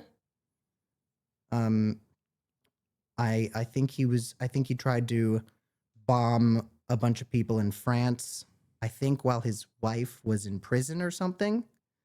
I don't know, but one hell of a rep, that Jackal. The movie's called Carlos. It fucking rocks. Okay. Explainer video.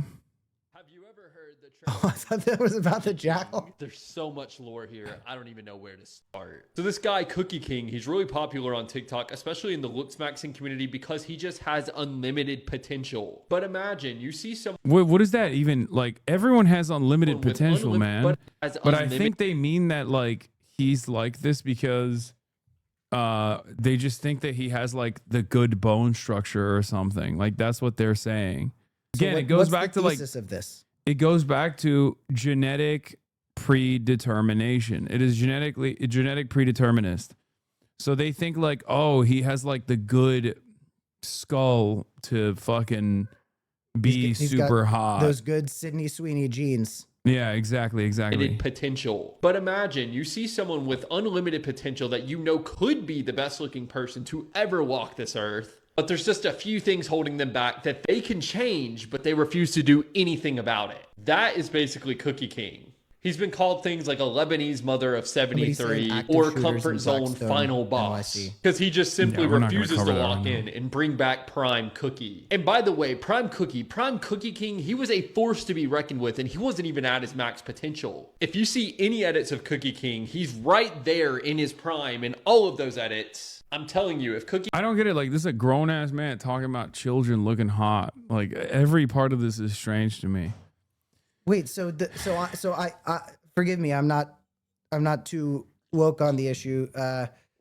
So Cookie King is supposed to be the hot guy. Like everyone wants to be hot like the Cookie King. Yeah, I think they're saying no. He's Cookie. saying like he has prime genetics. He's like he has like It's the looks best. maxed. It's looks maxed 2012 Shane Dawson. This is not wrong. Prime but Cookie. yeah, And by the they're saying like he could look super hot. He's the chosen one, but he just like gives it up.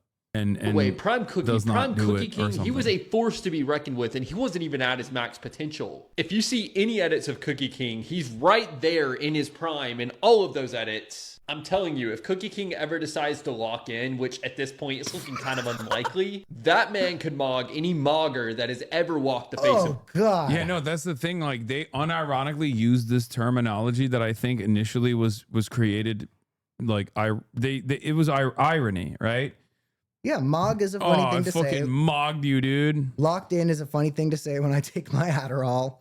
Yeah. Like, but now it's like now these guys are saying it unironically. Like there is sincerity to every mog. You're a mogger. You got mogged. It's not satire. I mean, this guy might be like kind of satirical with what he's saying, but like people are not receiving no, it. there's an enthusiasm and a hunger in those eyes. Yeah. I swear Cookie King looked good for 2 days. He looks like my classmate. Noah's normal cadence came back. Ran into Cookie King at 7-Eleven getting 6 chip bags. And he's so real for that. I get it. I'm with you, Cookie King. It started from them. It comes from AMOG, which means alpha male of the group. Yeah. Real. But yeah, this is the type of shit that's like rotting the brains of children online is what I mean. Here's a sadder BP edit. Oh yeah, that's the other thing. Born to have Chinese, Korean features, forced to have Filipino genes. So like there is an element of like racial eugenics here involved in this as well. Where like we saw this originally in like the black pill subreddits and things like that, like red pill, black pill subreddits, where people would talk about like how, they're Indian, so they're just like cooked permanently. I see that stuff. It's very sad, especially since I think there's a type of bullying that we do to Indian people in this country that doesn't get talked about as much, but it's really, really cruel. And, I have to be honest and say that multiple Desi women have made me willing to risk it all, so I'm probably a little biased. But the way that we bully Indians in this country is fucking nuts, and I think it's a form of racism that doesn't get talked about as much as others. Yeah. I think it's positively Canadian or British of us to do so, to do this kind of thing, and which is even worse than like regular kinds of racism. It's like a exported kind of racism that they have in the UK. What are we, a bunch of British people? What the fuck is going on here? We have our own version. That's what I think. What was this? I turned up. Oh, that was a joke about him speaking on Indian racism. Oh, okay. I thought you were like actually saying his audio was low. there's that element of it too, which is why I even began talking about this thing, where this guy, I mean, I guess there's like a couple of them. Like one of them is called Clavicular, and now he's like he originally here Marlon it is. Moggs, all of you? Yeah, but he's black. No, he's not. Oh, he's not? Have you seen his parents? They're white. Oh, Yeah, I think he's just really sad. Wait, is that Connor Sinon next to him? I didn't even realize he was a part of this group here, but yeah, this is like what originally kickstarted this whole thing, where he was like talking about one of these guys, like a phase adjacent guy. His name is Marlon. He's a very attractive dude. And he was reading the chat and someone said like Marlon Moggs all of you, and he said, all of you? Yeah, but he's black. No, he's not. Oh, he's not? Have you seen his parents? They're white. Oh, Yeah, I think he's just really sad. Well, he does mog. He Moggs us to oblivion. Oh shit! I'm like shaking. yeah. So that was like when people were like, what the fuck? Like, this is racist as hell. To just be like, oh no, a black person can't mog us or whatever. Yeah, I do see. I don't know where I see a lot of these self-hate racial videos, but they have come up to me somewhere. Again, TikTok just is so one specific thing for me. But I see a lot of these, I am this race, and that's why I'll never be as attractive things. And again, it's the social media algorithms. Like these algorithms are programmed to get people consuming this type of content. And back to the first thing we started talking about, like COVID programmed everybody's brains to just be so addicted to this stuff. And the problem is the people who run these apps, like the whole narrative that tech people are some sort of woke and it's some sort of liberal thing is obviously such bullshit now. They all threw money at Trump, blah, blah, blah. I don't need to tell anybody that. But also they are promoting a form of fascism that just makes people fucking hate themselves. Yeah. But I think that making people hate themselves is making them more susceptible to, making them more open-minded towards like some of the, like I said, the eugenicist components of fascism to begin with. Chat, I know there's a fucking active shooter in Manhattan. When have I ever covered a breaking news story about an active shooting? Please, oh my God, stop fucking spamming it. Yes, multiple shot in Manhattan skyscraper, active shooting situation ongoing. Yes. God damn. It's crazy. Sorry. No, I mean, while we're on the subject of mass shooters, this is the type of content that fucking makes these people. That's true. There's also definitely something that's happening. You read their fucking manifestos and they're saying this type of shit about themselves. And I can be certain, and I can say very confidently that the next mass shooters we see, a lot of them are going to have been radicalized by this type of thing that makes them fucking hate themselves. And they feel as though they don't have anything to contribute to the world. So if they contribute a giant act of evil, they have at least made a mark that will make them remembered. The mass shooter from my high school, an individual whose name I don't say, he, in his manifesto videos that he put up before he came in and murdered all those people, 17 people, even more people shot, he said, "You're all going to remember who I am. You're all going to know my name. I'm going to be famous."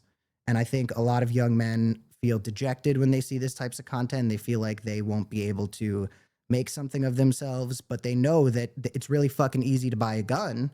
And you can definitely put yourself out there by knocking a bunch of fucking people down with assault rifle bullets. Yeah. Well said. So Call of Duty creates killers? No one said that. No, we're talking about like how much the algorithm makes men feel dejected, scared, insecure, and through that insecurity, they lead down like all these different pipelines and find a sense of purpose, a sense of community in some of the worst places that they possibly can. Some of them come to the Hasanabi broadcasts, okay? And then there are many others who find themselves in like Discords and subreddits and things like that, where they're telling them constantly like, you're nothing, you're worthless, you're shit, you're never going to make something of yourself. Somebody in chat just talked about femicide, and that's another thing. I mean, that's why the show Adolescence, did you watch that?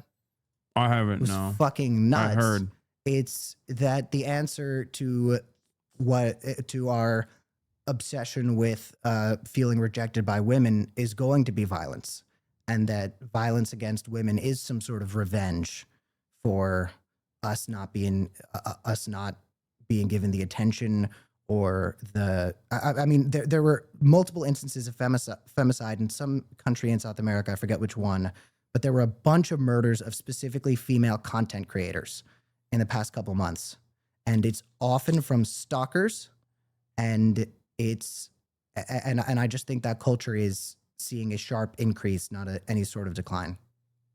Yeah, no, for sure. I mean, there's also the not immediately as like directionally violent version of this, which is like gender war stuff that you see all over TikTok, even in America, and then you have it become a permanent fixture of politics, like in South Korea as well, where it's just like gender wars and like reverse discrimination against men is a legitimate thing that politicians talk about in regular political discourse.